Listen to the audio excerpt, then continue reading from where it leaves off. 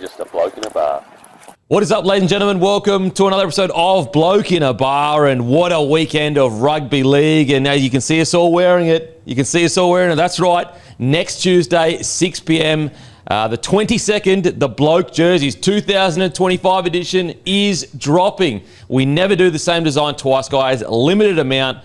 So if you want it, make sure to be there next Tuesday, 6 p.m. We'll be doing the show next Tuesday as well. So not Monday on the public holiday. We'll do it on Tuesday because obviously Monday there's still a game to go. And yeah, if you love Bloke content and you enjoy all the hours of content we release, this is really the best way to support us. So that's next Tuesday at 6 p.m. Be there or be square. The great Roo, how you going, brother? I'm doing well, mate. 2-year anniversary today, so shout out to the wife. Oh, shout out. Yeah, got to get some good books. Well, I think we need more double Vs in rugby league. I know. You don't see enough of them. We've tried different designs. We've tried to go away from it to mix it up a little bit, but there's nothing better than a V. There's nothing better. There really is nothing better than a V. The great Timmy, how you going, brother? Oh, I couldn't be better, Kempy. I'm buzzing after the weekend. The Raids with the famous victory over Parramatta. We had Oscar Piastri win the F1. Rory McIlroy has just won the Masters and joined the all-time greats. I've walked into a fresh Bloke jersey, possibly your best of all time. Yes, so I'm on you. a high to start. West Tigers club statement. We would like to announce that Lachlan Galvin will not be with the club beyond 2026 season. Are you serious? Yep. Holy. So my phone just blew up a minute ago saying that he'd rejected a $5 million offer from the Tigers and was going to test his market on the open market at November 1, and they've just gone live with that 5 minutes ago. Is that like a members email? Because it's not on their website. There's an article on the SMH. Lachlan Galvin will depart the club at the end of 2026 after knocking back an extension offer from the club. Last week presented the player. Members email. Can you forward that to me, please? Yep. The Tigers last week presented the player with a lucrative multi-year deal believed to be worth around $5 million over 5 years in a bid to deter rival clubs who will now be circling. That sucks. What? Talk to me, Hammy. Sorry to derail the Titans review. We'll get to them. Don't apologise to us, Hammy. How are you feeling? That sucks. I don't really know what to say. When I first got the first ones and people were trying to bait me going, oh, look at this, he's going to test his value. I was like, well, that's not, he's definitely leaving. That's just he's going to go and test his value. But now, clearly he's not going to be with us. So that is... Oh, my God. Pretty disappointing. There's a very good chance he could land at a better club, right, for more money, but... Fuck, I don't know how many clubs are going to let him play the way that he's playing at the moment. Like, you guys are just letting him play his entire natural game. If you look around as well, like, no other clubs would have... He may not have played he wouldn't be playing first grade game to this point if he'd been at any other club. So, I was hopeful. He came in here and spoke to you, Kempy, last year about, the words that Joey had said about, like, you can go to any club and earn what you want, but if you can turn the Tigers around and get them going, that will cement your legacy. And it seemed like that he'd kind of listened to that. I mean, how much more do you want as well? Like, that offered him $1 million a year for 5 years. The thing that's like so... And look, Lachlan Galvin's a young man. He's allowed to make decisions. It's part of his contract. Like, he's allowed to, do what he wants to do within, the legal bounds of contract negotiations. But the thing that's like so disappointing is like, if you thought winning a premiership was great, that is great. It really is. But taking the Tigers from where they were to a grand final in 4 or 5 years, you will truly... Like, there are certain players who are loved more than others but have less of a resume in their career. But you know why they're loved more than others? Is because they took a team that struggled to a premiership. Like, I genuinely believe that part of the reason why... Joey's one of the greatest players of all time. But I think a lot of that love comes from the fact that he wasn't at a powerhouse club. Yes, he had some good players around him, but he really did win those premierships for the Newcastle Knights. Like, I feel like that's the area, like, that's what Galvin could have done with the Tigers. Now, granted, it's a lifetime away. I get it. It's a lifetime away. But I just feel like he's so young. Could have been at least like even a 2 or 3 year deal just to continue to see how it was going. Whereas if he goes to one of the big dog clubs and wins a premiership, like, it's not going to be about him. It's going to be about the other big dogs around him. So the article says Galvin told club officials he was happy at the West Tigers but wanted to keep his options open. The Tigers, however, have decided they will not continue to pursue his services, revealing the deal to part the club at the end of the current deal. Surely, he said he wants to test the market, and by the sounds of that, Tigers like, okay, we've offered you what we can. You want to look elsewhere? See ya. Latu Finu, come on down. Well, you know, how do you feel as a Tigers fan? How do you feel about the Tigers playing? No, I wouldn't say hardball, but that's like pretty aggressive. Yeah, I don't feel great about it. At least wait till November 1st. Well, yeah, look, I'm with him from the perspective of like, I mean, how much more? He's so young, like he's been given every opportunity by the club as well. Does he owe the club a bit? I would say probably yes. Pretty good offer they put in front of him as well for 5 years. You know, if it went well, who's to say that they wouldn't have, you know, given even more off the back of that as well. But look, I suppose they've just got to get out. Like what they don't want to do and what they've been caught, you know, with their pants around their ankles around many times before is the waiting too long. Then they can't get anyone in. Like they've probably just got to get into. Well, they've got $1 million now to go into the market. Yeah, exactly. So, mate, it's frustrating because you know he is obviously one of the best young players in the comp and all that sort of stuff. Like we're going to be hard for us to find someone to replace him. But yeah, very disappointed. Without knowing the full story, like there's so many different angles you can look at it, right? Because from the Tigers' perspective, you initially go, okay, mate, you don't want to be here, cool, we're going to start planning for our future without you kind of thing. But at the same time, it's the Tigers who have 3 spoons on the trot, a history of poor admin. They're not the Roosters, they're not the Broncos who are clubs who can afford to go, you don't want to be here, see you later, don't be part of our club. The Tigers probably need to show a bit more patience. And like that's it. It's so just on face value, look at it and go, oh, like Lockie, like they've given you your chance. Benji debuted you, played you all season, gave you your license to be this outgoing 5'8". But to be fair though, in Lockie's defence, like he didn't call this. They did. Like he said, I want to test my value in the open market. And I get it. Like from a club's perspective, you don't want to be using salary cap money and all that kind of stuff. But like that's he's a player that's, you know, it's a business. Like he should be able to test his own market.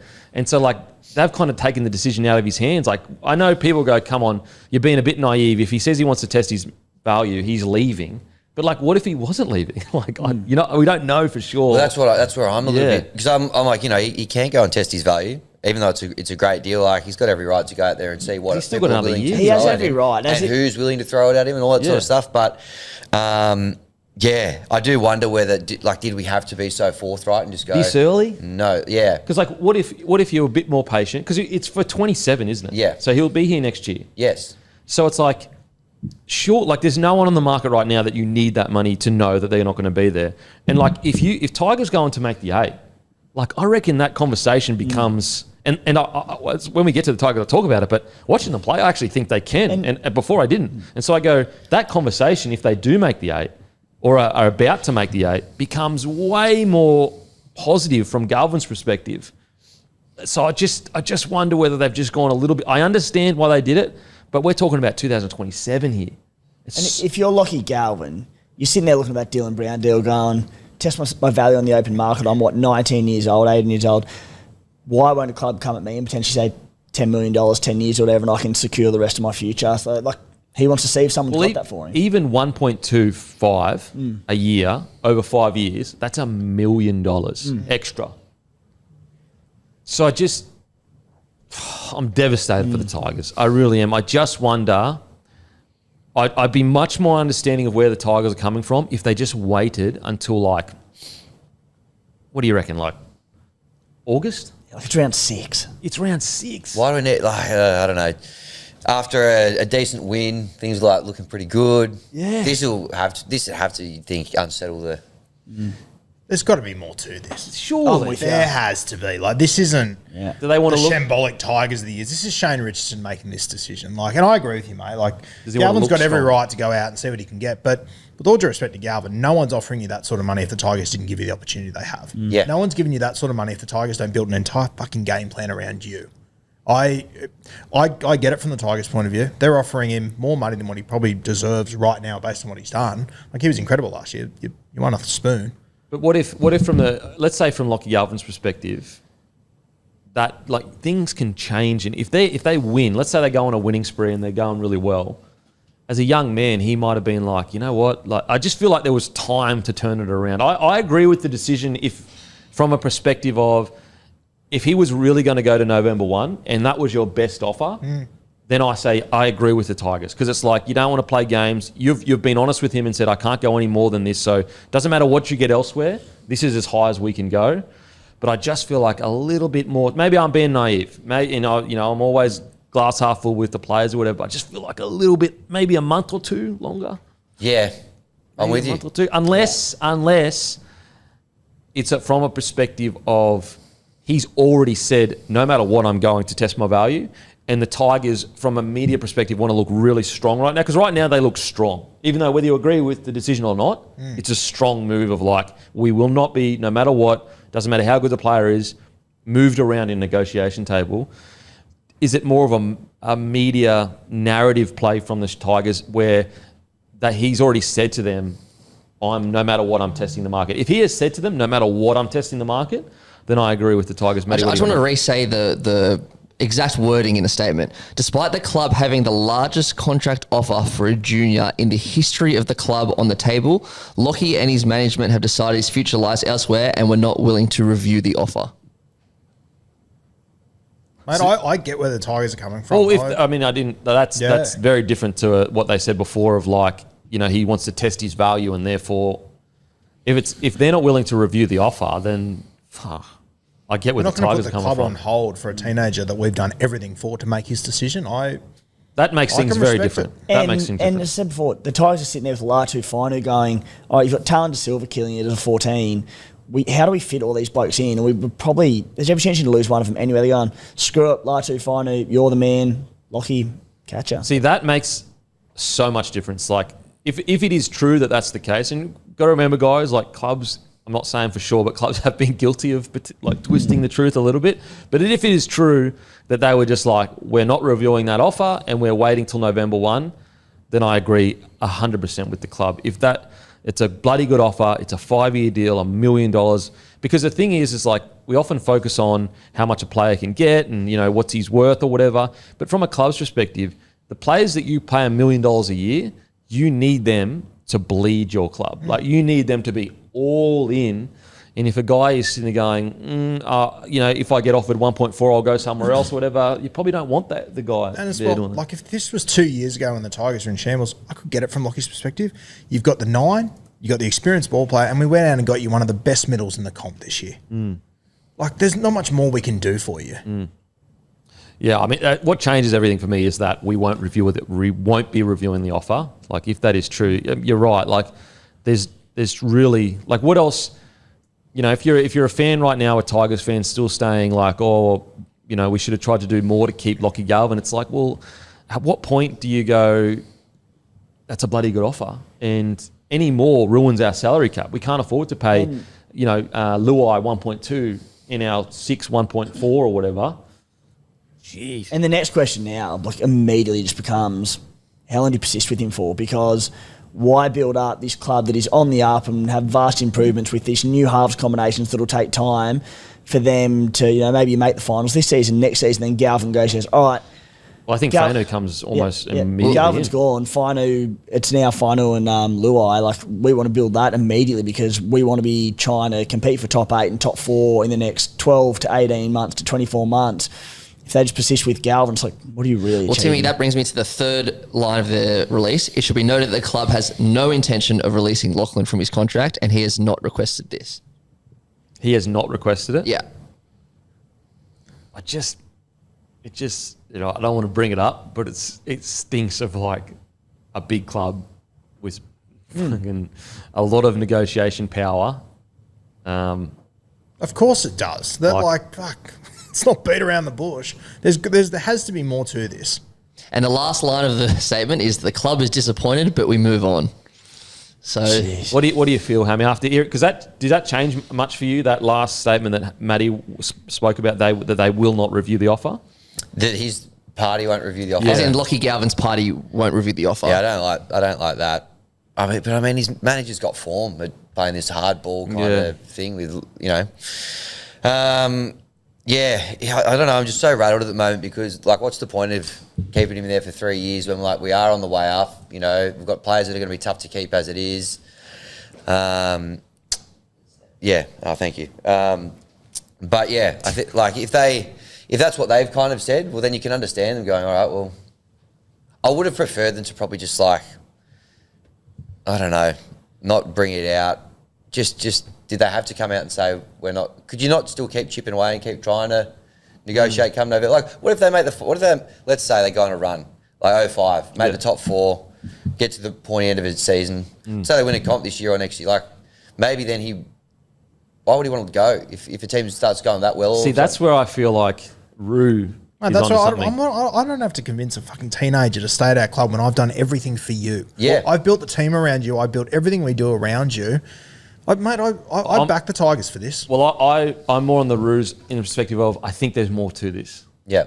I just can't for the life of me, good shrewd operators like Richo, just going, calling it this quickly, unless he's read the tea leaves and he actually knows a bit more that's going on out there and gone, okay, we're getting played here. We're getting played big time. Because the last thing you want as a club is to look weak in this situation and be like played where by... they were 12 months ago with the same kid. What do you reckon, Timmy? I'd lean to Roo. I'm like, firstly, there's definitely more to it, but it just reached me. Big club coming in, big money offer in his ear, and I hate it for the Tigers, but I'm with you. Like, all right, we love you, mate. We've given you a crack. We want you here long term. We've given you a big money offer, despite you being 19 years old. It's still enormous. If I'm the Tigers, I'm going, no, we're not, as you said, we're not going to be pushed around. Who's the club, do you reckon? Well, Chooks were always the one I was nervous about, but I feel like they might be a little way down the path with Cherry Evans. Maybe not, though. Well, when you zoom out a little bit, Cherry Evans got 2 years left. They got Walker there for a long time. If you get Galvin and Walker together for a extended the problem period, is, though, is that Isaac Moses is his manager. Oh, yeah, and he's not talking to... And Politis will... Or is he? Reportedly not do business with Isaac Moses. I know, well, that came out, 3 or 4 days ago, they're not talking to each other. Is that smoke and mirrors? Smoke and mirrors. I don't know. Politis and Moses haven't been talking for like 20 years. Yeah, not 20 years, sorry, but quite a long. I just want to say, and I'm going to sound really pro player here, but like Lachlan Galvin technically has not done anything wrong here. Like he is a professional athlete, that he has been offered something, and him and his manager, although however you want to look at it about being given opportunities, because like on the flip side of him being given opportunity, he's also been your best player. So he's repaid that faith by being a bloody good player. And so just want to be clear, like he's not breaking contract, he's not leaving early at this stage that we know of. He plays really hard and well every single week. Like he hasn't done anything wrong as a professional. I think it's a really good point. He hasn't done anything wrong. It's his right to be able to do it. But if I'm the Tigers, like you've got your rights, but we've also given you a lot. I get it from the Tigers' perspective, 100%. I guess from a player's perspective, it's like if you're his parents or something, like let's say my son, and this club is coming to him talking about, we gave you this and we gave you that. If it was my son, I'd be like, mate, the amount of times clubs have said that to players and just fucking not gone by their word is infinite. Yeah, but they weren't doing that. They offered him $1 million a year for 5 years, a bit more than that. They're not like they're shortchanging him. No, but their only loyal team is as long as he's a good footy player. Like this we've done things for you, which is outside of his form on the footy field. It only matters as long as he's playing good footy. Because if he starts playing poorly, you better betcha he's getting moved on. No club is offering. Galvin, I'll give you the hot tip. The new club you're going to go to, if you're not playing good footy, they'll show you the door in a heartbeat. But then then the argument for that is take as much money as you can while you can. If it is like you're only as good as how good you play, that is an argument for if you get offered $1.5 million a year from whatever, some crazy, you take it. Like again, I'm not that I actually fit in that category. I'm just saying from a parent's perspective, me personally, I would probably be saying, mate, if it was my son right now, I would be saying, mate, take a smaller offer, take a 2 or 3 year deal. You're always, these huge offers are going to come. And, money isn't everything. But anyway, that's my opinion. It'll be interesting to see who the club is and what the offer is. If it's more money than the Tigers are offering him, the amount of additional pressure he has now put himself under. Well, look at Dylan Brown. Is like crazy. Yeah. He could have taken a very good money to stay. And be loved. He still would have been under some pressure, but people were like, "Yep, great. That was the club that brought him through, gave him a crack."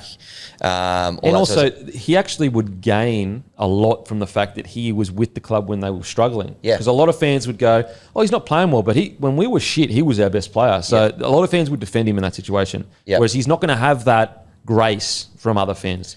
Correct. Exactly. I mean, you could argue both angles that no one's really in the wrong in the form that the Tigers, as we said, they don't want to get pushed around and bullied around off a few bad years. They go, "Nup, stuff you, we're moving on without you." And Lachlan Galvin, he's 19? 19 years old, he's chasing extra money, $1 million a year at the Tigers. If another club has already tapped him on the shoulder, not allowed to, but if they've said... Just quickly, the chasing extra money, he might genuinely be trying to chase a premiership now. That could be also a motivation. If someone's...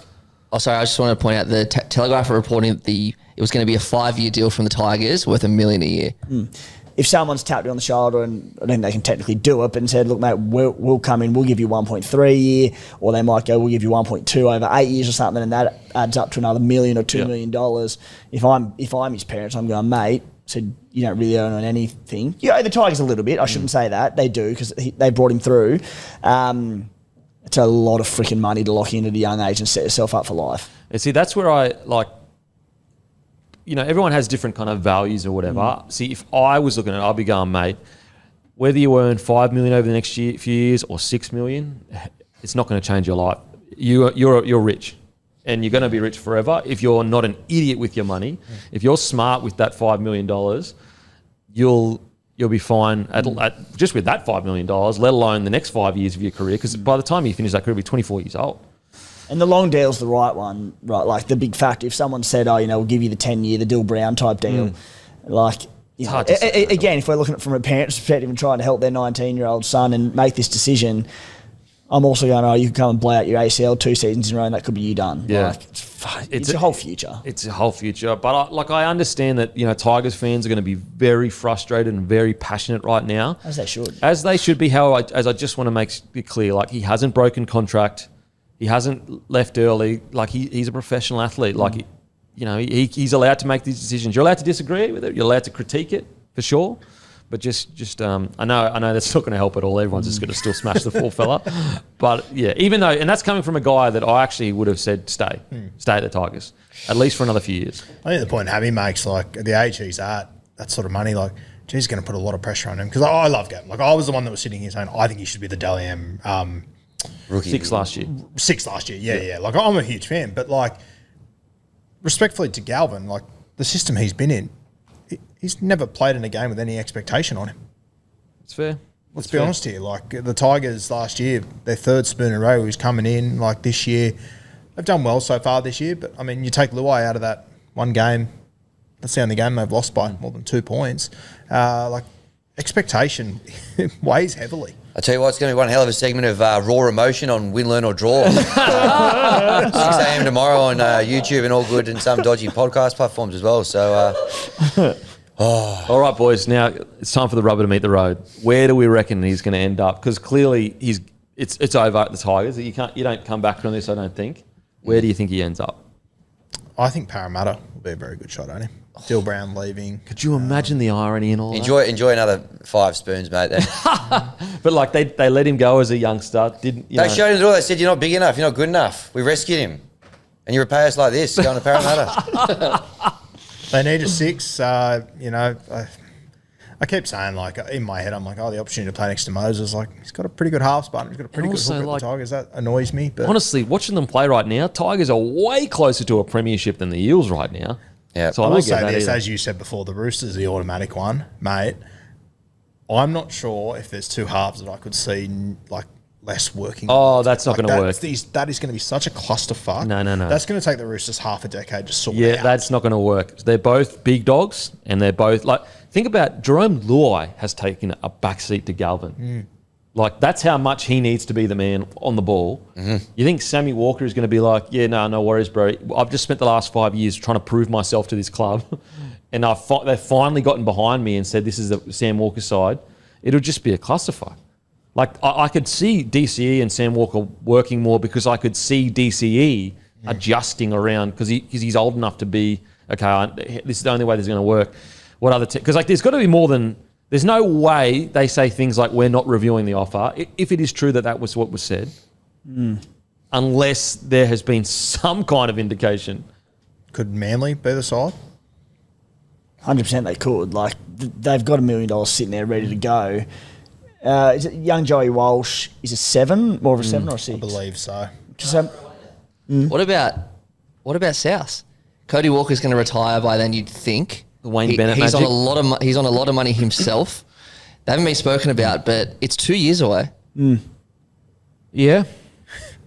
Yeah, the Wayne Bennett magic is that is one big factor in the negotiations that a young player would say, but he's not going to be coaching He's not going to forever. be there. I don't get Yeah. that. I think he's more likely to pay for the other New Zealand side or PNG or something like that than be at South. Like, I don't think Wayne's going to be there. See, Manly for me, I don't get that either, because I'm like, they lost DCE. They're not a premiership threat anymore. Like, respectfully, in my opinion. Now granted, when they come out next year without him and they kill it, I'll say, okay, I was wrong. But right now, I don't see them as a premiership threat without DCE in that side. Very fair. Yeah. So I look across the and I just go, the most exciting team out of the lot right now, and we don't know what's going on behind closed doors, but on the field, Tigers excite the shit out of me. Like, it genuinely is like, mate, like, it's an exciting club to be at right now. And I look across, I go, Manly, we don't know what they're going to be like.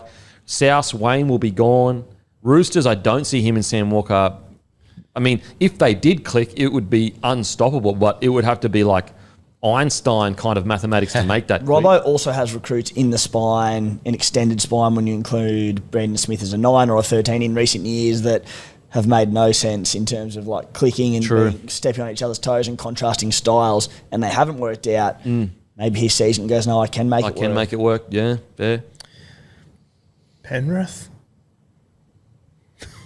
Okay. Like, throwing teams out. 100%. Like, That would actually, like him and Cleary, I know that Cleary is the big dog, but at the same time, I feel like Cleary's enough of a big dog for Galvin to go, okay. They would make it work. Penrith are a basket case at the moment. Why would you want to go there?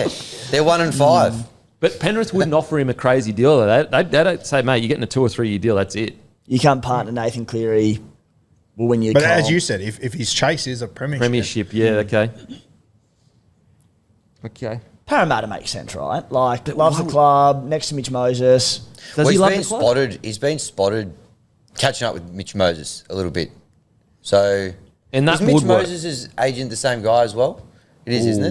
I'm pretty sure it is. Yes. It is. Well, yeah, there's a... Well, he supported Parramatta growing up, right? Yeah, but Yes. they let him go. Yeah. They shattered his dreams. They showed him the door. They said he wasn't big enough. There could be a new coaching and recruitment there that say, mate, that wasn't us, that was them. Yeah. Yeah, Mitch Moses is managed by Isaac Moses. Well, there you go. Well, There's obviously the other club, but I just don't know how it would work. Like, could Canterbury be an option, a team on the rise, but I just with Burton, Not Burton with and them him two. wouldn't They need a work, 7. right? I don't think they'd work. and also, like, I'm at the Dogs is just like, mate, just whatever plan you got, stick to it, I reckon. They're just going so friggin' well. Could it be a complete left field like rugby union or something like that? Fuck, I hope not. Jeez, yeah, that would suck. That one, I'd probably like that option the most out of all the ones we've discussed so far. I mean, the Warriors, I don't know, like, I know it's because it's moving to New Zealand, I get all that, but like, they'd have money. I don't know surely. about it. I'm just throwing it up there because The like more they that- always get forgotten. The more we talk about it, the more it feels like he's probably going to Parramatta. But why would you do that? Like, exactly. Why wouldn't you take a little bit less, to stay at a club on the rise rather than those guys don't look like they're going anywhere at the moment, really. I don't mind Katoa, Galvin. I don't mind that at all. I wouldn't be, if I were the Dolphins, I don't reckon they'd gel overly well, personally. See, I don't I know. think Katoa needs to be ball dominant. I think we've seen that over the last few weeks. I don't know. I reckon Just they'd go. just throwing it out there because there's been talk about it over the years. Like, rumours, Cam Munster's wanted to head home for years, but they're true or not, I don't know. New franchise coming in soon, like Melbourne. And you know what? If Galvin, I'm looking at Galvin going, I personally think he should probably give the Tigers a little bit more respect in this situation, right or wrong, whatever. If it turns out that there's an offer to go to like Melbourne, I go, okay, I can move the needle a little bit for you there. Yeah, it would, Bellamy, yeah, I mean, they are truly about to win a premiership at least in the next 3 years or so. Oh man, what's crazy is I really don't. Nothing really makes that much sense. That's what's so strange about it all. Nothing really jumps out. 2 years ago, if we're having this same conversation, like it's a completely different situation. But I think you guys are on the rise. I reckon right now the Tigers make the most sense. Yeah. And I just think he would be so loved by that fan base. Like he's, as I said, he's just got so much grace with that fan base. Like he could have a poor year, and I think a lot West Tigers fans would go, "Bro, that's our boy." When we were nothing, he did everything for us. Yeah. I just think that's worth infinite amount of money. You can't buy that stuff. It will be interesting to see how the fans react on Easter Monday. Jeez. Yeah. It's a tough one because he hasn't done anything wrong. I get all the whole loyalty this, loyalty that, but Yeah, people will be Look, I just think if he was at any other club until this point, there's no way he'd be getting any offers like this. Well, yeah. He would have played a handful of games at most. And once again, like if I'm the Tigers, I'm looking at Latu Fino going, Sweet. fucking good, Galvin, but we're bigger than one man. They have a great backup. Hey, what's incredible, the Tigers deserve a massive rap for, is the fact that they might be about to lose Galvin, and yes, it's a big loss, but we're not sitting and going, holy shit, it's a complete disaster, they're going to fall off a cliff. Like, Faino is a bloody good player. Is he as good as Galvin? Not yet, but we never know. He could be. He could be, we don't know. Yeah, he's a great and if he was at another club and we were thinking, oh shit, who are they going to get? He'd probably be at the top of that list, you know, if he'd put together the same resume at other clubs. If Galvin stayed, realistically, you probably lose Fino. Yeah. Because Talon Silva, he's killing it. He's probably a 14 for a while. Yep. So I think you probably lose Fino. So I was like, you know what? Whatever. Wow. Oh, commiserations, mate. Thank you. That sucks. I honestly feel pain for you. That sucks. Is there part of you though that's sort of proud of your club though? Like, is there that angle? I think to it, I'm or just is it still in hurting shock. So much? I haven't fully processed it. I will have processed it by the time I jump on win, learn or draw 6 o'clock tonight. Stay tuned. But I don't know. I can't answer that yet. Yeah, fair. And I have to say, from a player's perspective, I know people hate this, but like, we've just heard one side of the story. We don't that doesn't necessarily mean that that's exactly what happened. But I'm going to give the club the benefit of the doubt that that's what happened, but we don't know for sure. Yeah, We got Mobsy on the job next week. Mobsy on the job. Oh yeah, he'll be in there, mate. Well, from the perspective of Rube, maybe to answer your question a little bit, if coming out saying that now means we keep Latu Fainu now, then maybe I'm rather than losing both, rather than waiting too long, he leaves and then Fainu goes and gets a deal somewhere else as well, starts killing it, and then we've got no one. Maybe from that perspective, if it pans out like that, maybe it'll be a good thing that we've been. So so he's there until the end of 26 as it stands right now. As it stands right now. Is there a world where there's a new franchise coming in 27, or is that too early? No, I doubt it. They were looking at Perth, but I think that ship might have sailed by now. That would literally have to get done in 12 months. I'd say 28 would be the earliest. Well, 28 is locked in for PNG. PNG. Yeah, wow. So Dave Riccio has been quoted. He said, at a meeting last week, Lachlan Galvin's management instructed the NRL West Tigers to refrain from submitting an offer to extend his future at the club. On Monday, the club has declared the young half won't be at the club beyond 2026. So, I mean, that says what, the management said don't put in an offer for him to be extended to the club, which like you're basically saying not that I don't want to be here, but at the very least, games are about to be played. We were speaking a little bit about it off air now that we've had a little bit of a break to try and gather ourselves. Hammy showed a lot of strength. Thank you. A lot of strength. Really appreciate that strength. Thanks. You're welcome. And stay tuned. Win, lose or learn. Win, learn or draw. We never lose. We never lose. Okay, we either win or we learn, and we're learning a lot today. A key about all this, and we spoke about it off air, is you don't unless a bloke is all the way in, you don't want to be paying him $1 million. Now, that doesn't mean that he couldn't have played well or whatever, but there is a give and take of the people in my club that I'm paying $1 million, they need to be so keen to be here. They can't even be thinking. I understand the idea of yes, Galvin's a professional athlete. He can test the market. Absolutely, he can test the market. But a club can also say the people that we offer $1 million need to be all the way in. And so, I I think, I said this to Hammy before, like, do you really want a guy at the club that you're giving $1 million that hesitates as to whether he'll take that or not? And I know it's in a perfect world of like, he should be able to negotiate and look at other places. But I personally think, like, if I was a club, running a club, and I offered a guy $1 million and he was like, don't put that offer in, I'd be like, well, like, you clearly don't want to be that much. That's a lot of money. Like, for example, when the Broncos went to Paddy Carrigan and offered him unders, because he's on unders right now, do you think he hesitated at all? No. Like, I don't think he did. And that's the kind of importance I think Lachlan Galvin would have had at the club. So I think it's like a win-win for both parties, really. You've got a guy that is probably going to get a bigger offer elsewhere, or at least the same, who wanted to test the open market, which is totally fine.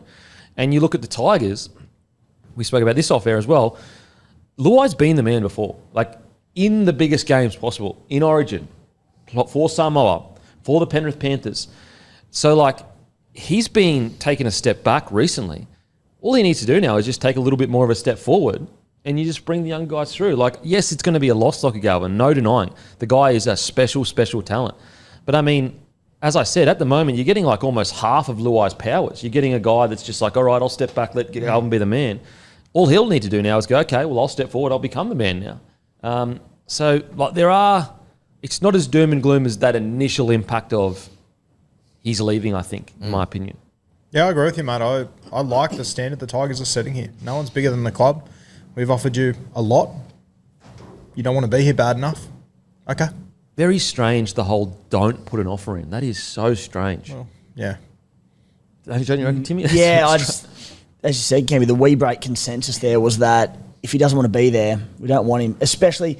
It's not a bloke you're offering $400,000. It's $1 million. Like 5 years. As we alluded to it before, but as Hammy said, they haven't shortchanged him and gone, you're not worth like $1 million. A 19-year-old who's had one season in the NRL, one and a bit. It's a lot of money. Like, and it's 5 years too, not 3 years. If he doesn't want to take that, 5 years, and you go, all right. And I said it before, but Latu Fainu, you've got a terrific young half coming through who you'd probably lose otherwise. He's a potential star. Him and Jerome Luai, perfect for each other. Luai becomes the main man. Sweet. And that's where I look at it and I go, initially when the news broke, it seemed like he was still just umming and ahhing. Like, I might go to the open market, I might not. And that's where I'm like, well, you just keep that conversation open. You keep talking. You keep watching him play good footy. But if the fact that his management said don't put in an offer, that's when that's like red lights where you go, okay, we might be getting played here. Big red flag, isn't it? Yeah. At least, you're right. At least this kind of gives it a bit of closure. Doing a bit of thinking and having a bit of a look at some of the feedback already, getting in some of the inboxes. One person said, if you lose one Lachlan Galvin, and that means you get to keep 3 Fainu brothers, I don't know, bit of perspective, maybe that's a net good result. It's obviously hurts a little bit off the bat because he's going to be a great player and he's been so good so far, but... we have got other guys in the squad who I'm confident can step up and do a really good role. And, Latu Fainu is one of those. So, it's not all doom and gloom, as you say. Yeah. So, and also, to be totally honest, the facts of the matter is he has agitated to get out before. Yeah. And the club went and said, no, let's work this out. So, the club has done quite a lot to make him happy. Last time he wanted a release because they were losing and he was struggling with that and he's so used to winning.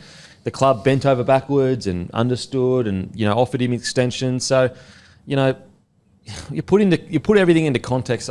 The more I learn as the minutes kind of tick on since we first found out about it, the more I kind of understand where the Tigers are coming from. I do. Yeah, and mate, as you said before, Galvin's got every right to go out and get every dollar or whatever he wants. And good on him. He should go and do that. But, I think just another good reminder, you look at the Manly Seagulls at the moment, Seagulls aren't going to fall into a heap once DCE leaves. There is a club that is there, that they will, every clubs aren't built on one dude. And clubs certainly aren't built on really, really talented teenagers. We spoke off camera in the break too. I love watching the Tigers at the moment, but they're sure as fuck not going to win a comp with the way they're playing at the moment. You've got a 4-time premiership winning ball player in Jerome Luai who's just sitting back and just letting Galvin run and offload and run out of structure all the time. You don't win comps like that. I love Galvin. He's incredibly talented, but I think to be refined. It needs to be refined 100%. And the only reason why he's going to get offered this huge amount of money now is because the Tigers have allowed him to play like that. And I think you'll be better balanced with Latu and Jerome there, personally. I think that, like, I agree with you in regards to, like, to win a premiership, you need to have these really strong systems. And I believe that eventually they would have refined it to bring Galvin into that system, and it would have worked really well. But at the end of the day, I think, like, maybe I'm being a bit naive, but I think it's like both parties are a winner. Like, Galvin has pushed a little bit for this to happen before. They managed it so that he stayed. The Tigers have come out of this looking really strong. Like now, any negotiation they go into with player managers, if those managers want to play chicken with them, they're just going to be like, bruh, you think we're going to play chicken with you when we just had one of these juniors where we gave this huge opportunity to, where everyone is frothing after him. We cut that deal off with like 5 months before the cutoff date. And so going into negotiations now as a Tigers management is going to be substantially easier than it used to be. So there's a lot of wins from this. I actually, like, the more I kind of sit back and look at it and go, you don't want to pay a bloke $1 million who doesn't desperately want to be there. You know, they get a lot of wins in negotiation tables now going forward, the Tigers. And then Lachlan Galvin gets what he wants, which is a fucking gigantic contract at a club that he wants to be at. And so it's like win-win. And I know it's not going to be painted like that. And, you know, I know Galvin's probably going to cop a lot of negativity, but as I said a million times before, he's well within his rights to do what he's doing. Yep, it hurts, it stings, but he's well within his rights. He's a professional athlete. Anything else, boys, before we move on? Alrighty, and don't forget to join the Bloke Club. You go automatically in the draw to win a Mazda BT50. Plus, this month we're giving away $2,000 cash. Last month we've already given away $2,000 cash. Takes 2 seconds at www.bloke.club. Completely free, no strings attached. Right now, we've got 30% off Musashi products, 40% off DNP shirts, 20% off Grumpy Coffee. And also, if you're part of the Bloke Club, the jersey will be $99. And if you're not, it'll be $110. So that's another thing with the jerseys. We don't charge like $200 for a jersey. $99, very affordable. So make sure to grab it if you want to support the platform. And also, we've got 9 slots, 9 packages away to give away to small to medium-sized businesses. If you've got a small marketing budget, give Miles, MYLES, at blokeinabar.com an email, because we've got 9 slots in the Bloke Club to give away to small to medium-sized business if they have a marketing budget. So Miles at blokeinabar.com. And trust me, guys, the value you'll get out of this, if we select you in one of those 9, will be absolutely second to none. I can promise you that. Don't forget, like and subscribe and comment on YouTube and Spotify, guys.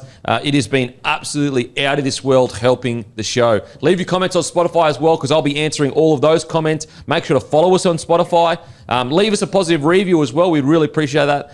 Matter of fact, if you leave a positive review on Spotify or Apple, but mainly Spotify, I'm going to give away 5 $60 Grumpy gift cards. That's right, to 5 lucky random winners.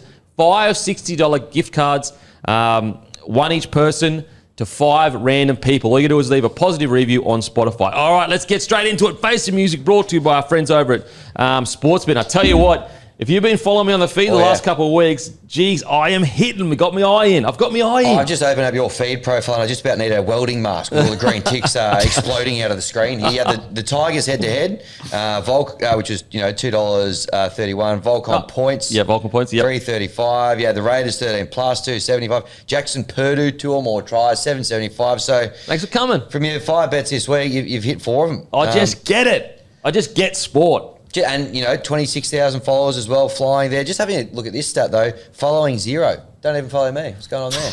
Well, you know what? Maybe we need to change that. So I don't actually go on it to follow other people. I provide the goods. I don't want to steal anyone's bets. That's why. When you come to Bloke, you're getting quality, unique bets from me. It's not watered down by stealing other people's bets. And that's sacrilege. Yeah. To steal other people's bets. It is, without attributing credit. Exactly. Yep. Even though you need to copy our bets. Yep. But it's stolen valor. Yep. Let's say you have a great multi, and I steal it, and then everyone else copies it and go, wow, Kempy, you're such a good punter. That's stolen valor. I don't want to do that. Yeah, that's true. But I'll give you a follow after this. That'd be fantastic. I appreciate that. Just a shout out to this guy on the feed as well, Juicy J 88. Now, Juicy by name, Juicy by nature. How about this multi on the Raiders Eels game up in Darwin the other day? He had Hudson Young anytime, Savage anytime, Chris anytime, Matty Nicholson anytime, Dill Brown and the Fox anytime.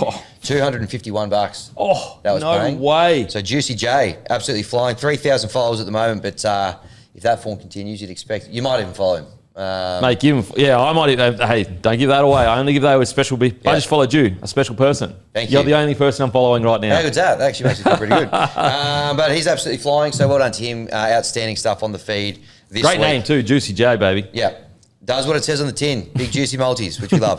All right, let's get into it. So Dolphins 30 defeat the Panthers 12. Myself and Denon, the only two to give the Finns a chance in this one. We both took them plus 7.5. So well done to us for that first game. On to Friday, Dragons 38 defeat the Titans 16. Denon and myself had the Titans. We were wrong. Rue went the Dragons 1-12. They obviously won by more than that. The other boys. How much did it sting? How much did it sting? Fair play. Oh, I'm trying to recruit. Someone's going to come with me by the end of the year. coming with you, mate. No, by the end of the year, mate, someone's going to go, you know what? Denon's right. Hold that thought. Minus 3.5 was Timmy and Matty. So they both for the Dragons, they both got $1.90 there, which is good. Then we move on to the Broncos, 16 defeated by the Chooks, 26. Everyone went the Broncos big except Rue, who went Chooks 1-12, paying $5.60. He's back. There's a party on value. That's ridiculous. We're on. He's back. Didn't take long. Well done to you, Rue. Next game, Sharks 24 defeat Manly 18. Timmy had the Sharkies head to head at $1.50, and Matty took him minus 5.5. Never in doubt was Matty's exact words on that one. Over there in Perth. Second game in Perth, we had the Bunnies 16 defeated by the Cowboys 24. Myself and Denon had the Cowboys head to head, $1.77.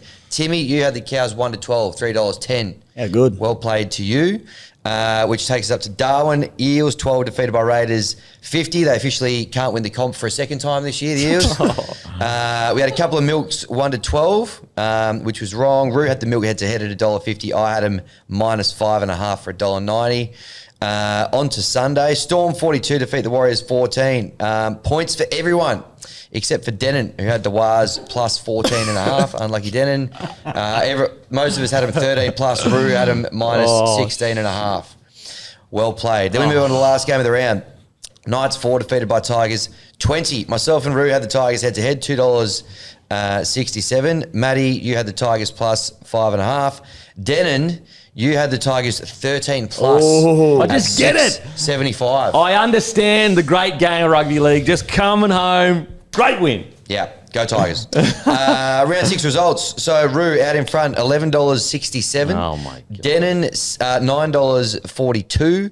Timmy, $8.18. Myself, $9.91. Matty, $7.37. So overall, Matty, $56.29. Rue, $47.39. Denon, $47.13.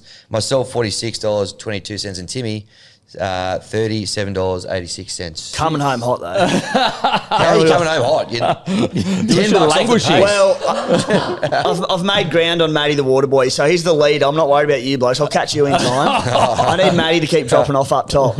I think you're $20 behind Matty right now. I've got time, don't you worry. Yeah. And your best result this week was, actually, no, you did pick your team this week for a change. Yeah. Right on. Well done. So Congratulations. might change that this week and get back to the ordinary. Oh, there you go. That is Face the Music, brought to you by our friends over at Sportsbet. Give us a follow on the feed. Best time probably in history to follow Denon on the feed. Literally, yeah, it actually is. This is the biggest run I've ever been on. So, and you can tell by my tips as well in regards to Face the Music. I started slow, got my eye in. All of a sudden, now I'm coming for the top, baby. Coming for the top. You almost think you weren't coming third. Yeah, not by much though. So, we'll just see what happens by the end of God, the now you sound like me. Hang on a sec. The last bloke doesn't get to say anything about sound like anyone. Face the Music brought to you by Sportsbet. Thanks, Hammy. Appreciate it, mate. Yep. Alrighty, it is time for Story of the Week. People absolutely loved it last week. Thank you for all the positive feedback. We appreciate it. Story of the Week brought to you by Code Sports. Go to codesports.com.au/bloke. Use code BLOKE. You get a massive discount over 12 months, only $49 for 12 months of the best stories, not just in rugby league, in sports, period. But Mobsy, mate, what have you got this week, mate? Mate, I was trying to decide what the story of the week was, whether it was the great Bloke Jerseys or your Shibasaki goatee that's coming in beautifully, mate, thank you for reminding me. They actually lost on the weekend, so out of respect, I kept growing it until Monday. But because they lost, I think it's going. It's got to go. It's got to go. It's hurting. It's what do we have itching to me. do to get you to keep growing it? What do you need from us? I don't know. Enter code sport, enter code bloke. Look, it's hurting. It's itchy. You know, this ugly head was already ugly. It's even uglier. It hurts, but we'll see. We'll see how we go. Right, yeah, okay. So beyond that, something else that's hurting is the Penrith Panthers. I think we all saw the other night another defeat, 5 straight. Things are going really badly for them. And so we had a look, head over to Code Sports and check this out because you guys remember 3 years ago, I heard you talking the other day about Isaiah Katoa. You're talking succession plans at the Panthers and, you know, and this is the way the Panthers think, right? Matt Cameron, the head of footy, and Brian Fletcher, the group CEO, they've said all the time that they plan their salary cap 3 years ahead. You know, they keep a lookout. And 3 years ago was that dominant year. They smashed Parramatta in the grand final. Oh, terrible. Won New South Wales Cup. They won SG Ball. They won everything.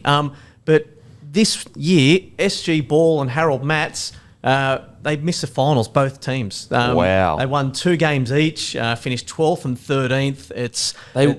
They won 2 games each. Yes, yeah, 2 games out of the... Yeah, so just to jump in really quickly, they, like, as a club this year, they've got a 38% win rate from Mats, SG Ball, Flegg, Cup, and first grade. Keep in mind, Flegg's 5-1, so they're doing really well. So if you take them out, if you take them out, it's down to like 24% as a club. It's wild. Oh my god! Yeah. And that's sort of, you know, you look at the last couple of years, the Panthers have been able to win from anywhere, haven't they? They've had the class to just go from that, and they look like they're lacking a little bit of that. And you go back and have a look. I wanted to bring up we had a test case of that 2022 SG Ball Premiership team. The spine from that team's gone. Luke Hanson was the fullback. He's now over at the Warriors in Flegg there. Keegan Russell-Smith is now at the Storm. Go check him out. Playing QRL for the East Tigers or Brisbane Tigers now. 15 games of New South Wales Cup under his belt. The Storm bringing him along nicely. The Storm went out on this big poaching raid a couple of years ago and signed 10 of the best young kids to put them in an academy down there, and it's bearing fruit because their Flegg side's top of the comp. They beat I think they beat Penrith the week before last. So wow. Keegan Russell-Smith's gone. Isaiah Katoa, who you mentioned the other day, obviously, you know, the big one, and he got signed at 18 to the Dolphins. They knew what they were getting, right? They on a big wicket. Yeah. Just quickly on the Katoa, like I spoke about it on my Packer Up Boys on Friday. Think about how frustrating that would have been for Penrith. They had to watch their junior essentially put a nail in the coffin of their top 4, potentially probably top 8 chances this year. How frustrating that would be that he should have actually been on the field with Nathan Cleary. Yeah, well, that's right. Well, the other guy in that team was Riley Smith, who's now obviously at the Eels and playing outstanding, playing great footy. You know, coming up through well. But you know, you look at those halves. Yeah, you talked about Jerome Luai and what you lost there, and you know, Matt Burton was the other one. They had a halves option. Isaiah Katoa, Sean O'Sullivan. Keegan Russell-Smith. It just sort of shows you just every other club is now looking at Penrith, and there's no magic formula, right? They go out, they identify players. You know, they brought Jermaine Hopgood from Queensland. They're not essentially local juniors, but they are developed by that excellent system there. And other clubs, I've spoken to guys over at the Panthers, and from 21 down to 15, the amount of talent that's getting poached by other clubs because there's such a spotlight on them of how good they've been in the last 5 years is making it really hard for them. And it's a perfect storm, I think, because they had that golden generation of Cleary and Luai and Crichton and Toto and everyone coming through. And it's sad to see, but this is rugby league, right? This is everyone's going and trying to get the best young juniors they can. And we had a look over that at Code Sports just to sort of give people an idea about, you know, the challenges the Panthers are facing. It's hard. That is because it's like, it's not necessarily, people look at they put together teams of like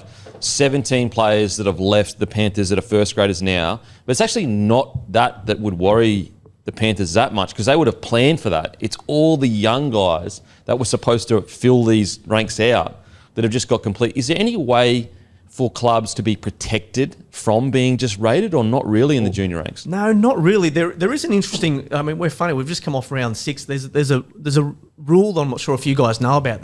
It's around young kids who have played fewer than 5 first grade or reserve grade games, you can't be poached until after round 6. So round 6 is now done and dusted. And so there's going to be a feeding frenzy of these young talents that's come on the open market. SG Ball over at the Steelers, a young kid by the name of Eamon Fitzgibbon. His old man coaches in the NRL, Craig. Gun half, scores tries for fun, big future. I think the Dragons / Steelers might have a bit of a hard time trying to keep him long term. I don't think he'll go to his dad's team. I think he wants to avoid the Ivan Cleary, Nathan Cleary father-son pressure that comes with it. But it's one of those rules that they try and give you a bit of time to keep your talent, encourage them, and it's going to be hard because it's so multifaceted, Dan, in the fact that you've got player managers and, player managers at a young age, like signing 15 them. and that. Yeah, and signing them up, promising them the world. And it puts a lot of pressure on the clubs to say, okay, well, here's our centre of excellence. Here's our pathway system. You're going to develop better if you stay here. So, the bright lights might woo you to go somewhere else, but this is the structure that we've got to be the best place for your future. But with 17 teams, with an 18th coming in, it's a really good time to be a young player on the open market because you can go and probably get paid pretty soon. And that's where it's only going to get harder for clubs to keep these kids because I think even when you have a look at this DCE situation, I know he's a very different example, but I think players are more and more starting to realise that these clubs need me. So they're starting to hold more and more power. And as you said, mate, managers are just doing more and more work now, putting names out there, and it's only going to get harder. So, don't get me wrong, this is not a new phenomenon where it's like, oh, poor Panthers, even though I do feel sorry for the Panthers. Plenty of clubs, when they've had dominant errors, get raided in their juniors.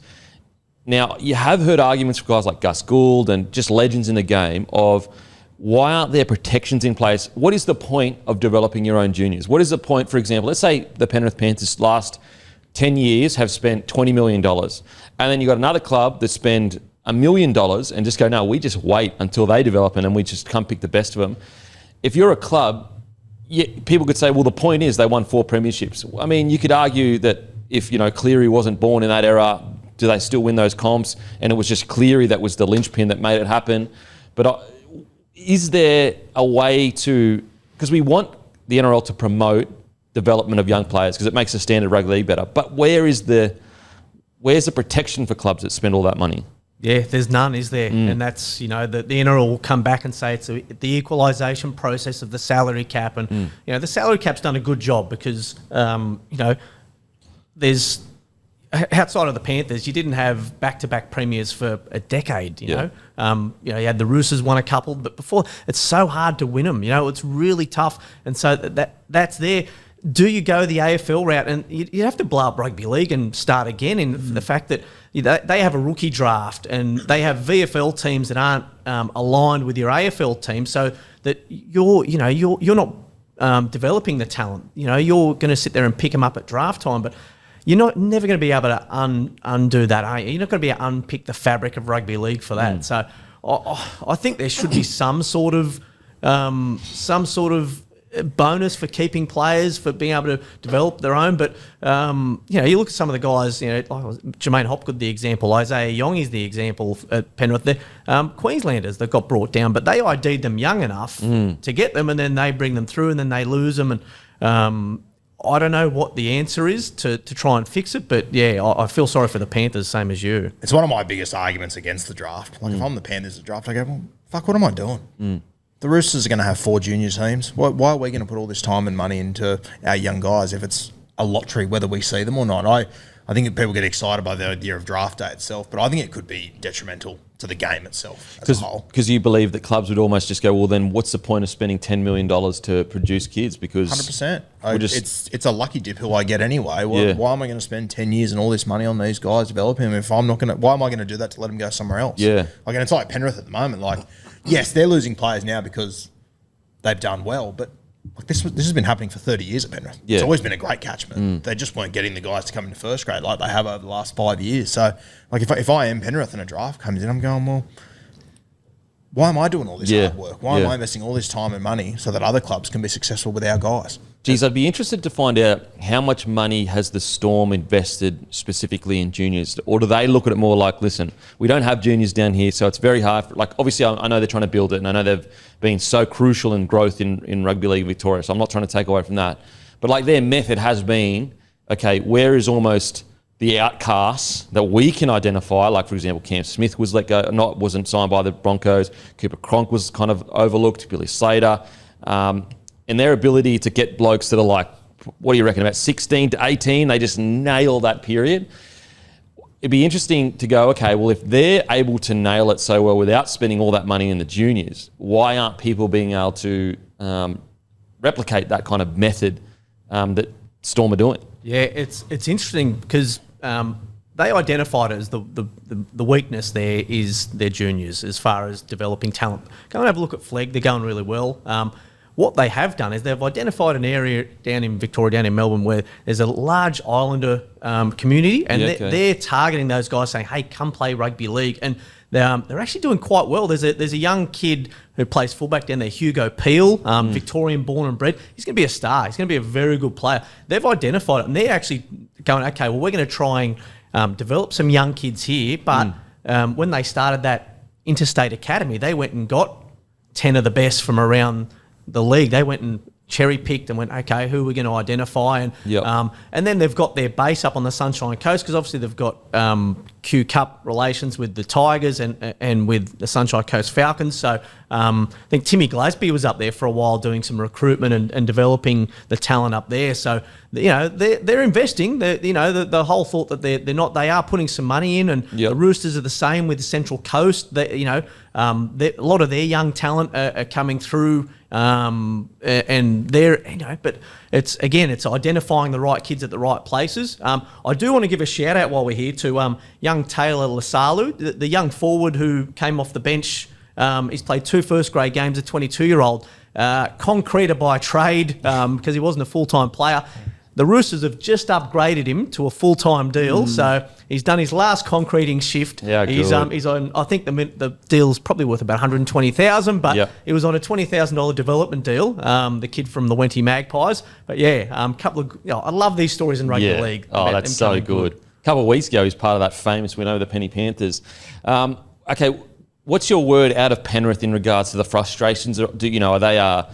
Do they believe the NRL should step in? Are they sitting there going, look, we've invested all this money, why are we getting no benefit from it? What's your kind of feeling from the Penrith Panthers? Yeah, they know the NRL's not going to change things, because to your point about the draft, if there's a draft, then teams aren't going to put the money in, are they? They're not going to. So what is the NRL going to centralise the development of players? It's too big a shift. So they're going to go through a lean period now, because they're like I said, it's been going on for 30 years. It's not a new phenomenon that clubs are developing talent, and Parramatta are getting their pathways right now.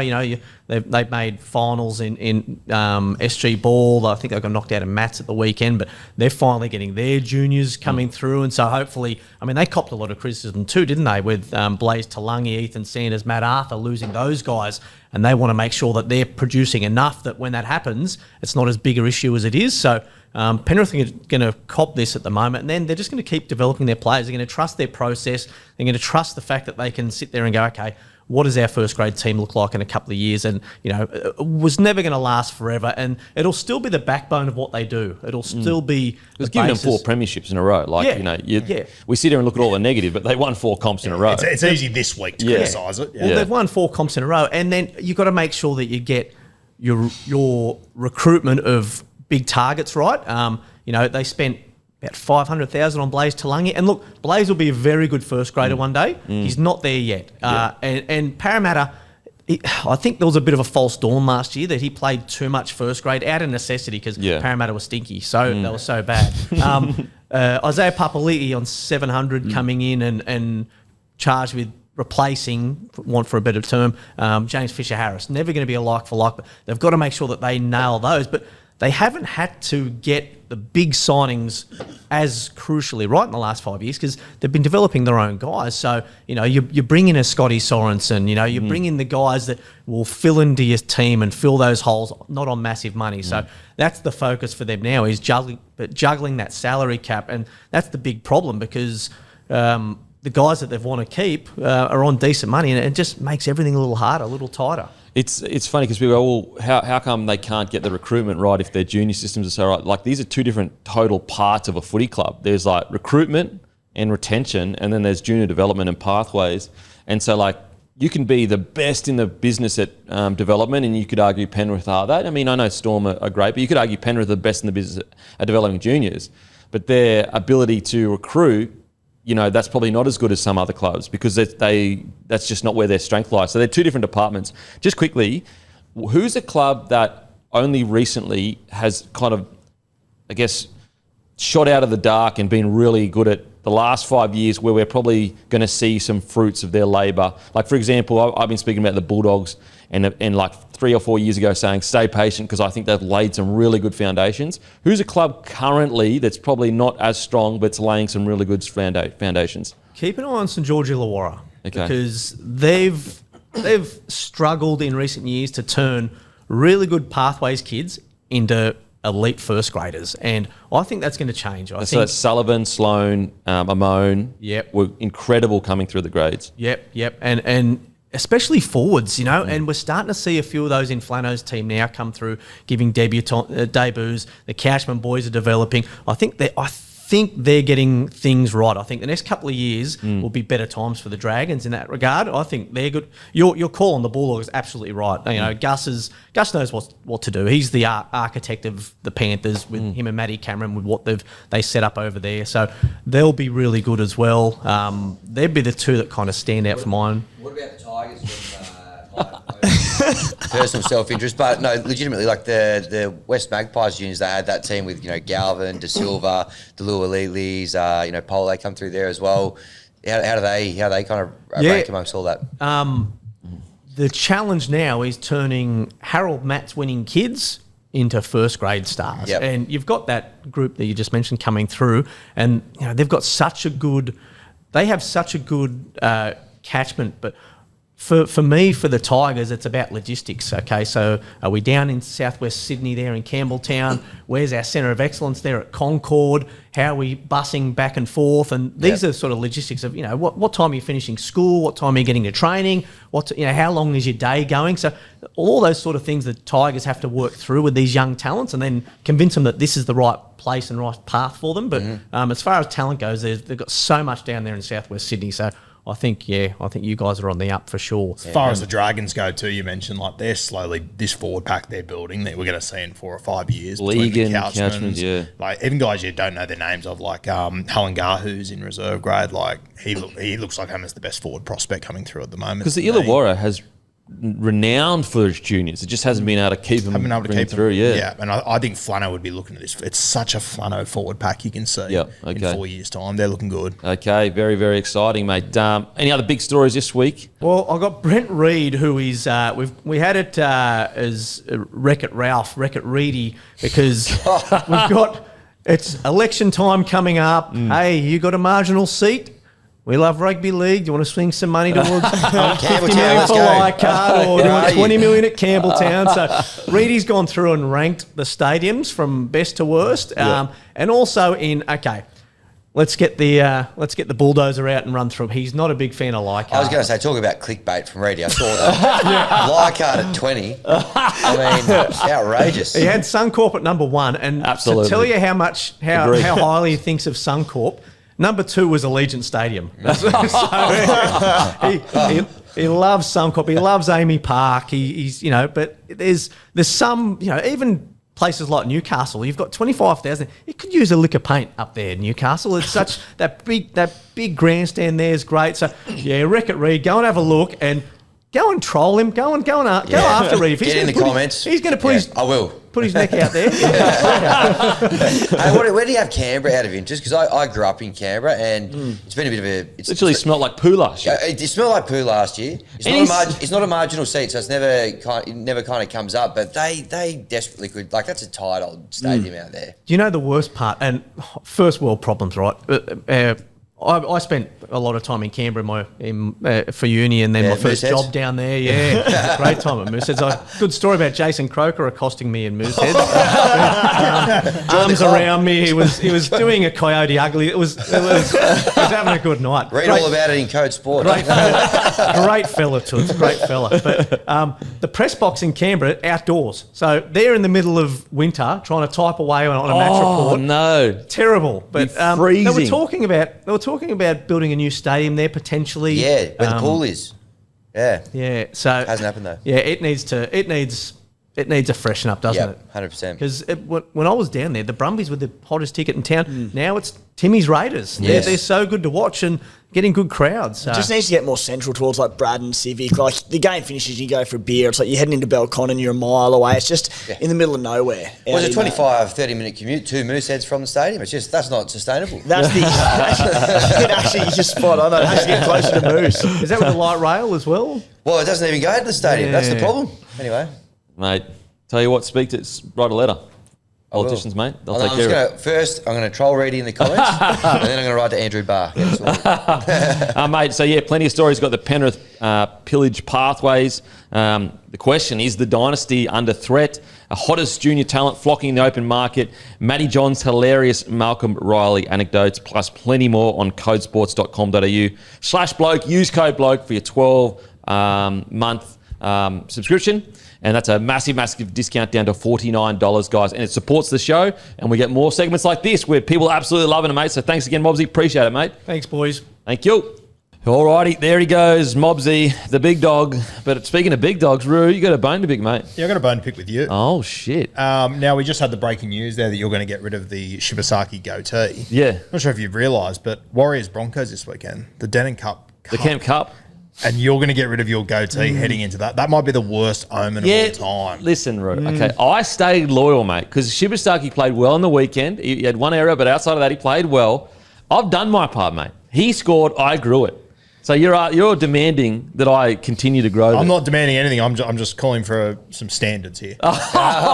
This is outrageous. I feel like I'm getting peer pressured into the goatee. Speaking of Kempy the Warriors, there's a clip that keeps coming up in my TikTok feed at the moment where you are sporting a goatee back in your days. I'm not sporting. I just hadn't shaved yet. Yeah, well, that's all that grows. Look pretty similar to what you're looking like similar, today. mate. I think it's a bad look. Separated at birth. Well, I mean, you are the same person, but listen. First of all, and I know what you're about to allude to. They asked, "What would you be? What was a dream job or whatever?"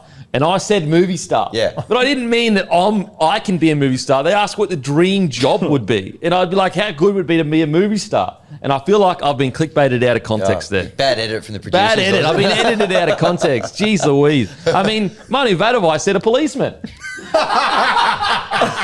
So that aged well. So look, we both didn't end up where we thought we would end up, all right? You're probably closer, to be fair. Was this the same day that you had the photo shoot with the shotgun? Yes, all right, okay. I was in a new country. I was nervous. I didn't know what was going on, mate, all right? And they asked me a question. I answered it honestly. Sorry for having dreams that were crushed. Didn't end up happening. I apologise.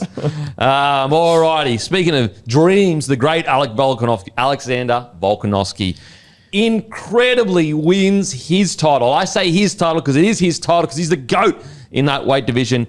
So Ilia Topuria goes up in division or vacates the title. So Volk goes and fights the next monster in the division, which is Diego Lopez, and he gets the job done on points. The mental toughness after being knocked out, not just kind of knocked out versus Islam Makhachev, and then versus Ilia Topuria, to come back in a title fight and fight, not only to fight and win on points, but to stay in the pocket against one of the biggest power punches in the division. The mental toughness is honestly through the roof. Not only was it incredible that he won the title back, because that's never happened, the actual title, going back to win it back, I think for over 35-year-olds, I don't think it's ever happened. I think Randy Couture is the only one that won a what's it called again? The interim title. He won an interim title, but he never won the actual title back. Also, Volkanovski becomes the first person over 35 years old under the welterweight division to win a title. So that's never happened before. Anyone that's 35 or older has never won a title in the weight divisions below welterweight, which is incredible. Absolute, an Aussie icon, the GOAT, Alex Volkanovski. He is our hungriest fighter this week. He is our hungriest fighter. Use code VOLK, VOLK, for free delivery this week. Minimum spend is $30. What an incredible performance. Unbelievable. And a loyal sports bet man as well, which we love from Volk. Oh, of course. Get around him.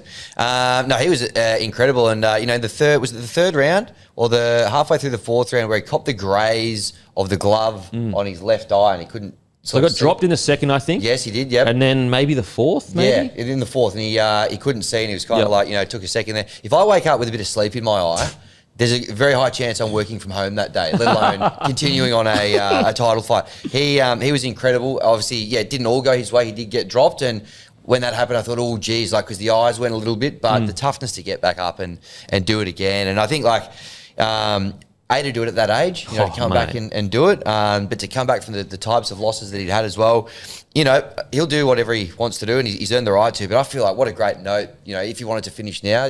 Mate, right off into the sunset. He's incredible. And, a lot of the commentators said he'll be a walk-up start into the Hall of Fame. Yeah, mate. Unbelievable. What Incredible. an athlete. Incredible. What a moment. I don't think people realise, the amount of guns that have been gone back for title fights and not being able to reclaim their glory. A perfect example, a guy like Conor McGregor, who, soared as high as he soared. He never got anywhere near back to his peak. Yeah. Whereas Alex Volkanovski got knocked out twice, gets back to his peak, looked outstanding. Me personally, I would love to see, because I don't need anything more from Volk. Yeah. Selfishly, this is me just talking selfishly. I don't need anything more. I need him in media. I need him doing as much content as possible because he's hilarious. With Sportsbet, obviously. And so I think right off into the sunset, baby. You did it. You did it. You don't need anything more. Yep. I know he'd be getting paid a mozza from obviously Sportsbet as well. That's where the money goes. I'm fucking scrabbling for fucking the scraps after bloody Big Volks over there. Yeah. And then obviously a mozza from UFC as well. I get it. I understand it. But just right off into the sunset, baby. Yeah, I couldn't agree more. No, he's earned it, and he's earned his little. If he gets a little pay rise from Sportsbet, he's certainly gone and earned it. I watched this one live from the home of the Volk in Wollongong. He's a Windang boy, so not exactly Wollongong, but and mate, the locals just going absolutely bonkers for him. A few years ago, I think it was the Illawarra down there. They renamed the pub the Volkanovski after him as a tribute. I think after this win, just make it permanent. The Volkanovski pub in Wollongong. Mate, rename the whole suburb, I reckon. Rename Wollongong to Volkanovski. Yeah, absolutely. So Volkanovski, he is our hungriest fighter this week. An incredible moment for the big fella. Alrighty, and that's all thanks to Menulog. Massive thank you to Menulog. Guys, if you're going to order food, do it through Menulog. They've been supporting us for years now. And it's actually, to get big partners like this, it's not super easy. So they've shown loyalty to us. So show support to them, guys, because without them, all this does not happen. Alrighty, it is time for the Bloke Jersey Team of the Week. The Bloke Jersey Team of the Week, next Tuesday, 6 p.m. $99 for Bloke Club members, $110 for non-Bloke Club members. Make sure to be there, limited amount. We will never do this design again. Alrighty, at 1, it is the Hammer. At 2, Coates. At 3, Billy Smith. At 4, Avarillo. At 5, the Money Man, Tuipulotu. At 6, Trindle. At 7, Savala with a great kicking game. At 8, Tarpanen. 9, Robinson. 10, Josh King. 11, Hudson Young. 12, Egan from the Dragons. 13, Horsburgh. 14, Kennedy. 15, Pappenhausen. 16, Terrell May. And 17, Butcher. Now, it is time for our Kayo Can't Miss moment of the week. And a reminder that you can watch every game of every round. This NRL Premiership season is live with no ads breaks during play on Kayo Sports. Here's some exclusive games this week. You got the Kemp Cup, Warriors versus Broncos. You got Roosters v Panthers, 7:35 p.m. Saturday. You got Titans versus Raiders Sunday, 2 p.m. West Tigers versus the Eels, Sunday, 4 p.m. And just quietly, how good is it that rugby league is at 2 and 4 on a Sunday night? Oh my God, it's the best. And don't miss all the action and get on board today. If you love sport, you can't miss it. It's on Kayo. All right, the Kayo Can't Miss moment. Now, a lot of people will focus on the Xavier Coates 2 tries. and rightly so. And his try assist, amazing. But I want to talk about Jerome Hughes's 40-20. So look, gone with a shoulder injury. And the next time he had the ball, he nails a 40-20, but it's the way he kicked that 40-20. I cannot express to you how difficult it is to kick a 40-20 period, let alone kick it on the outside of the boot and it rolls towards the sideline over, what was that, 50, 60-metre kick? Absolutely clinical. And it is scary to think we've got a bloke that's got the ball running of a fullback, one of the best fullbacks in the game. Now he is adding that kicking game to his arsenal. It is a scary, scary prospect, the Dally M winner Hughes. What did you think of his 40-20? What about the noise it made off the shoe? That was pure. Like, you knew straight away. I love the way that, you look at Hughes, and if you were to say who are the best kickers in the game, I don't think anyone would probably put Hughes in their top 5 or so, but he just never gets it wrong. That's the beauty of Jerome Hughes. Crazy. He just never gets it wrong. He's always on the money. There's your Adam Reynolds, your Jamal Fogarty's of the world that are just pinpoint, but Jamal, he just never gets it wrong. Jerome Hughes, he just never gets it wrong. He was unreal, wasn't he? And there's been a few, a bit harsh on them, but flash in the pan Dally M winners over the years where they have just this one unbelievable season. And they go back to being great footballers, great NRL players, but they just have this one breakout year. Not to suggest that this was necessarily going to happen with Jerome Hughes, but just the way he started this year and rebounding from that in the grand final loss. He's very quickly shown that it wasn't a one-off year and one unbelievable year. He could win another one by the end of his career easily with the form that he's showing. And as you said, he's now firmly made himself a halfback in the NRL, having come through the grades as a fullback. But he's just evolving every element of his game, isn't he? His running game's always been his strength, but now his kicking game's coming along. His ball playing sublime. He's a terrific defender, tremendous footballer. And that's one of my points that I want to talk about in the Storm's the review is just we're seeing the Storm are so good. A lot of other clubs, they get a good player and they kind of just hopefully he gets better. But the Storm are so good at rounding players out over a 5 to 6 year period. And I think with the Storm, we're really seeing all that playing group that's been together for 4 or 5 years now almost hit the peak of their powers with all that, even just little things like Josh King having an offload now and Xavier Coates. He arrived at the Storm and was relatively quiet. So much so that a lot of us going, wow, is this the first time a Storm player is going to arrive and not really kick on? The Coates that we're watching now compared to the Coates that was at the Broncos is 2 different players. The amount he's rounded his game out. And Jerome Hughes, if you had said 5 years ago, when he came and debuted at fullback, or 5-6 years ago, they're going to build, the Storm is going to be, he's going to be the number one player. Everything's going to be built around him. You would have said, you are crazy. What we're talking about a fullback with a really good running game. And all of a sudden, after year and year, they add a little bit more to his game, a little bit more to his game. And all of a sudden, he's the main man at one of the best sporting organisations in sport in Australia. And Ryan Pappenhausen is another great example of that, right? In terms of rounding out the game, coming through as a young fella, a really small-bodied fullback, relying a lot on speed. You look at where Ryan Pappenhausen's come to now, and I'm sure we'll talk about him more in the review, but he's now one of the better ball-playing fullbacks in the game. His positioning is outstanding. Defensively at the back, like I said, pretty small body, but he's a really good defensive fullback as well. Yep. It's not just speed and support play. He's impacting the game in so many different ways, and to your point, Kempy, they've just rounded Ryan Pappenhausen's game out so much. And just if you look at the halfback jersey over the last 20 years at Melbourne, Matt Orford was there 20 years ago. He leaves, he was a premiership winner and a Dally M medalist within 2 years after leaving.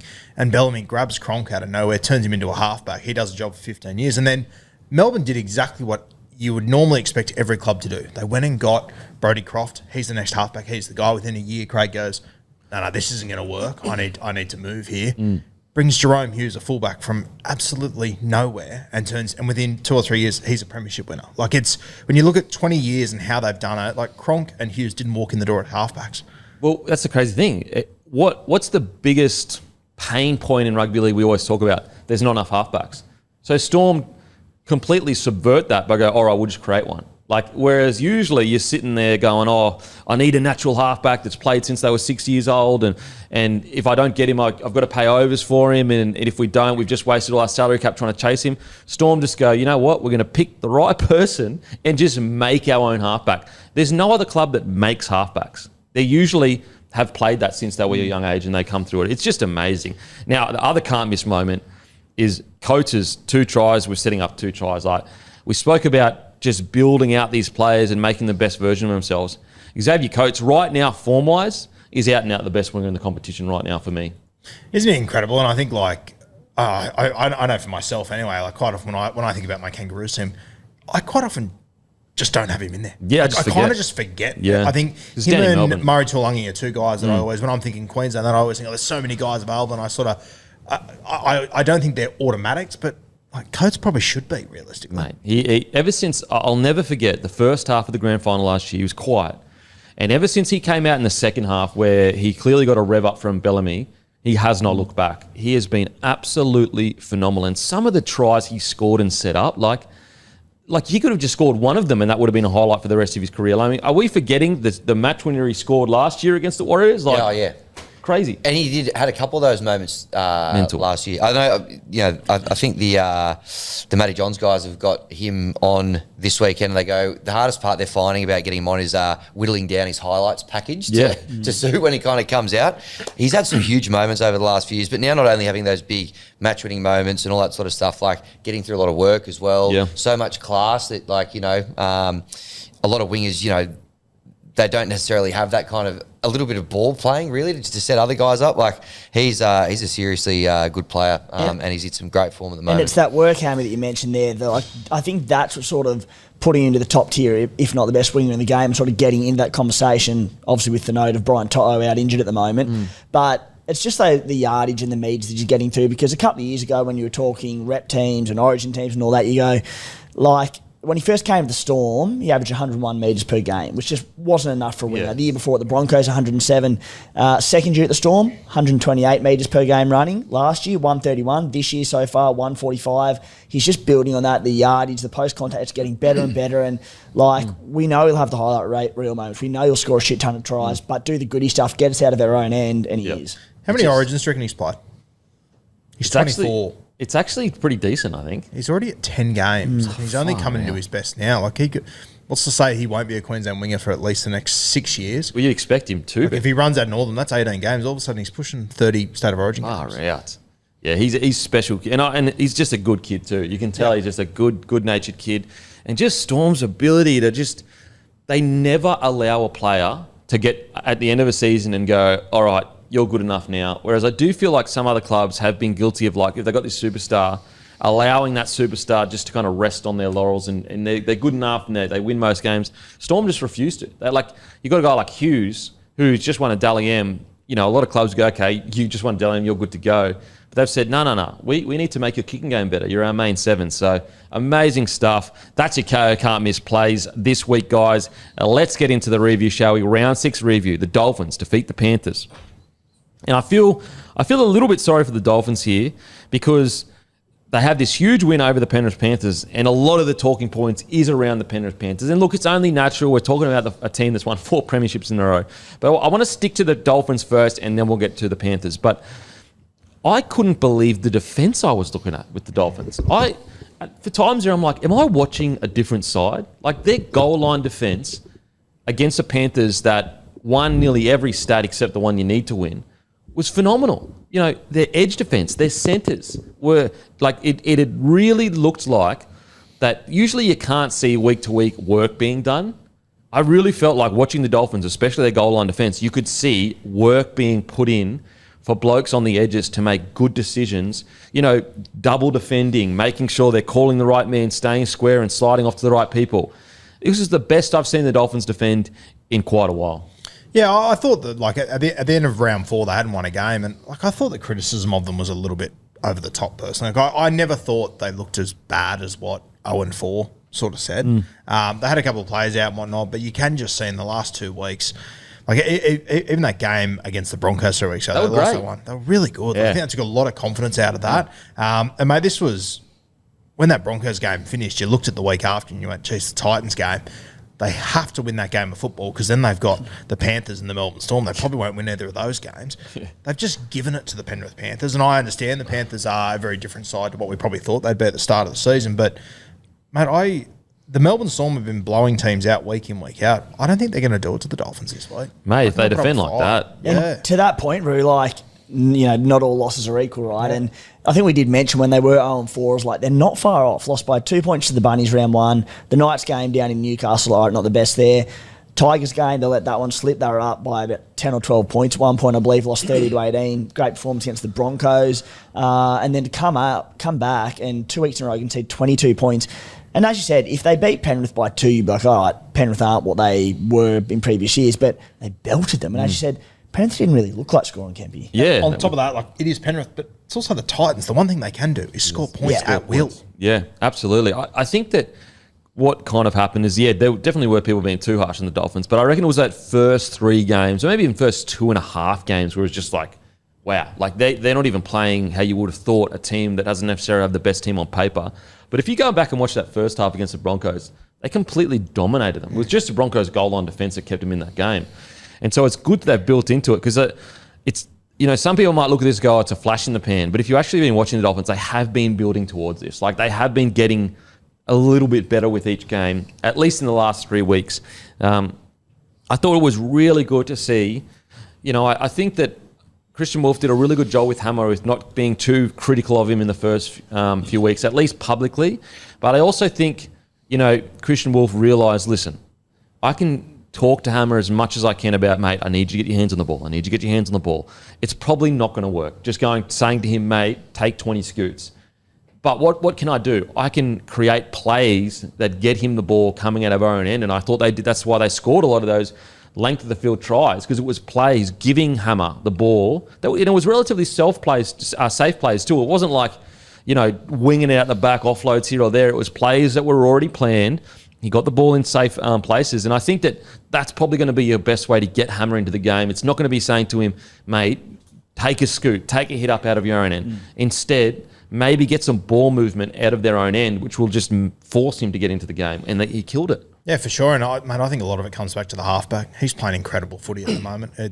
I know he's still young, but it feels like he's in the last 5 weeks has matured so much. And when you're talking about getting the ball to Hamiso in good spots, like Isaiah, the way that he's just squaring up the line, there's just space everywhere for these guys at the moment. And if you actually go back to their poor performances, like Katoa single-handedly scored, I think, like at least 3 or 4 tries, or at least set them up with his try assist when they had like no go forward. Hammer, what do you reckon? Hamiso, what do you think, mate? No, they're going really well. They're flying at the moment. That was a really impressive performance the other night. Yeah, the defence is probably where it all started, but I thought it was just going to be a matter of time before Hamiso finally clicked and started to get into his work, and it feels like maybe playing against the Panthers maybe brought the best out of him.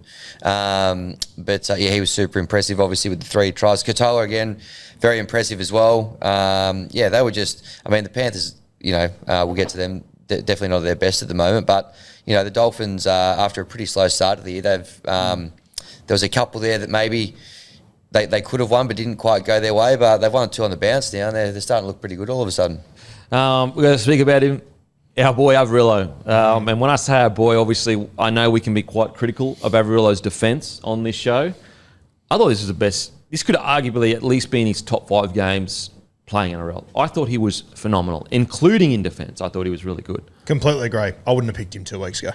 Genuinely, I wouldn't have picked him. But the last 2 weeks, he's been tremendous. And the stuff that he can, like I think he scored that try late. Was that last week? Against the Broncos, I think. Yeah, just like he can just do things that not many guys in the league can. Deceptively quick as well. Super quick. Yeah. And it's just the defense that we need to see. As I said, I would have made a change 2 weeks ago, but Wolfie, I think during this period he has, over this last 6 weeks, he's been very patient with the team he's got. And I think now it's starting to pay dividends. He has the potential. Gee, they've shown a lot of faith in Averillo, haven't they? For time and time again. And as you said, Roo, attack's never going to be the issue with Jake Averillo. Fantastic with ball in hand. He has that speed. Has the potential to be one of the better centres in the NRL if he gets his defence right. And as you said, credit to him. 2 weeks in a row, he's really improved. So back it up. Let's do it again. Become consistent. Because if he does, he won't be going anywhere. And I want to speak about my boy, Max Psychoplath. 46 tackles, 0 misses. Like, he is such a good player. Like, a player like that, don't get me wrong, obviously I want him to stay at the Dolphins long term. But sometimes you go, look, if the Dolphins don't build into the club, we hope they would. Geez, you'd love to see him in a pack that's going forward all the time, because I just think he's a special, special player. Yeah, there's about 5 guys in this comp that I keep thinking, they have to play Origin. The reality is they can't all play Origin. You've only got 17 jerseys to hand out. But without writing down my Queensland side, mate, I think I'd have to find a spot for him. Well, you look at it and you go, okay, you'd have Paddy up front, you'd have Tino up front. I'd have Tino up front. Then it's Ruben Cotter maybe at 13. I mean, do you have him on the bench as a middle forward that can play multiple positions? Well, he's so versatile, right? Like I also haven't put down a 1 to 17, but he can cover middle, edge, and lock, and then probably halves at a pinch as well. You've probably got like a 14 who can cover that, but he can cover so many positions. Mate, he was a halfback 2 years ago. Yeah. People forget that. I really think it's between him and Kurt Mann that will get that, not the utility spot, because I think that's probably going to go to Dearden. But I think it's going to be between him and Kurt Mann as to who gets that kind of like smaller forward spot on the bench. And I think, mate, if you're running with who'd you say your front rows were? Tino. I would go Tino and Paddy up front. Yeah, then you have Cotter, and then if you have Corey Horsburgh too, like that's 4 guys that if you need to, they can play 80 minutes. Yeah. Those guys, like I think you can afford, if that's the right word to use, to go with a Plath in jersey 17. And I just think he's got Origin written all over him. No, for sure. I agree, mate. I think he's made for Origin, especially he could play hooker, he could play on an edge because we've seen that. He can play at 13. He could play 6 or 7 if you had to. He grew up as a 6 or a 7 if you had to. I still remember when we did that KO show at the Dolphins last year, and we had Ray Stone with us, and he was suspended, so Max Platt would come in. And like you could just tell Ray Stone when he was talking about players, he's going, no, he's a maniac like me. He might appear like he's just an average dude, but he's got that dog about him as well. When we're speaking to Ray, like he would speak obviously very respectfully of any player we brought up. As soon as we brought Plath up, his eyes lit up. Yep. Like he was like he couldn't speak highly enough of the kid. So that's a big rap. So bloody good win from the Dolphins. Exactly what they needed as a club. And all of a sudden, a couple of wins on the trot. Season's turned around. It's now up to them to just keep that momentum going. Look, if they do go down to the Storm, I wouldn't get too harsh on them. It's just regroup, get back, because like the Storm are really the only team that you just like. If you lose to them, you almost just go, look, they're on another level. I think every other team you would be don't get me wrong, I'm not saying that every other team is equal, but I think you could look at it and go, you know what, there are ways that we can win this. We should have been better here. I think the Storm are just on another level at the moment. Just before we move on, the lack of love for, I thought when you said our boy before, you're going to say Josh Kerr. Of course it was cut. Like, that try assist he had, standing through Liam Martin and Nathan Cleary, 2 Origin, 2 of the best defensive players in the game for their position. He was like, that was like big kid in like kids footy kind of thing. He just like stood above him and goes, who wants it, there you go, try. Just pick him, and to his credit, like Christian Wolf's doing it, Wayne Bennett did a fair bit, but sure, there might be a few defensive issues or effort area issues.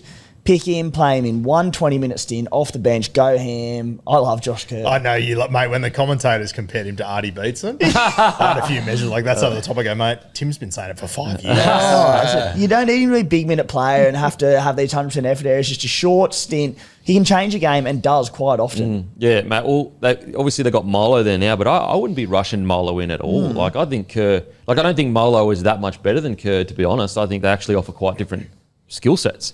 So bloody good win for the Dolphins. Bloody good win. Alrighty, Panthers. Let's talk about it. Wow. The worry I have with this is like the other weeks you could look at these like stats and they might have lost certain stats. So you go, okay, lost a game. The big concern I have about this loss is like they actually won by a long shot, some key stats. Like they ran for nearly 400 more meters. They had the ball for nearly 7 more minutes. And they still not just got beaten by 2 points in a close game. Like they got absolutely. I mean, there was a little period where it looked like they might make a comeback, but not for very long. They got dominated. And the concern I have is like, listen, if it was some rookies that struggled, and the rookies did struggle at times, you could just kind of go, whatever. The worry I have is like, even Edwards looks a bit flat. Cleary was throwing balls that we know Cleary would never throw. Tungo on that edge there is just like, it is not working. It is not working. Maybe you need to swap sides. I'm not sure. The problem is I don't know who comes in for them at the moment. That's the concern for the Panthers. They don't have, all these blokes waiting. They've got a bunch of rookies that are also struggling to pull it all together. Look, to be immediately clear, the disclaimer out the way, like it is through no fault of their own are they in this position. We're not trying to sit here and say, oh, what a terribly run club and they need to be better or whatever. I just think reality of being human is catching up to them. I think it's 4 years on top. I think that they've been completely decimated by other clubs taking their juniors, taking their next up. And at some point, it's going to become too much. And I just think at the moment, it's all coming to a head at once.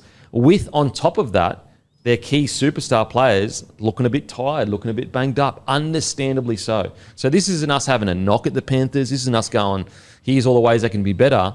I think it's just a matter of so much going against them right now. It's just hard to overcome it. I mean, it's not through a lack of effort. Like, if you have a look at their back line, Casey McLean ran for 122 metres. He was the lowest out of the entire back line, including the half. It's definitely not through effort. They won most of the stats. They had most of the field position, most of the ball. I think the big thing for me at the moment, mate, is that the Panthers for years, obviously defence is what has won these comps for them, but I think the other thing that's been so good about Penrith and Melbourne over the years is that if you make a mistake, they will make you pay for it. They're just not doing that at the moment. Not at all. Like, that game, imagine a year ago, they kick off, the Dolphins return, their front rower drops it, then he wastes their challenge on the first play. Like, that's how this game started. You're barely getting the ball back. Normally you're looking around going, fuck, it's over. Yeah. It hasn't even started yet and it's over. And, you know, like, I thought the moment that really summed it up, mate, was they had a Dolphins turnover. They were down 12-6. They kicked off the scrum on first play. Yeah. That was strange, wasn't it? Oh, mate, like 20 minutes into the game. Penrith are a team that is death by 1,000 cuts. You know, that grand final, the best example ever. You know, they did so much work in the first half to come over the top later, and on that play, just a kick that was like, the kick was off, the chase was off, everything was off in that play. And I've said it for a few weeks, but I think at that moment there, the Dolphins looked across at them and went, nah, they're human. Yeah.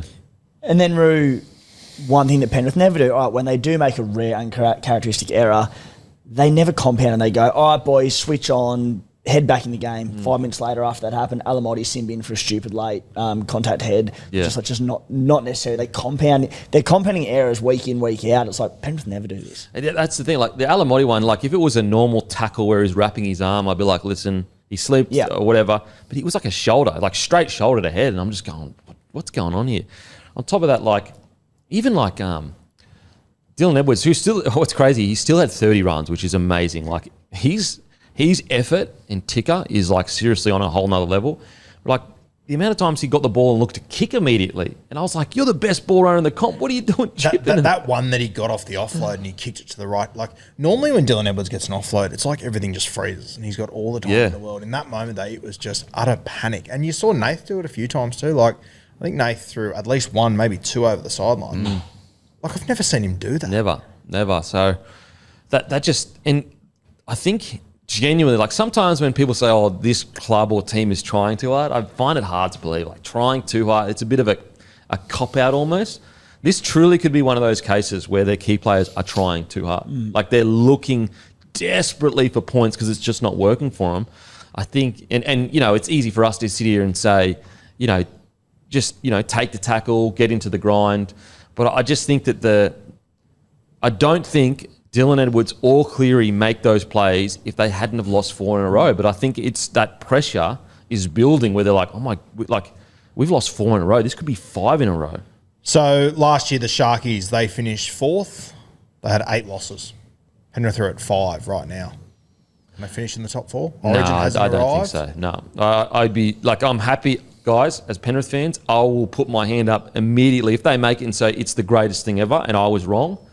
But I just have to be honest, like, as fair income department, I don't think that they can make the top 4, especially with Origin coming. No team that started 1 and 5 has ever won the comp, so that's against them. And they're now odds on to miss the 8. They're $1.90 now. That's my next question. The Knights made the 8 last year with 12 losses. Like, they're almost halfway there now. Origin hasn't hit. During that period, Dill goes, Isaiah goes. I'm sorry, but the guys that have come in the last few weeks, do we have faith that they're going to be able to get through that Origin period? Well, they're going to have a halves pairing of most likely Cole and Schiller. Schneider. Schneider, sorry. Yeah, and because Blaze. I don't think they'll put Blaze back in. As in, if they do put Blaze, it won't be in a halves position, I don't think. Well, I mean, they've brought him to, this is where because even Ivan said after the game, like, he literally said, you can see why we haven't put him in yet. In a nicest way possible, but that's what he said. Yeah, but I also, I don't think they've done the best thing by Blaze as well. Well, they've moved him around a lot. They've fucked around with him, and, you know, I think you made a really good point there, mate, that, you know, who are the guys that are ready to come in? the guys that were ready to come in 3 weeks ago have been in there for 2 weeks. Yeah. There's who else comes in? There's Asu Kapoa, who I think he probably will come in at somewhere into that back line this week. But outside of that, they don't really have any other choices. I'll say one thing that bodes in their favour a little bit for that origin period and like chance of making the 4, the 8, etc. They've got the bye on 2 of those major origin weeks, which is massive. 15 and 18, where half the competition are on the bye. So they won't be without them then. Round 12, that's against Newcastle. They will be without their players there. It's against the Knights, so they'll be without Kalen Ponga more than likely. So a chance there. Backing up from Origin in round 12, 13, 16, 19. I think they play Saturday, Sunday. So they're not going to have the luxury of resting, Cleary, Yo, etc. But they should be available more often than not. It will take a hell of a lot out of them moving into the back end of the year. I just don't know how one of those key players doesn't get a little niggly injury there. I mean, I hope they don't, but the draw is there for them through that period. That all right, they need to win games, they need players on deck. It's manoeuvrable.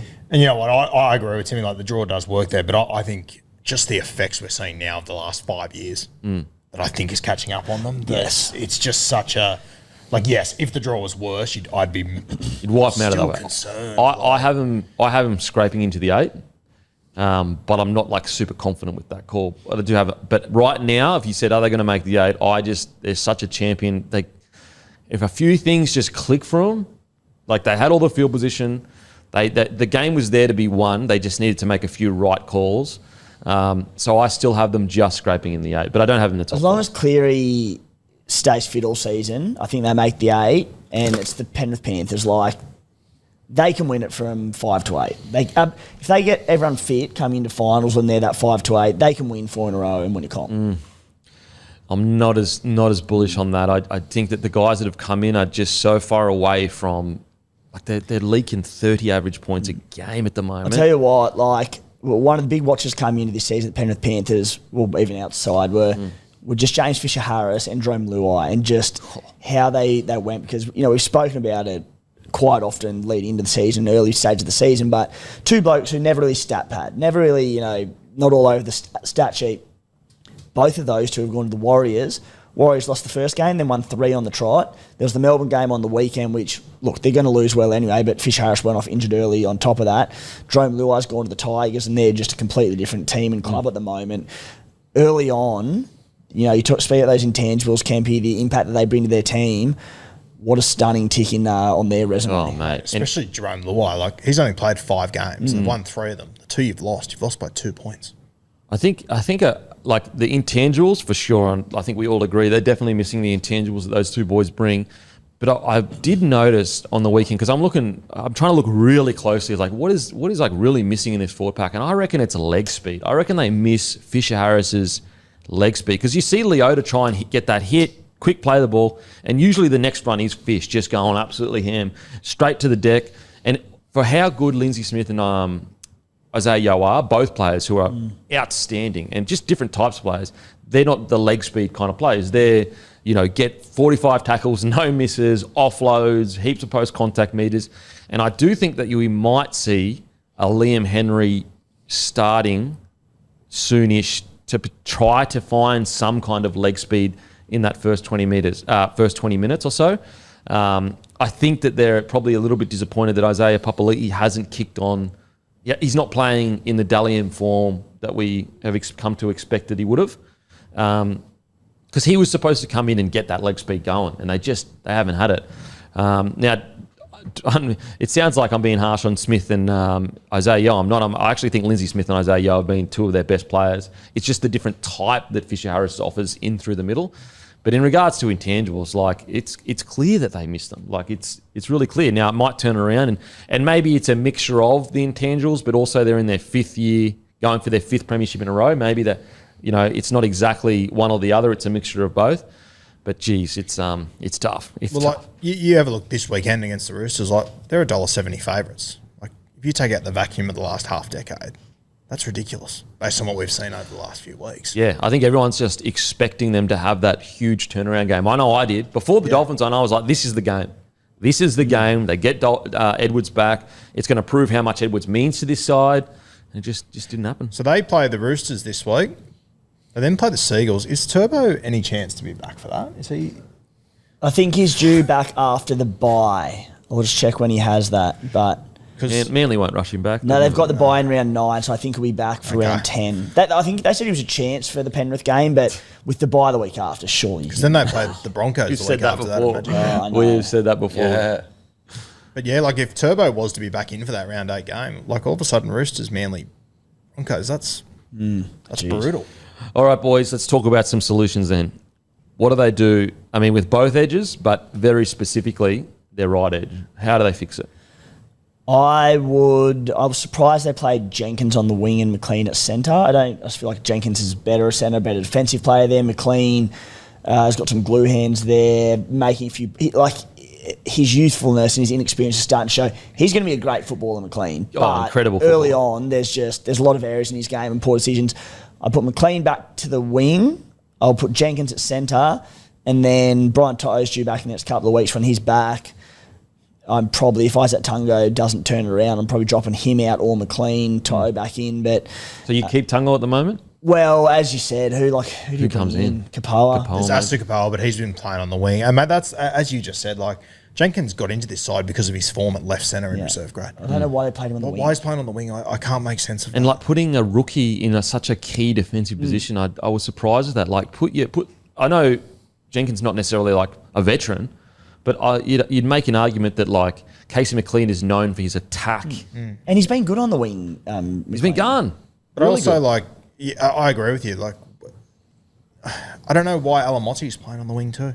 Put him in the centres. Like, at least he's been in the system for a few years. And keep your like, rookies on the edge if you have to. Like, 'cause Yeah, that's the last line of defence. I can't. And I understand Brian To'o's out, but geez, I'd rather shift Casey out to the wing and have a guy like Alamotti in there, especially when you're going to pick that left edge with Blaze Talangi, who we know he's not in the side because of his defence. You also haven't played him at 5'8" in reserve grade the last few weeks, and then you pair him up with another guy in Casey that struggled defensively. It's I just don't think they're doing them any favours. Well, It was just- Scotty Sorenson's first game back in a few weeks too. Yeah. Like that whole left edge have to wear name tags with each other. Like it was just destined for disaster. Well, and they're not even the edge you're concerned about. Yeah, that's what's crazy. That like it's the right edge, but the left edge you're looking at it going, okay, how did that get selected? What surprised me as well is like usually Penrith are selecting defense first. They're usually going, what's the best defensive 17 or best defensive 13?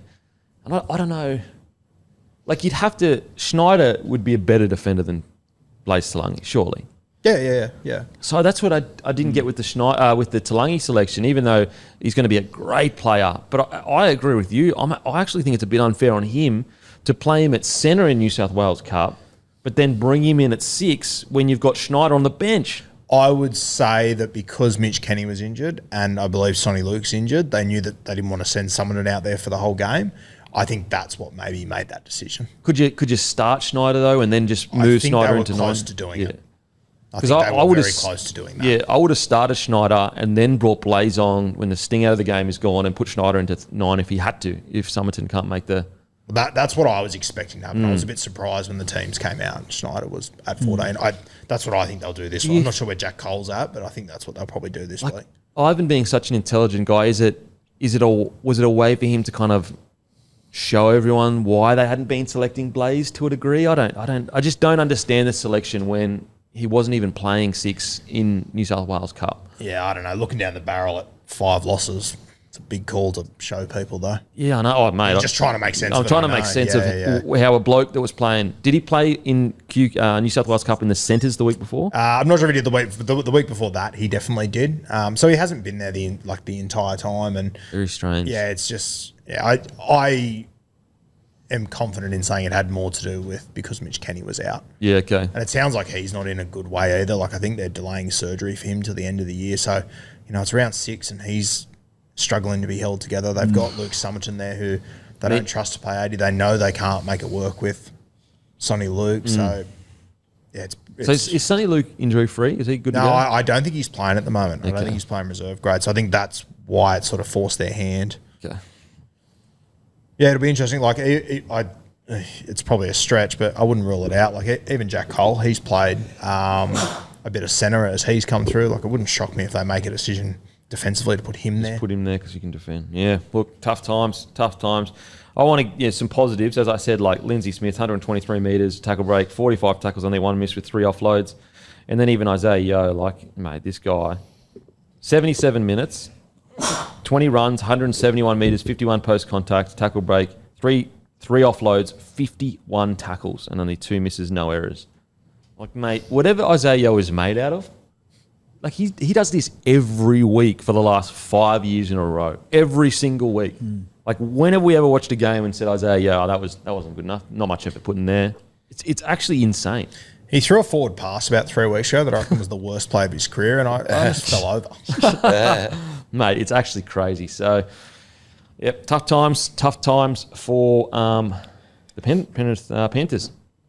Alrighty, on to the next game. Before we get into it, though, grab some Grumpy Coffee. Go to grumpycoffee.com.au. Look at this beautiful coffee. We've got 250-gram bags if you just want to give it a try. Different blends. We've got pods. It's the best in the business. Take you 2 seconds. If you're part of the Bloke Club, you get 20% off your order. Also, make sure to subscribe. If you subscribe, it just rocks up to your house once a month. You don't even have to think about it.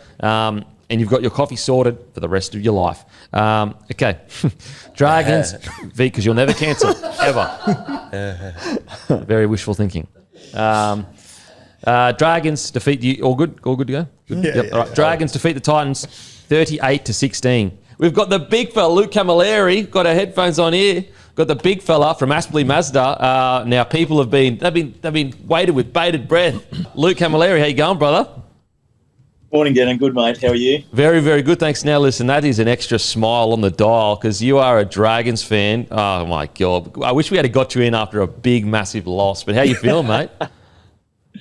How good were they, mate? Very, very happy Red B man today, I can tell you. And I tell you what, you've dealt with some big athletes yourself, mate. Jai Pataya, Jarrell Yayi. Who's been the biggest punish to deal with? And you can be honest, mate. You can be honest. No, they've all been pretty good.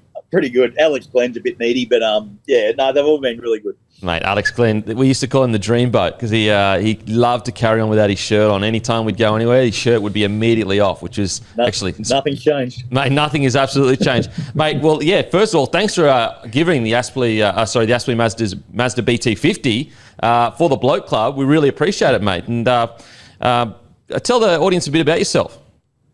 No, well, we're Australia's biggest Mazda dealership. I've been in the business for 30 years, and for us, our big thing is more than just car sales. And I wanted to break the stigma of that. So we've got a bit of a catch cry, which is cars, community culture, because we're more than just the cars. We're about the people, and I suppose the culture that comes with it. Hence why we have the network we do and do the things we do. So a little bit different to others, but it's who we are, and it's created something very, very different in the automotive league. That's for sure. Mate, well, I've been there and you've been absolutely outstanding when you're helping me. I want to know, though, before we let you go and you tell us what's going on this week with Aspley Mazda and yourself, LDC_01, give him a follow. But best Dragons memory ever and worst Dragons memory ever? Oh, best memory would be the Dragons Grand Final 2010. Was just superb, like waited forever for that. Like that one was just the best. I think about that one all the time against the Roosters. But probably the worst one would have to be probably the most recent. You know, when we're such an important start of this season and we blew a 12-point lead and lose against the Rabbitohs, which was heartbreaking. Really was. And are you a massive hater of the Sharks, or the rivalry doesn't get to you as much? No, not a hater at all. No, not at all. Okay, fair enough. I mean, there's a few blokes here that hate him every now and then. I mean, Matty hates anyone that plays the Rabbitohs. It's crazy to think how many rivalries he has in his head. What's going on this weekend? Before we let you go, what's going on this weekend at Aspley? Plenty going on here. We're in the final weeks of our. We're doing a BT50 giveaway here of our own, which gets drawn at the end of this month. So, if the entries are still coming in on that, so that's been a big thing for us. But generally, at the moment, there's a fair bit going on. We've got plenty of stock, plenty of deals going on in the dealership, plus some other things. Like a bit of content creation going on this week. Exciting times at the moment. Just sat through a real energetic sales meeting this morning, and the team are pumped with what's happening. And got lots on. And you got a podcast yourself, don't you, in regards to... I do. Yeah, what's it called? Car Man Conversations. So everything related to cars, anything about cars, industry, automotive, mindset, anything. It's all part of it. So, yeah, Car Man Conversations. Mate, how good. Well, first of all, next time we get you on, it's going to be after a massive Dragons loss so that you're a bit less chipper. But, mate, thanks so much for joining us. We appreciate it. Thanks very much, boys. Good to be part of it. Oh, man, the biggest, like the most impressive thing from this game for me, I thought it was a coaching masterclass from Shane Flanagan. So what do you do when you've got a fullback that's essentially got the most try assists in the game and all of your attack has been based around him? Like if he doesn't have try assists, you don't score points. Shane Flanagan goes into a game and says, every time I get down their end, I'm throwing a cutout ball past Gutho, or I'm hitting the centre immediately on an out ball. Brilliant coaching from Shane Flanagan, because you saw at least the first few times the winger would just shoot out and go straight for Gutho. Brilliant coaching from Shane Flanagan. I think like Gutho might have got the ball like once or twice in the attacking zone. He was used purely as a decoy. That is just such smart coaching from Shane Flanagan. I absolutely loved it. I was going to do a little video on it, but you know what? Actually, I put it all together, the video of like showing people what had happened. And then on the last try in the second half, Michael Innes noted it. And I was like, shit! Because like people were going to think that I stole his take. And I was like, damn it! So I couldn't put it up. But anyway, that's a different story. Brilliant coaching. That is such smart coaching, especially in a side where, and we'll get to Kyle Flanagan, who had an outstanding game, but in a side who halves are struggling a little bit and they've lent so much on the fullback, to then go out and just do a whole 180 and say we're not even going to touch the fullback, we're just going straight to centre. Brilliant coaching. Great win from the Dragons. Yeah, really good coaching. Was stoked to have my Supercoach captain on Clint Gutherson, the greatest decoy the game's seen in the last decade. Many points for decoys? No, not as many as he should have had. But geez, off the back of that though, mate, wasn't Flano just fantastic? We talk about it a lot, and Flano's not on $1 million contract, nor should he be. But when you've got his old man who knows how to get the best out of him, when he can have games like that. Everyone wants to have the star halves in the game, and I know it's probably cost the Dragons a few games here and there, but geez, when Cole just gets it right and you execute a game plan around him, geez, he's a quality half, mate. If he can just play like close to that each week, they're sweet. Like they've got plenty of attack in them to score the points needed to win the match. Like that is if he could play like that each week, then Flano's a genius with the roster he has. Like, Flano can only work with what he's got. Now, he could have gone into the market and paid massive overs for someone to get him down. But at the moment, like, if Kyle Flanagan can continue plays like that, and Atkinson arrives at the club next year, there are players around him, and Flano is a good enough coach where he can get the most out of that roster. And you talk about good coaching on that left edge, how they used Gutho as a decoy. I loved what Flano did with Egan and Leilua. Oh, mate. When I saw that change at the start of the game, I went, oh, this will be interesting to see how Leilua responds playing as a middle forward. Instead, he just said to Luch, mate, go on for your minutes and just be yourself out on that edge, cause havoc. And it's like that pill that he threw to Val Holmes. Beautiful. Unreal. Yeah. And that's like Leilua, you almost, like he loves chaos. Yeah. Like he is like almost born to make chaos on a footy field. And sometimes you go, okay, are you making him be a bit too structured out on an edge? Because the thing that, edge back rowers don't get enough credit for is like they really are the skeleton to a lot of shape. Like if the edge back rower isn't holding their line, isn't doing their job, everything falls apart outside of it. And you wonder with Leilua, do you just tell him, mate, just go out there and go mental?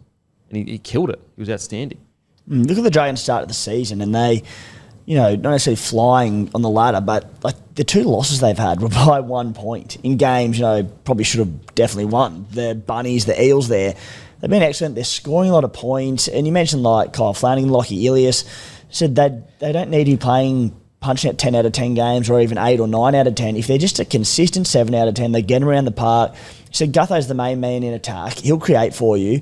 And even on the weekend, you mentioned Kempy, how Gutho was just used as the decoy.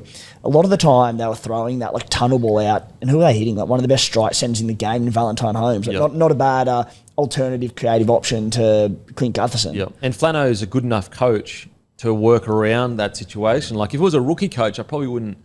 I'd be looking at the Dragons going, I just don't know whether he has the coaching nous to work around the fact that these calves are relatively similar and.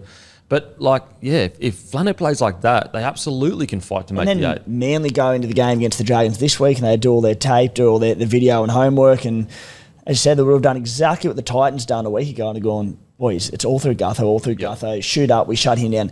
Now they sit there and go, shit, boys, like we got to be careful because they're more than a one-trick pony. Yeah, and we're in two minds now. Like if we do shoot out, they'll tear us apart. If we don't, We know how good Gutho is with ball in hand. So really, really good from the Dragons. No, it's a win that they needed. Like, this is the kind of win that they needed, in my opinion. Like, the win against the Storm, you could tell even Shane Flanagan was like, this is a one-off. Like, I can't play like this every single week.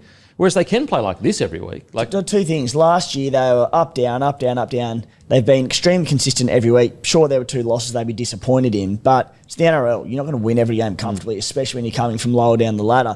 Consistency and, boys, they're scoring points. Like, yeah, it's what you want. Yeah. Like, and that was the one we knew they could defend. They're a Flano side. We knew that against the top tier sides, they might struggle a little bit. Game in, week out. But if this is the attack that they can have, mate, why can't they make the 8? Can I send a personal message to Laurie Daly? If Toby Couchman isn't in an extended squad this year, I'll give it away for New South Wales. Just to get a taste of it. I just get a taste of it. You can just tell he's just made of the right stuff. And I'd just be getting him in and around there and getting him ready, because it's a matter of time till he plays for the Blues. Mate, I'm telling you right now, when I first saw him play, like, I was like, he's going to be just a good, solid first grade. I honestly didn't see what you saw. Mate, his improvement has just been like fucking unbelievably good. Unbelievably good and like, he's just at the start. What's he going to be like in 3 or 4 years? This pack they're building down there, Flano would be so excited. Like, you also had Dylan Egan. Like, he played 80 minutes. He played about 40 of it through the middle. And I sort of thought, at the end of the game, I went, okay, where was the HIA? Where was the injury? Hamish Stewart played 36 minutes. Blake Laurie played his normal 22. Damien Cook played the entire 80 minutes. Like, you obviously had Tui Peloto, who he left for 20 minutes to go. But, mate, Egan, to me, he looked like he was sweet going the distance. Mate, what I love about him is, like, he has a very Liam Martin vibes to me. Just a fucking dog. And he might not like run for 180 metres. And who knows, he could build that into his game. But, like, right now, when you look across, I guarantee a couple of weeks ago, no one really knew who Egan was. I guarantee you he's going to be on video sessions for opposing teams going forward, going, mate, we need to shut the energy that he is exuding. Everyone's jumping on the back of that. How do we smother that energy so that, I mean, go back to the game against the Storm. It was like a bonfire of energy when he came on. And so you need players like that in your side. We talk all the time about intangibles, like bringing the boys, getting them all up, and he's one of those players. He's red hot right now. Mate, the amount of players in this competition at the moment that have come from Gerringong, it's a town of 4,000 people. Mental. It's actually mental. It is crazy. And it's not just now. Like, the Sims boys came out. Like, it's been going on for 25 years now. Rugby league, greatest game of all. Greatest game of all. Hammy, what do you reckon, mate? Yeah, great performance by the Dragons, unfortunately for me, who had a little something on the Titans at $2.50. But they were very, very impressive. What about Christian Tuipulotu? Money man. Money man. I mean, firstly, the kahunas, as supporters, we know, proud supporters of having a crack, after being told to not do that celebration, to do it. That takes some serious balls. But he only played 59 minutes, went for over 200 metres, had the 2 tries. What a great kind of, 6 months or so it's been for him. Yep. I mean, last year, and the years, obviously Ravalawa had a bit of a lock on that wing spot of the Dragons. He's gone down there and absolutely killed it. He's playing some great footy, but yeah, they were fantastic and put on a great show. And it was an interesting point there from Rue. Like, the games that they've lost, they've only been by this much, So the defence is good. When their attack gets going, they're a tough team. So I think they're going to be maybe a little bit better than we thought they were at the start of the year. Yeah, for sure. And what I like about it, they're like building this kind of like band of misfits kind of vibe. Like, you've got Tui Pelotu, who, if he's on your side, you love it. But if you're a Titans fan, you hate him right now. And I like the fact that this Dragon side, it can be a bit dirty. It can be a bit grubby. But it's us against the world. And I think Flano just does that so well with sides. This chip on the shoulder. Got blokes like Egan. Even Couchman plays with a bit of venom in his footy. We know Leilua does. What about Sewer? Like, all he does is try and shot people. Like, he has come back again and played. I think he won their Player of the Year last year. It's building nicely. Look, as long as they can just get at least one of their halves playing at a 7.5, 8 out of 10, they've got enough players around them to get the job done. They really, really do. It's just a matter of just getting their halves up and about each week, at least one of them. So what, Moses Sully on the right side, like, consistency's been his big thing. It's been fantastic the last few years. This is probably the most up and down game I've seen from him. But my God, the things that he did well. So well. you look like a state of origin centre. The other side of it was disaster at times. But, mate, like these games used to be the norm for him. Now you see it once every 2 years. Yeah. Well, I feel like he hadn't missed a tackle in about 2 years, and then he's actually missed a couple for tries this year, but he's doing unbelievable things with ball in hand. It's like just enjoying the Sully show. Well, I tell you what, the special thing about this game is that Sully a year ago, or maybe a year and a half ago, if he has a bad read, just goes into his shell and he's rattled and he's just like, oh my God, like I'm not going to play well, so I'm just going to go quiet. The Sully we see, the mature Sully, goes, I'm no help to my team if I do go into my shell, and just keeps pushing forward. And yeah, you get the mixed bag, but he still was responsible for at least 2 of their tries with 2 try assists. So it can't be that up. Mate, the man outside him, I'm really happy for Sloan. I just think wing might just be his spot. I just thought there's no way. When the news came out that Flanagan was going to sign him on a 3-year deal, $400,000 or $500K a year, I was just like I understood it because it's actually for a backup fullback in this salary cap, it's actually a pretty good deal. If you're going to pay him $400K, you know that he could go on to be a superstar, but at the very least, when he does come in, he's going to be a good solid fullback. But I didn't think that he would turn into a good solid winger. But like right now, he's a good solid winger. Mate, like the way that he's playing, and touch wood, he doesn't get the opportunity. But if something was to happen to Gutho that he was out for a few weeks, I'd love to see Sloan back there now. Him and Xavier Savage had a pretty similar career trajectory early on, haven't they? They're like these two boom fullbacks coming through the grades where you're like, could be superstars. Got a bit of a crack there, didn't quite make a fist of it, spent time in reserve grade, and you sort of sitting there going, what's their future look like in the game? For the time being, at least, they've both been turned into wingers and they have made a fist of it and become regular first graders. And as you said, boys, the potential's still there to become star fullbacks long term, but in the meantime, if they can be regular first graders on the wing, they're doing a job, the club are getting value out of them, and they've got these backup fullbacks with upside because they're both still quite young. And the exciting thing for the Dragons is when you actually... They're almost deceptively building out a really nice roster. Like if they can just land one really good 6 or 7, like as in a top tier youth coming through in 2 or 3 years, all of a sudden this roster turns it because you've got young front rowers, young edge back rowers, you've got young. We're just talking about Sloan, obviously. All of a sudden, they're a few players away from being a bloody good team. Atkinson might be that guy. Yeah, maybe he might be the attack. Because you'd move Flano back to 7, most likely, and you just say, Flano, mate, you've learned a lot in your 6 jersey. You're now getting to the age where you should be at your best. And then Atkinson can be the tip of the spear because we know how good he can attack.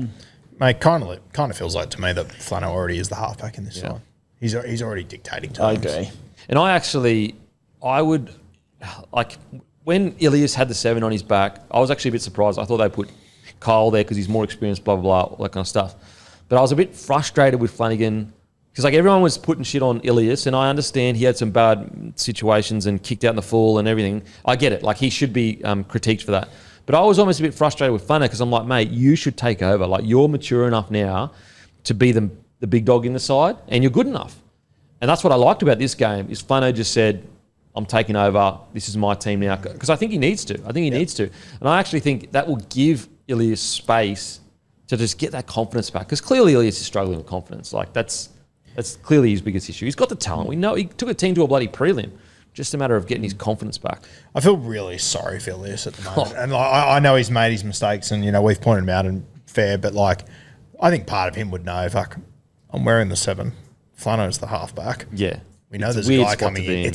It's an awful spot to be in, realistically. And he would know deep down, there's no way they're going to move Kyle on for Atkinson. It's going to be him. So he's almost playing for a jersey each week or a contract next year. I know he's got a 2-year deal, but yeah, I'm with you. You can be critical of a bloke and say you need to be better at certain things, but still be like, geez, he's just had a tough run over the last couple of years, poor fella. Man, you even have a look at his career. He was the guy that came in to replace Adam Reynolds, and now he's the guy that has to replace Ben Hunt. He's not really, but he's being paraded as that guy wearing the 7. It's a very tough spot to be in. Yeah, so hopefully he can find his form again. But he was solid on the weekend. I thought he was solid. 11 runs, 75 metres, 18 tackles, 3 misses, kicked for 293 metres. So not bad. Alrighty, now on to the Titans. The worry I have with the Titans is when are we going to see them improve? And I know that sounds like such a dumb thing to say, but like, I feel like they've been this team for like, what do you reckon? Half a decade? Longer? A decade? Yep. The Titans. What I was saying is like, when are we going to see change, man? I'm so sick of this. I'm so sick of it. For them, for the team they've got on paper, for the fact they've got a whole new coach. You know, there were some key players that tried their heart out. I thought Campbell absolutely could not have done more. He's actually been quite good defensively as well. But I just look at the Titans and I just go, when is enough enough? When do they wake up and go, you know what? Are we here just to get a paycheck and play good footy every now and then, or are we here to do something special?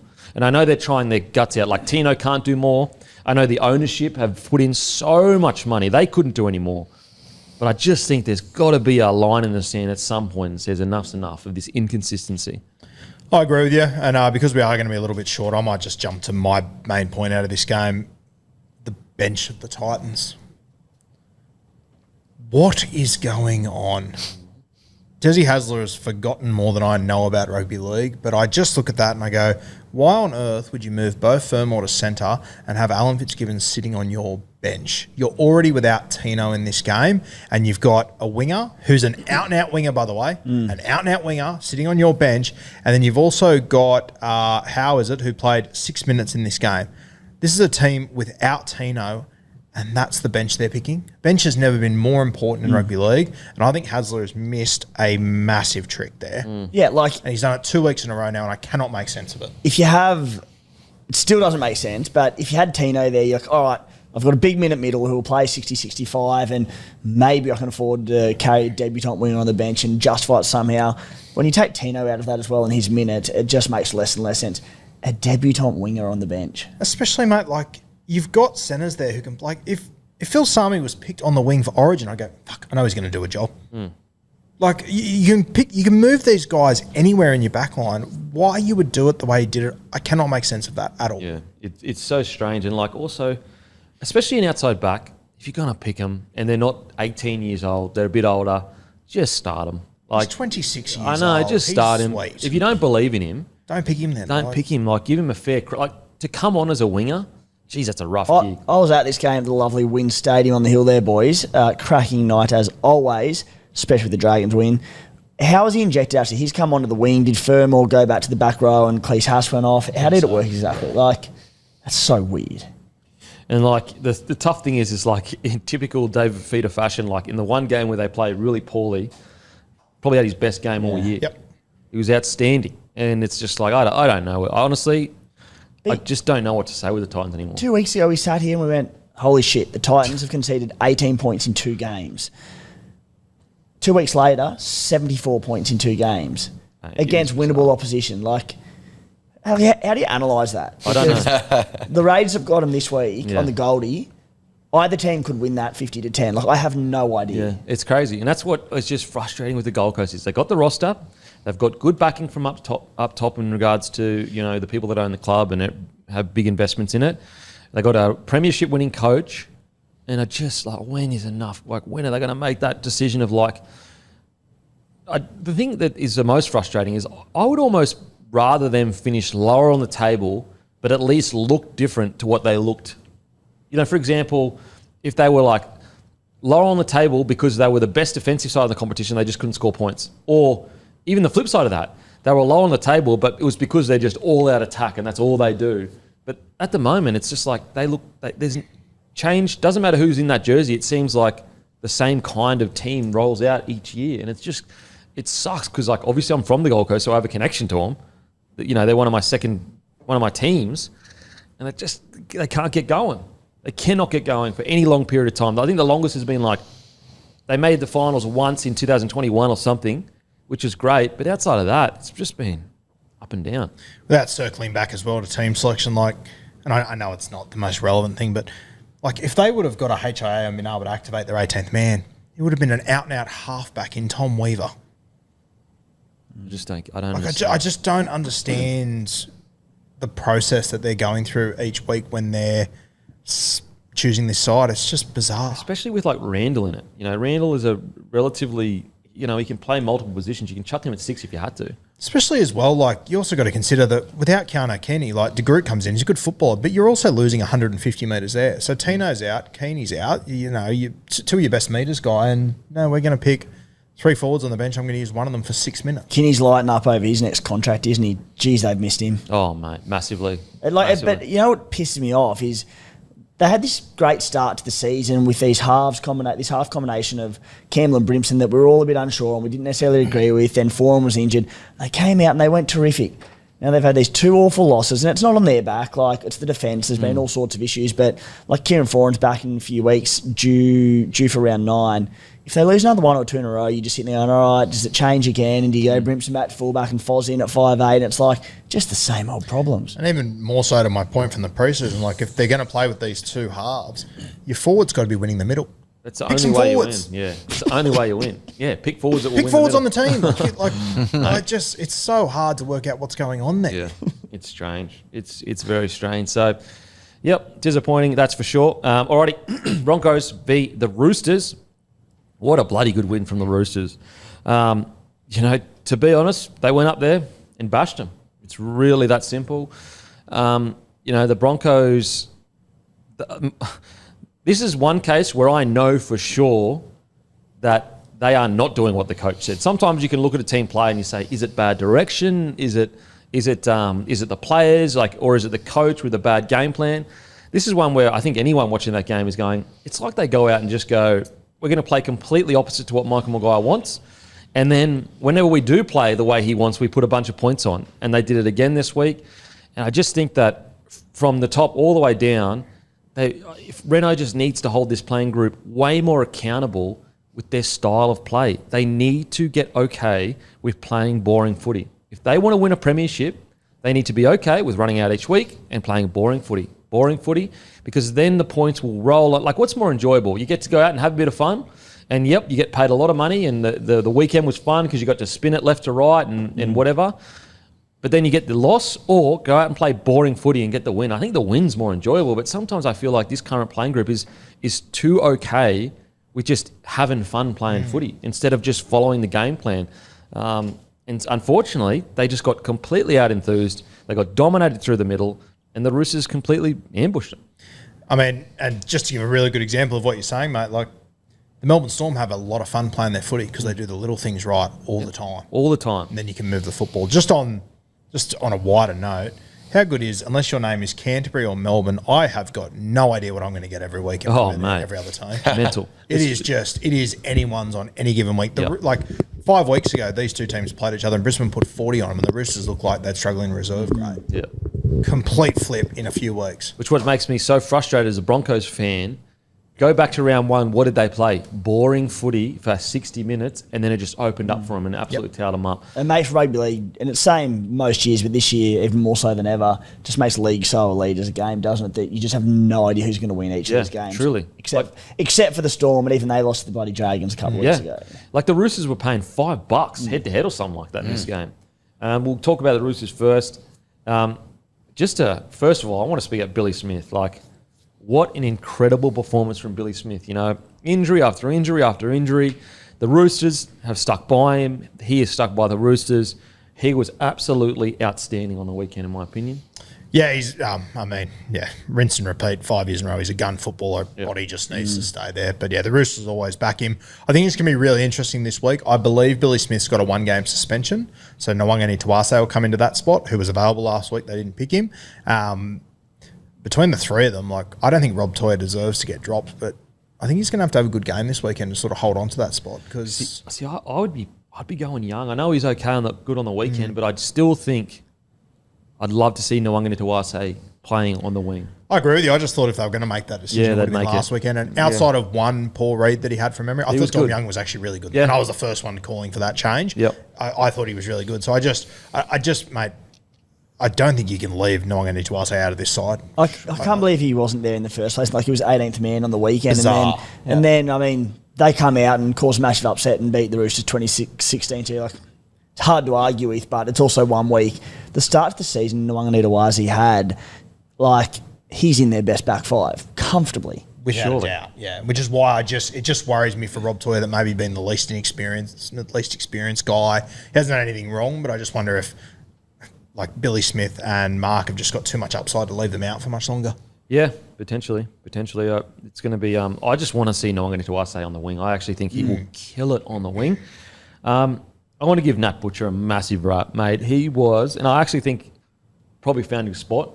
I actually think, well, at least if he can play like this, but just simplifying his game. I know they mix with him on the edge and through the middle at 13 sometimes, but like, what has Nat Butcher's strength always been is his work rate. And I reckon in the modern game, with how fast everything is, he's almost built for a front rower. Great in defence, huge motor, but I thought he was outstanding on the weekend against a front row of Paddy Carrigan and Payne Haas. He was probably the best on the field. He's such a good footballer, isn't he? Yeah. Like, and whether he's best is middle edge. I know you've got him edge, you got him middle. Like, I actually don't know yet. I just know he's a footballer. They need more guys like him. Yeah, the only reason edge, like, look, if you go on pure defence, obviously he's a great defensive player.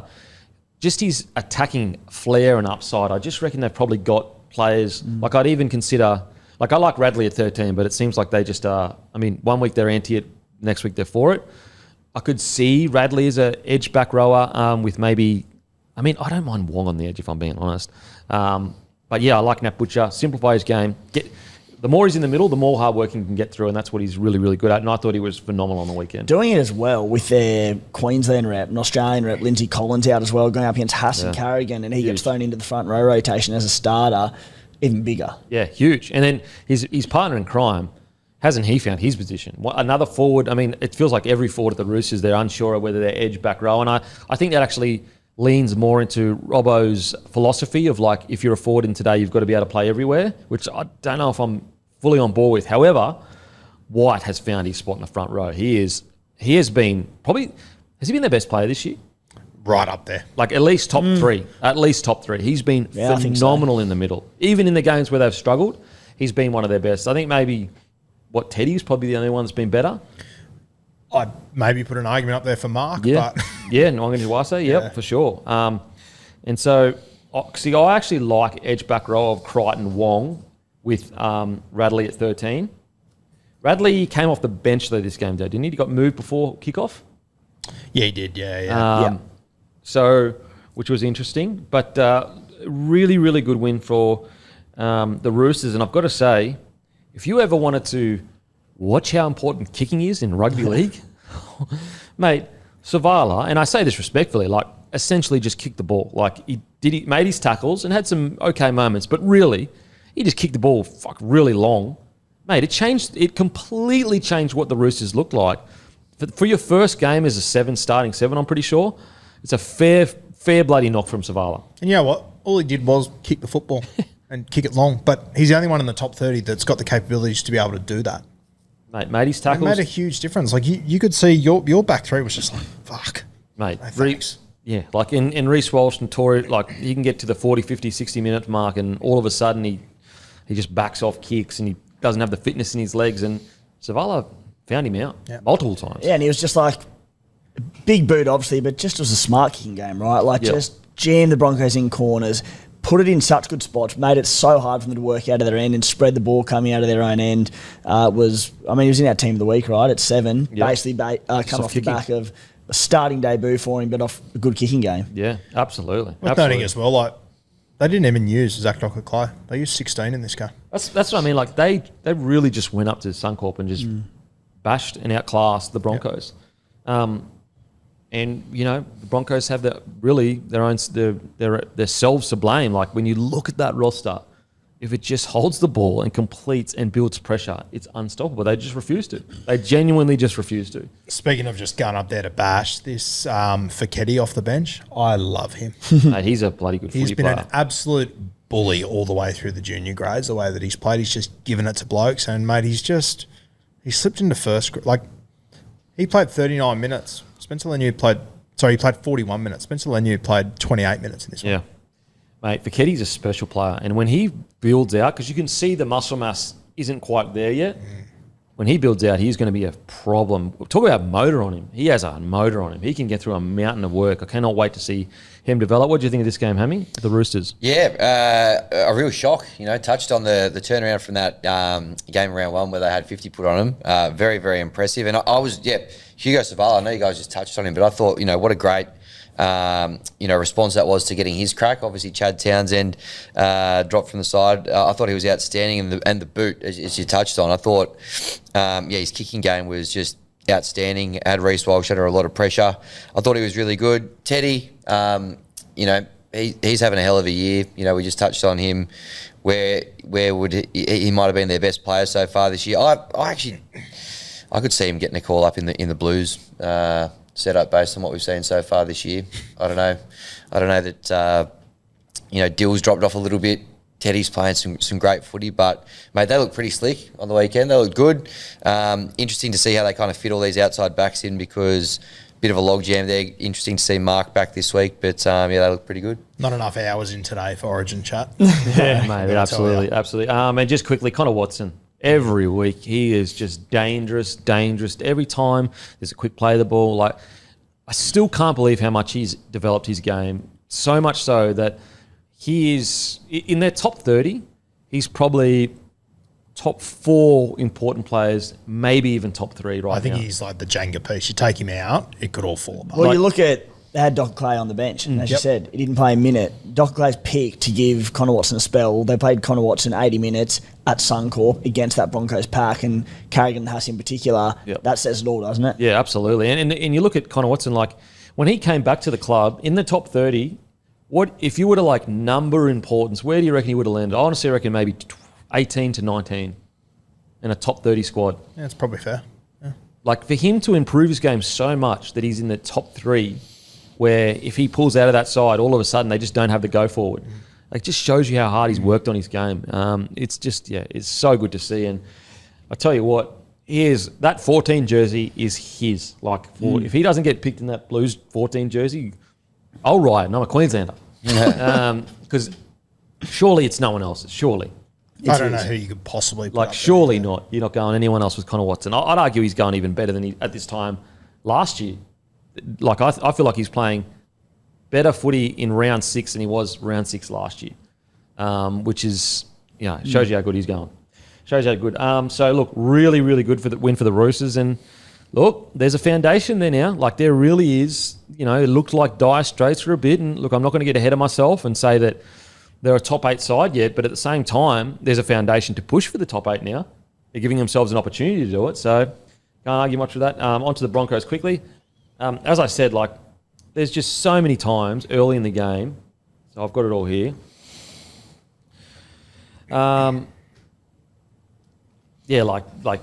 for strip balls, looking for long balls out of their own end, instead of just going forward. Second tackle, getting taken out with Cobbo. Then again, third tackle, getting taken out.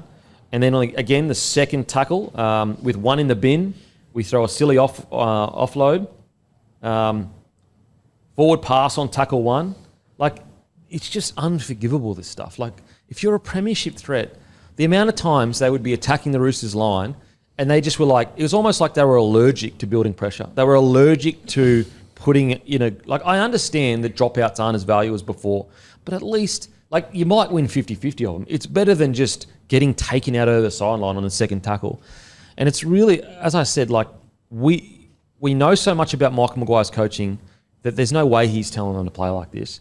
And I just think this playing group, it's it's ingrained in them where they will just play footy from anywhere. And I know that's fun and enjoyable. It creates great highlights, but do you want to have fun or do you want to win premierships? That really is the question they need to ask themselves. The premiership, if they play boring footy each week, they will be a premiership threat. But they just don't have that mindset. And I think all the way, and Breno spoke about it after the game, so he's aware of it. But I think he needs to hold them even more accountable and be harsher on this team. And I just think that for too long, for too many years, they're just okay with making mistakes. And it's we've got these guns, we'll score length of the field tries and we'll end up winning them. It's okay, you can keep doing that and you'll win some games, you'll lose some games, but you'll never win a premiership like that. You just won't. And ironically, that kind of style of footy came back to bite us in the arse in the grand final. We're throwing offloads instead of just closing the game out. And until we fix that mentality and get on board with Michael Maguire's mentality of enjoying boring football and then the big points will come, it's just going to be like this each week, in my opinion. Yeah, it's disappointing because, like, you watch them the first 2 weeks, you thought, okay, they've fallen in love with the grind. Yeah. Like, they're going to be a team that's going to be so hard to fuck with this year, and it just hasn't been that way the last few weeks. And, like, you know, Walsh he'd made a long strides with his defensive positioning and his fitness out the back. And then we get to the weekend, he's just letting balls bounce. And it's just like, mate, you've got to make the effort to be there. Like, cut away 2 or 3 runs in attack and just make it in defence. Like, it is more important for you to catch that ball than it is for you to be out the back in an attacking play. And unfortunately, with Walsh, like, if he was catching every ball and he was good positionally in defence, his attack will come. I got no issue with it. But if he keeps having these errors in defence, that's when you have to start asking, like, how long do the Broncos keep persisting with that? They can't afford to. So he just needs to sort the defensive side out. The kick returns and everything. You know, you might be gassed, you might be fatigued, but I'd rather you save your energy for your kick return than worry about attack. Because he's still, you know, he had a try assist, but he's got to sort that out, in my opinion. Yeah, you made the good point, Cambridge, about the Broncos, and it just surprised me their inability to execute a game plan just with the experience in the team. Like, if it was a younger team, you sort of sit there and go, I can see it, like there's no experienced level head out there. But, mate, between the most experienced halves pairing in the competition, Reynolds and Hunt there, you add in, like, even Reece Walsh himself. He's getting a lot of footy under his belt now. Yep. He's played at top levels, all of that. Payne Haas there, Pat Carrigan. How is no one in this sitting back and, like, yelling out and going, boys, like, what are we doing? Yeah. Composure, simplify. Like, as you said, like, less is best with the Broncos. Just focus on the middle. You win it more often than not if you play in and around the ruck with the big boppers that you've got there and the explosive forwards you've got there. Points are never going to be an issue, but let's just hold the ball. Let's complete it 80% plus. Points will come. Yeah. But it's like, just with all these experienced heads, I'm surprised they're struggling to execute that game plan. Well, that's where I feel like for too long they've bought into this, like, oh, it's all good and new age, you know, everything's okay, and like, I just maybe I'm the old head being cringe right now. It's like, oh, mate, you know, you need to come into the new age, but I just feel like too much is let go when, especially, like, even you've got Hunt sometimes doing it, and you're like, Benny, you are an Origin player that is one of the best players in the competition. You should not be throwing crazy cutout balls coming out of your own. You and Reynolds should be the ones leading the charge of, like, boys, this, you know, we need to be more conservative.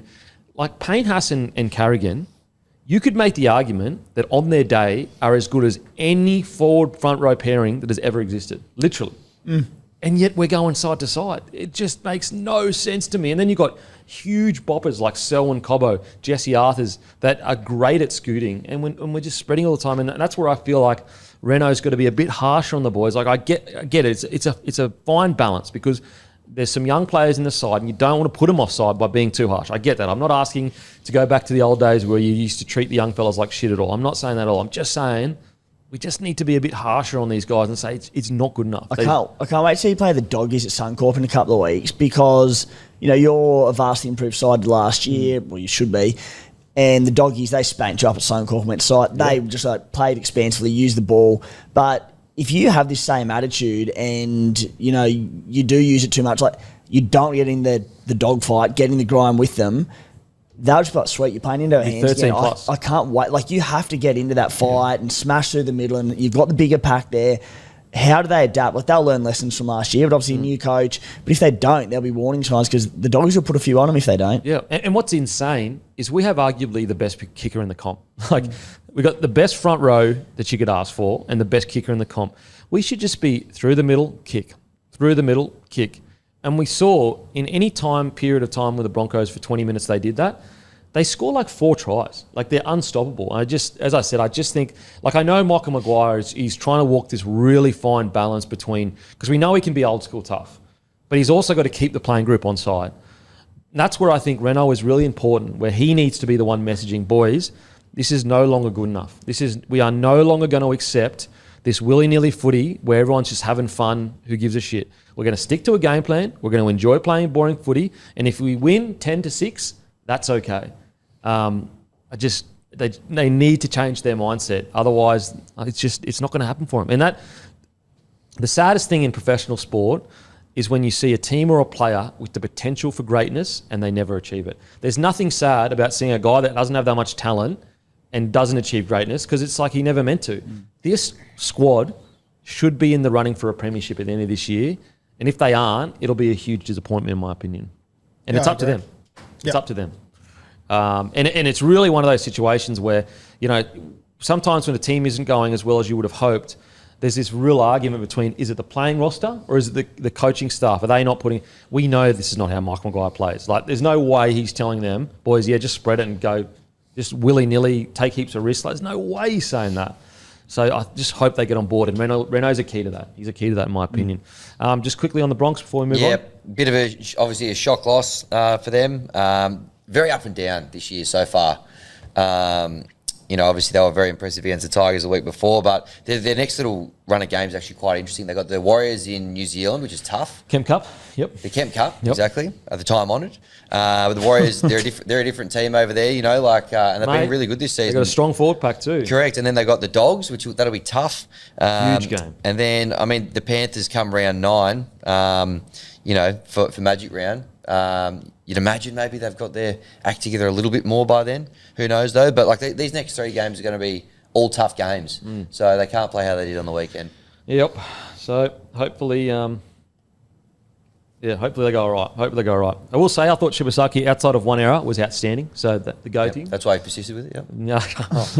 We'll see how I go. See if my wife is still at home when I get home this afternoon. It's got nothing to do with the go-to. Rude. I just wanted to stay. Okay, boys. Next game. Before we get into next game, though, do not forget Daylights. That's right. Tom and E releasing Daylights last week. You can also use code DMP for 10% off. It's a rehydration satchel, and 8 out of 10 Australians, according to Tom and Eddie, take that with a grain of salt. No pun intended, because there's salt in the rehydration anyway. That joke's just probably when everyone said. You liked it? See, there we go. Good. There we go. Got one. I needed a laugh today, actually. 10% off. Use code DMP. But also, as usual, you can use code DMP for 10% off Good Day.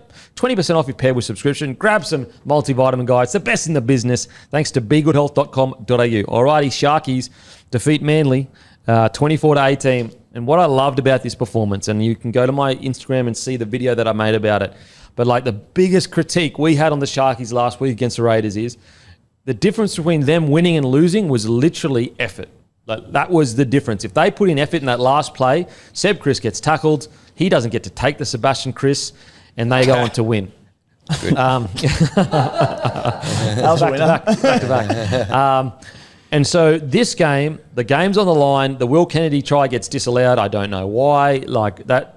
People get run off the ball like that literally every kick, but whatever. It is what it is. Manly regain momentum. Trindle has a try saver in the corner with, I think, Stone Street. Then they go up. Kennedy scores. Then but all of a sudden, Manly wrangle momentum back, and it's looking like Manly are going to run away with it. They make a line break. I think, is it... Who stepped back inside the centre? It wasn't Cooler. Was it who was the centre? So it was Garrick and Kohler. Talau. I think it was Talau stepped back inside. They made a break. Manly did. Someone stepped back inside, and Adam Fanua-Blake trailed all the way from marker in the middle of the field to the edge and made a one-on-one tackle. If he wasn't there, they go on to win the match because that try would have put them ahead. I'm pretty sure, or at the very least equal. And that's the difference. That effort from Adam Fanua-Blake, who ended up being injured the whole time, that's what won them the match. There was a kick chase from Nico Hines as well, some beautiful ball playing after that made him get a repeat set. That's what I like to see from the Sharkies, some desperation, really, really good win. It's about backing it up next week now, though, for the Sharkies. Yeah, I think the Sharkies needed that win. 24 points to 18 looks a lot closer than what I thought it was. I thought the Sharks were the better team by far and away. I thought Trindle was outstanding in this one. That play where he showed under, then put that curling kick into the corner. You just can't defend that shit. That's the sort of stuff that Trindle's capable of doing. I love him jumping into first receiver. I think once again I saw a little bit on socials criticism of Hines. As a halves pairing, their job is to win games of football. I've been saying it for weeks. If one of them's got the hot hand, you let that guy go, and Trindle does at the moment. Yeah. it's I do think that like with Trindle and Hines, it's like, you know, maybe you just bite the bullet and put 6 on the back of Hines so it stops the noise. Should have done it last year, man. I don't know why they keep putting this pressure. I don't know if it's a Nico thing. He wants to wear 7. I don't know what it is. Trindle's the halfback at the club. It's very evident. They play their best football when Trindle's the halfback. I feel like, you know, because I was just for, look, it doesn't matter, who cares? Because it in reality, it doesn't matter. But the more I've thought about it, the more I'm like, I feel like if they just gave him the 6 jersey, it would take away a lot of noise. Well, it's like what we said at the Sharks with Flanagan. Yeah, Go like bang, put just 6 on. Yeah, I just feel like if they just put the 6 on his back, all of a sudden, because right now, people are expecting him to play like a 7, but the Sharks are saying to him, don't play like a 7, play like a 6. And it's just like, I feel like a lot of noise would be gone with that. I mean, I even put up that snippet and I gave Trindle a massive rap, Adam Fanua-Blake a massive rap, Nico Hines and Will Kennedy. And even in like a snippet, giving them all a rap and they won the game, people were putting shit on Hines. I'm like, bro, like this obsession is so weird. When he plays bad, for sure, critique. But anyway, mate, Trindle, like when he is on, he like Tricky Trindle, the nickname is very apt because some of the plays he can come up with is super special. It's just a matter of like week in, week out, getting it out of him. Because some of the stuff he can do when he's on fire is special. Yeah, and he loves being a halfback. He's a halfback's halfback, Trindle, and I think they just got to let him be that. Yeah. What do you reckon, Timmy? Yeah, I think the Sharks learned a lesson from last week. We were sort of talking about how against the Raiders, they just went into defence mode as soon as they got that 2-point lead and they didn't look to win the game. And it gave the Raiders the opportunity on the buzzer. I think this week they stayed a bit more aggressive once they took that lead. Manly bounced back with a couple of tries in the second half. The Sharks responded with some good footy and they put more points on the board and they didn't give them a chance to chase them down. I'm with Roo. I think the scoreline flattered Manly. I thought they were very ordinary in this. We'll get to them shortly. But the Sharkies, that first half, it was decent quality football, but it was 2 pretty good defensive outfits in the first half. The attack from both sides was pretty lacklustre. I thought the one that came on and busted the game open was Sifa Talakai, who stats-wise, you know, didn't play huge minutes, not massive meters, but he came on in the first half where it looked like no one was going to break through, and he had a couple of runs through the middle. One was a line break, another one was just a barnstorming run, busting tackles. And off the back of that, I think Trindle set up the first try and they went bang, bang and scored. I think the impact of Sifa in this one was huge. Yeah, for sure. Hazelton as well, I put in the same basket. Yeah, I nearly had Hazelton on my bench. He was that good. I want to give a massive rap, though. Will Kennedy. I mean, I think we were all in agreement that he was under pressure this year, probably to varying degrees from each of us and of how much pressure he was under. But, like, I think this has been his best year in a long time. And those 2 tries he's got, I know he got 1 disallowed, but... like, that's what he can do. That's what he can do. Third on the Dally M leaderboard. There you go. There you go. That. Mate. What a great story. Because he's... actually, I ran into him a few years ago. He's such a nice fella. Such a nice fella. And, you know, like... okay, yeah, is he the game's biggest superstar or whatever? But he's still got some... he's got some magic in his hands and his feet. Like, he has a big play in him here or there. And I think that, like... you know, for a couple of years, especially last year, injury probably didn't help him. The year before that, just really inconsistent and just probably didn't have the impact. He never really played badly. He just didn't have the try assist that you see at other clubs. And I'm just happy for him that he's having these big moments now. And he hasn't really, even when they've played poorly, the Sharkies, he's actually always been one of their best this year at least. And I thought both of his tries, even the one that got disallowed, like, that's some pretty special play. Not many fullbacks... you know, have that on their resume in the same game, 2 big tries like that. It's pretty rare that happens. Yeah, coast to coast, in and out, you know, kind of turn the fullback around a little bit. You know, if that try had a stands, all of a sudden he's run over 200 metres for the game. Yep. He's been excellent this year. In fact, I reckon most games he's been probably in their top 2 or 3. Obviously, he's third on the Dally M leaderboard, but he's certainly, if there was any question marks about it at the start of the year, like, they're just gone now. Yeah. He's a walk-up start. Jai Gray, Terrell May and Will Kennedy leading the Dally M's. How fucking good is this comp? So, like, Terrell May would be on the most at like $700K a year. That's crazy. That's so good to see. I hope it bloody stays like that. Could you imagine if they were fighting it out at the end? Well, round 1, Jai Gray, before the Latrell injury, he was playing New South Wales Cup, and Will Kennedy, he was like... pressure. Yeah. Yeah. I mean, he had to play in the first trial. That's how much pressure he was under, the first trial. That's for, like, fringies and, like... people that are just coming into first grade squads. So good on him for that. like I will say, second half a period there where they completed at 57%. If the Sharkies can just get that out of their game, just that lull, just an 80-minute performance. Because like I reckon if they complete at like 80% and they don't have that lull, I reckon they beat Manly fucking by 20 or 30. But it was just that lull that allowed Manly back into it. So really, really good win for the Sharkies and exactly what they needed because it was getting into like, oh my God, what's happening right now? Those big, you mentioned Tommy Hazelton before, but stats-wise, scored a try, a decisive one in the game, 132 run meters, 30 tackles without a miss. Playing some good footy, the big fella. Killing it. And what's insane, and the Sharks don't get enough credit for this, they're keeping him. Like they re-signed him. Like I thought he was gone for sure. And I think it's the right, whatever decision that, because someone is going to have to give there. I think it's the right decision. Like I know they've got a good forward pack, but I actually think Hazelton will develop into probably the better forward.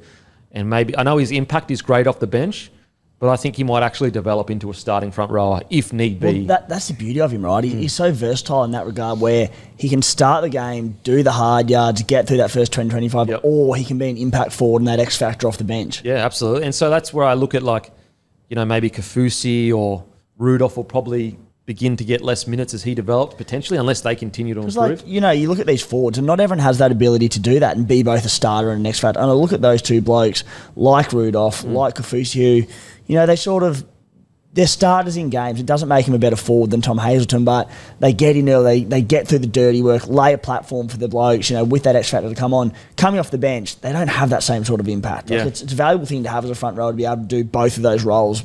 Well, it shows you how good their friggin' bench is when you got Talakai and Hazelton coming off it. It just changes games. Now, on to Manly. As guys, we'll be moving through these quicker because obviously the Galvin news dropped. I'm getting a little bit worried. Like, the thing is, I don't think the DCE announcement derailed the season. The problem is it doesn't matter what the truth is. The headlines are going to come anyway. And what I mean by that is, I don't think the playing group has an issue with DCE at all. But I think that the outside noise, if they say that's the issue, it just becomes the issue, even if it's not. Like, the players could scream till they're, black and blue that we love DCE, we understand why he did what he did, it's all good. But if the media just keeps saying it's a problem, it just is, whether it's true or not. And so you've got that. Then you've got the inconsistency, and I'm not at panic stations at all with Manly, not at all. But I get to a point where I go, can you make the top four playing like this? I just don't think you can. So something needs to change. They're still in the running. They still can make the top four, but they need to sort this consistency out because it is so up and down with them. Yeah, and I mean, they've, I seemed like an asshole after round one when they put 40 on a side and I was a bit negative. But, I'm sorry, these are the first two teams they've played that I think will be top 8 sides and they haven't got near either of them. That's my concern with Manly. I know there's been a lot of water to go under the bridge, but I do not think they are a top 4 side. I don't think they're of that calibre, the Manly Seagulls. What do you reckon, Timmy? Jeez. I thought that was so much poorer than the 6-point margin indicated in this. That first half, a side who, they've been up and down, but they've always seemed to have attack and points in them, and they always look lethal. Even against a Storm, they looked lethal at times. Mate, they look like it was a training run for them, and not in a good way training run. Like, they were just going through the motions, and they were a bit, I shouldn't say robotic with Manly, but they didn't look like breaking through the Sharks in this one. I thought they were very, very ordinary. And I like, Lehigh Hopewadi's gone to full. We spoke about leading into this year, if Tom Trbojevic gets injured, they're better covered than previous years with blokes there, and Lehigh's got the first nod ahead of Kohler and Garrick. Hopewadi hasn't been bad, but that gap is still so big where we've gone, geez, they miss Tommy. And that's obvious, I know, but I thought they were going to deal with, I shouldn't say life after Tommy, but when Tommy's injured, better than they have. They've looked so flat. It's just worrying because as I said, I'm worried that the DCE thing will become an issue because the media will just smash the hell out of it. And then all of a sudden you get to deal with that. I'll tell you what is going to be interesting on the DCE thing in 6 weeks' time, assume he's going to go play Origin football, you're going to get a little taste of life after DCE. Oh, fuck. Yeah. Shit. So it'll be Brooksy. They'll probably move Brooks to 7, you reckon? Yeah. Yes. What else are they going to do? Turbo's not there. He'll probably be playing Origin, so... they don't really have many options realistically. Like, unless you play Simpkin at 9 and you use Lockie Croker in the halves, like blood one of these young guys. I don't know. Yeah, fuck. Just looking at it now. I mean, it will be good when they do get Croker back. He was he supposed He was to on be the back? extended Yeah. last week, I think. Close. So. He's always close. They do miss him. They do miss him 100% because they they're do, playing yeah. with like Tavanga, who's a bloody forward essentially. Yeah. Their cup team got beaten 56-0 by Penrith on the weekend.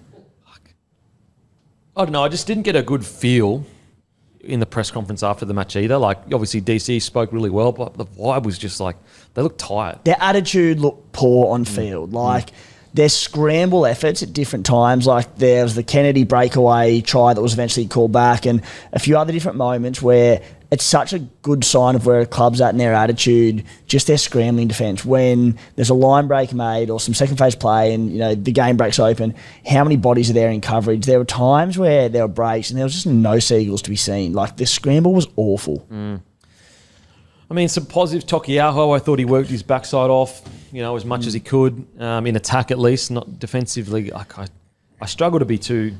I feel like their defence was just quite sloppy around... So, look, the positive is they get Dragons next week. So, it's a game that they should win.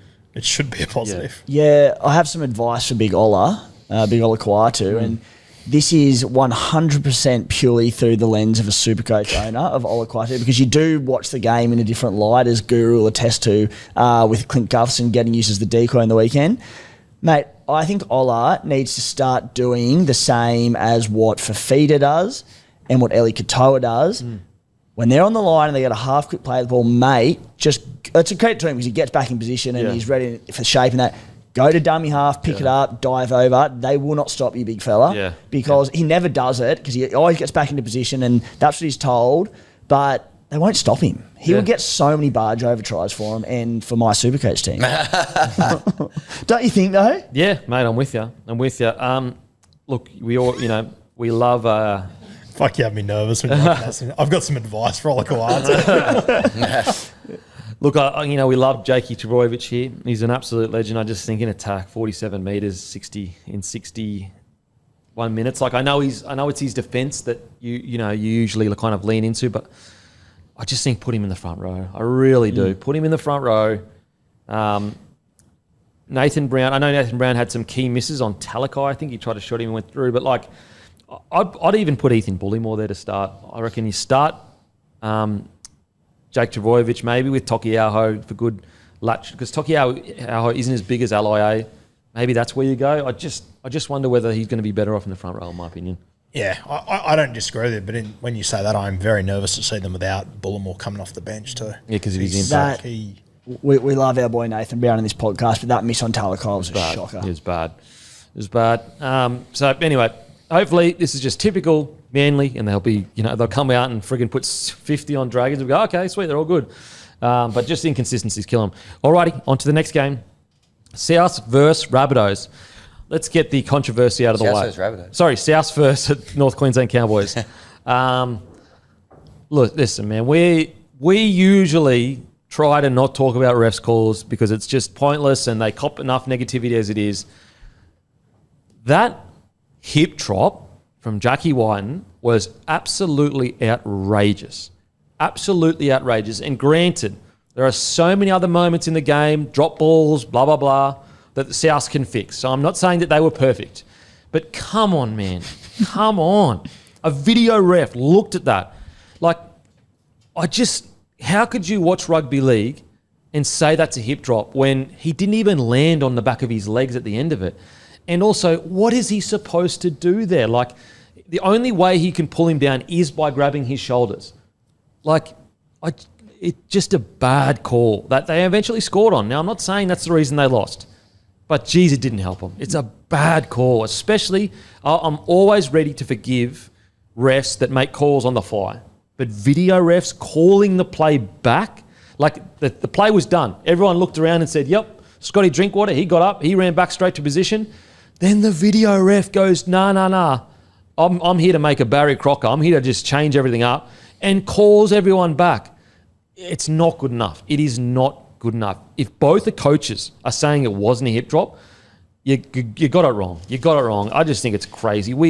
I'm all for like the bunker helping out or whatever, but for a lot of these calls when it's not in, like no one got injured, everyone just got up and kept playing. It was no dramas, mate. Just let the play keep playing. Like, why are you butting in to make a call that just insane? Matty took it really well. Yeah, mate. Boys, what do you reckon? Mate, the call was wrong. I agree with everything you said. Mate, the last little hammer blow was that he didn't even get charged.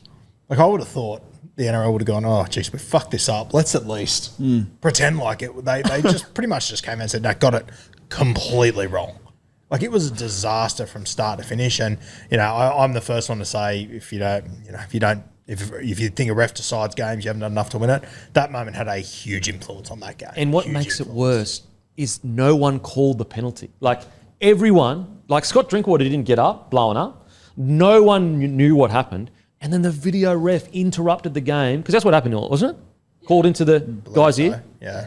Like, bro, come on. That's just not good enough. Like, as I said, if the ref called it in the play, I would be like, look, it's fast. We have to back our refs in. They're going to make some mistakes here or there.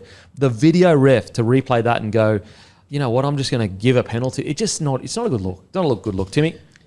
Oh, I agree on all fronts, mate. I'm happy to throw to Matty for this one and get his thoughts, because they'll be more interesting than mine. No. What else do I have to say? It was a terrible, terrible call that literally changed the game. They scored off the back of it. It was 10-6. They scored immediately and then they scored again straight away. It completely turned the game. It was the fact, again, just to echo what you said, Denon, I can cop if the ref makes a bad call. I can cop it. But when the bunker makes a bad call and then like butts in and then the match review committee say there was nothing wrong. Like what? Like now what? There was supposed to be last year. Graham Anderson would have said something. Now what? Nothing. What? Like I don't get to hear anything. It's outrageous. It was an outrageous call. It sounds like you've moved on. Sounds like you have a little bit, Dad. Mate, I'm with you, Matty. As I said, we are very pro referee here, and I also I want to make it be clear that wasn't the ref. That was the video ref. So don't be angry at the ref. Be angry at that. That's a poor call. I don't know how you can watch that replay and call that a hip drop. I just don't know how you can. Anyway, past that. Just before we move off, though, just as well, like that goes from almost the best player of the weekend. That tackle was unbelievable. He was going to score for all money, and it goes from the best defensive effort of the weekend to now the biggest controversy of the entire weekend. You're absolutely right. Like that's a game-changing, winning moment of grit and determination. What we tune in for. No one got hurt. No one landed on anyone in the back legs. Maybe he grazed the back of his legs, and we're going to ruin that moment.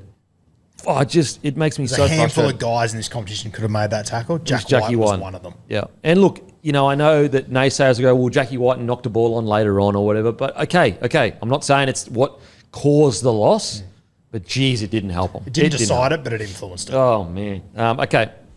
With all that being said, I actually walk away from this game with both teams going, mate, the Rabbitohs are decimated by injury. I think it's incredible that they're even in that game. And Cowboys, their whole season's turned around. Was it 3 on the trot now?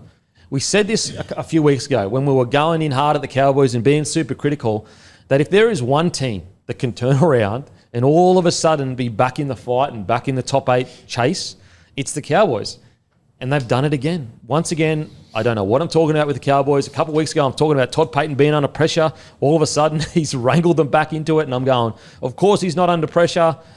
I think the Cowboys deserve a massive rap for turning what they started the year so poorly. Like, they looked so far off the pace. And, are they the best team in the comp right now? No, I wouldn't say that. I don't even think they're top 4. But they've done a bloody good job to get where they're at. They've wrangled their season back. They're back in the fight. Good on them. Kind of sounds like the conversation we had all last year. Yeah. And you look up and you go, fuck, they're 6th. Wild. It's incredible. Yeah. Yeah, the Cowboys, I don't think either team was fantastic in this game. They did what they needed to do. Purdue was the talking point for me, mate. Just the talent he's got. As you said, Jack White turned that ball over, which he didn't have to do much there, but just the other one where they turned him under and he's just going back against the grain. You see him from 15 metres away pick out Kepi and Hubner, who look absolutely gassed. Yeah. Just the awareness at his age, like he's liquid. Mate, the way he moves, it is just, he's quick, he glides. And again, like we speak about it every week, but he's not even close to his potential. Like physically, he's still a kid. As long as he is at the right club and the Cowboys have the right strength and conditioning and they make sure that they build him out correctly, I mean, he's Origin mate. He's Origin mate. That simple. Yeah. Like, you could easily say, some people say, the Cowboys are so inconsistent. They're actually incredibly consistent. Like, they lose in stretches and then they just string wins together consecutively. Like, 0-3 or something to start the season, they've gone bang, bang, bang. And there was, so much concern for the Cowboys the way they started, which went into the Raiders game, the Penrith game. And it was like, all right, this could be 0-5, 0-6 very quickly. Instead, they've gone 3 wins on the trot. Bit of credit, not setting the world alight, but like Jake Clifford came in when they were in all sorts. I think it was after 2 rounds for that Broncos game. They played really well in that, and then they've won 3 on the trot since. So he's had a big impact on them, I should say. It's funny, they're almost like the Titans, but just a better version. Like they have this like identity of like super inconsistency, but also consistent for stretches enough to get him in the top 8. And so it's like, it's kind of just who they are right now. Do you guys think pre-game, as they're about to run out, when Todd Payton looks around his dressing room, do you think he knows whether it's a good day or a bad day for them? That you seem to know with him from like kick-off. Do you reckon he knows the day of, though, if they're on or not? Well, it's funny because he goes, in the press conference, he goes, man, I was a bit worried about them. They were like really kind of like lackadaisy leading into the game. And he just goes, but I was so happy with how they came out in the second half. So it's like, I don't think he even knows. I reckon out of all the coaches that get in the elevator to go to their room, he'd be the most nervous going, I don't know. We'll see. Oh, my God. He'd be so... Because, like, there's no question Todd Payton would be a tough coach that would train them super hard. And so, like, all the ingredients for them to be a gritty, tough side, like, that's who Payton is as a player and a coach. But they just have this kind of character of... Okay, we'll win 2 and look absolutely terrible. And then 1 week we just go bang and we're like a top 4 side for a bit. And then we struggle. So if they can just somehow get rid of those lulls, like they'll play top 4 every year. Sitting 6th at the moment, you think they make the 8? I think they do now. They're $2.88 to make the 8. That's a pretty good price. That's a pretty good price, absolutely. Like, and as I said, this is coming from a guy a couple of weeks ago that's going, oh my God, it's a disaster season so far. But I just have to back their history and look at like what they did last year, the year before that. Like it really, it was the first year that he took over where they were super consistent with their good defence. It's good. It's really good. Did you say they're coming 6th? Isn't that what we just said? Yeah, you said that. Did you say they're coming 6th? Yeah, but that's just what we said a minute ago. No, that was last year I was saying. They're 13th. They're 13th. But they've won their 3 of their last, their last 3. Well, to be fair, they're on the same amount of points as 7th. Yep. That's crazy. 7 to 13, jeez. Like that just shows you how fun this comp is this year. Like you got 5, 6, like 6 or 7 teams that are genuinely in the fight for that 8 position. In regards to other performances, boys, who stood out for you? I liked the performance of Sammy McIntyre. I'll give him a rap every single week. This week won't be different. I thought he was really good, and I thought Ruben Cotter coming back into the side was really solid too. I think they missed him. Yep. And Timmy? Yeah, the McIntyre try was a nice one, but I mean, I don't think I've whinged about it this year, so I can do it again. But the just the fullback in the line defensively, some of these tries that are scoring with like just a little grubber in behind the line and they just dive on it, it's just way too easy. And I know, look, we've touched on it before, and I think last year, but I just don't think that a fullback needs to defend in the line all the time. Tries are coming so easy with that little kick in behind. And look, there's 17 coaches in the NRL who know infinite amounts more than I do. I just don't think they're so glued to it every side. There has to be a fullback defending the line, and there's no coverage over the back. There's something to it. And but I don't get, and sorry for cutting you off, but I don't get like, and you probably agree, get him to be the extra defender on the edge. Yeah, exactly right. Like sweep to the edge. Yeah. You don't want him defending in the front line in the first place because they get them. They don't even have to isolate them. When like a crafty hooker does isolate a big bloke on them, they don't stand a chance. But even when they don't isolate them, but they're in there like a mark or a defender, they get run over the top of anyway. I'm like, scrap that, tighten the defence, as they did for many, many years before this came in, I don't know, 7, 8 years ago, and you play essentially a player short on the edge and the fullback sweeps across and becomes the extra man. Yep. If they score on you and they fend them off and go through there, so be it. But at the same time, the amount of tries it will save from the coverage of those kicks in behind the line, I honestly think it makes up for it. But again, there must be something because they watch heaps of video or whatever. But I'm with you, mate. Like, you know how much harder it is to get the ball to a winger than it is just to get one big fella running at a small number. And even if he somehow makes the tackle, It's a quick play the ball. Yeah, exactly. And he's in the tackle. There's shitloads of tries through the small fullback at marker or at A defender, whatever it might be. And then there's a shitload more just easy grubbers in behind the line with no one there to cover it. I'm like I don't know. I don't get it. Sit him in behind the ruck and make sure he's on his bike as soon as that ball moves from the hooker, just go. And so mate, I'm with you. I just do not get it. It makes no sense. And Gutho used to be really good at it, where he would just become the winger. Unbelievable. So he would just get across, and he'd basically be a winger ready to go. Makes no sense to me. But surely there's got to be some mass. But in saying that, sometimes things just become trends. Like, for example, for a period there, Taumalola, everyone had to have a front rower at 13, and then all of a sudden, it just changed back to what it used to be. And it's like, okay. My favourite trend right now in rugby league, and it's like a disease that's taken over when the halfbacks stand at the scrum and then they throw the ball to the winger and they run in. Every team's doing it, and every team turns one onto the front row, and it's like, fuck, what are we doing? Mate, you see it 10 times a week. Yeah, every team does it like they've just reinvented fire. It's bizarre. Oh, yes, Roo. That's one of your best, mate. One of your best. One thing that I think is getting a bit scary is like the amount of teams that think they can be the Melbourne Storm and put fullbacks in 6s and 7s. You're not starting to see it a bit more. It's like, bro, like they used to be fullbacks, but they've been developed into 6s and 7s. And, it's worked so far with Campbell because he's such a special player. But there's some other people where I'm just like, I think you're getting a bit too caught up in the fact that the Storm players used to be fullbacks when they're actually out and out halves now. They just used to be that. Even with Campbell, though, if Melbourne Storm didn't exist, I don't know how much of a success we'd be calling it. Yeah, fair. That's fair. So bloody good performance. I think Taulungi's been back to his best as well. He was really quiet to start the year, but he's been outstanding. Dearden, there were friggin' 4 times where his defence created an error. Like, he just typifies what rugby league's all about. And, I hate to bring it up because I know you guys don't like it, but what a Queenslander's all about. He just suits the jersey.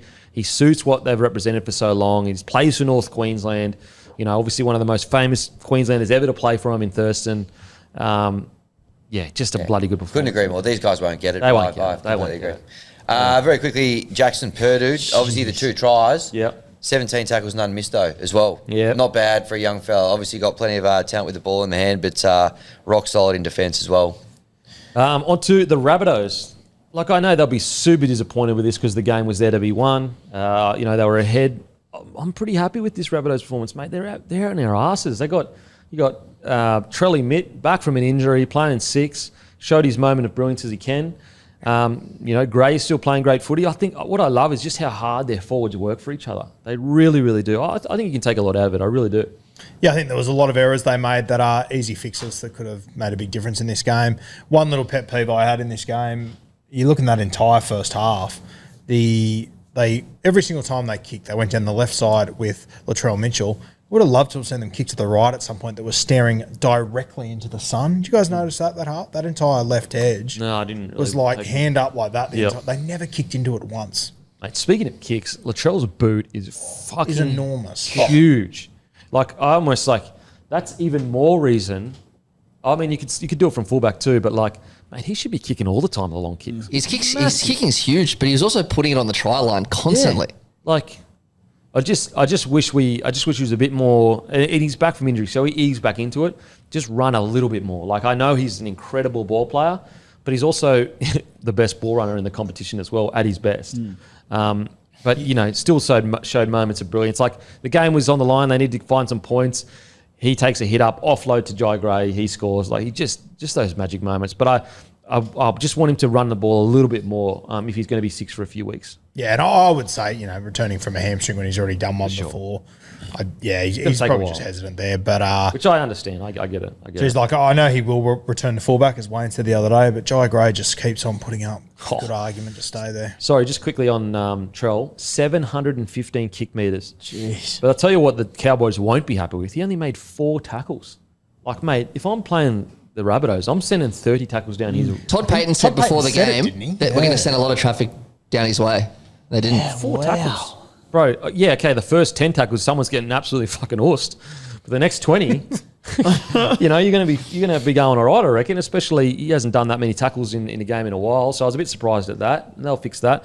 But yeah, kicking for 715 metres for a guy that a lot of people didn't know had that kind of kicking game, just shows you how special Trell admits Most talent of is. the bombs too. Yeah. But yeah, sorry, just back to Jai Gray, mate.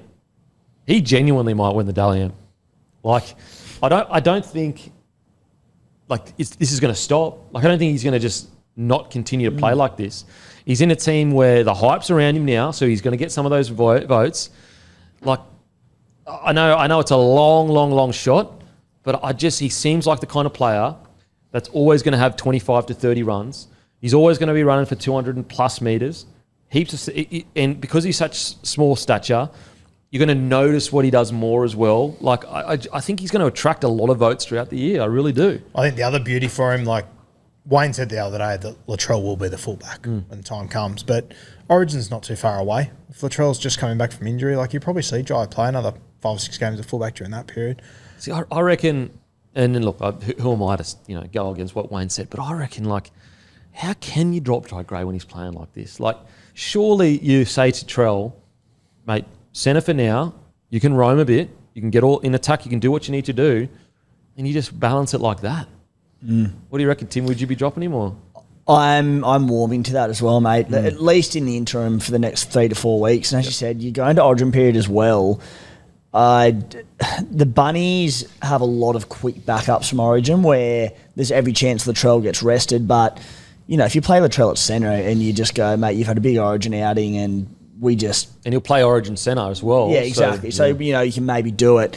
Mate, the form Jai Gray's in, I'm not locking anything in if I'm Wayne Bennett. I'm saying the way Jai's playing, we're keeping him there. Latrell, you play at centre. As match fitness gets back more and more, we utilise you more in the opposition 20. We'll get you sweeping as fullback, as we spoke about in recent weeks, and ensuring that he is playmaking and doing a lot of ball handling out there across the field. But, mate, for the time being, I just don't think you need to change anything. And, you know, Wayne sort of come out and said that Latrell will be back to fullback, and, you know, he probably is at some point, but I don't think you need to lock in either. Do you lock in and say, basically, mate, when Origin's done is when I'll make that decision? Because, like, why move Jai Gray from fullback when he's going to be there anyway when Trell goes to... And you can say to Trell, mate, like, you're going to play centre in Origin anyway, so let's get you ready. Let's get you ready to fire. And then after Origin is when we look to push to, you know, finals footy.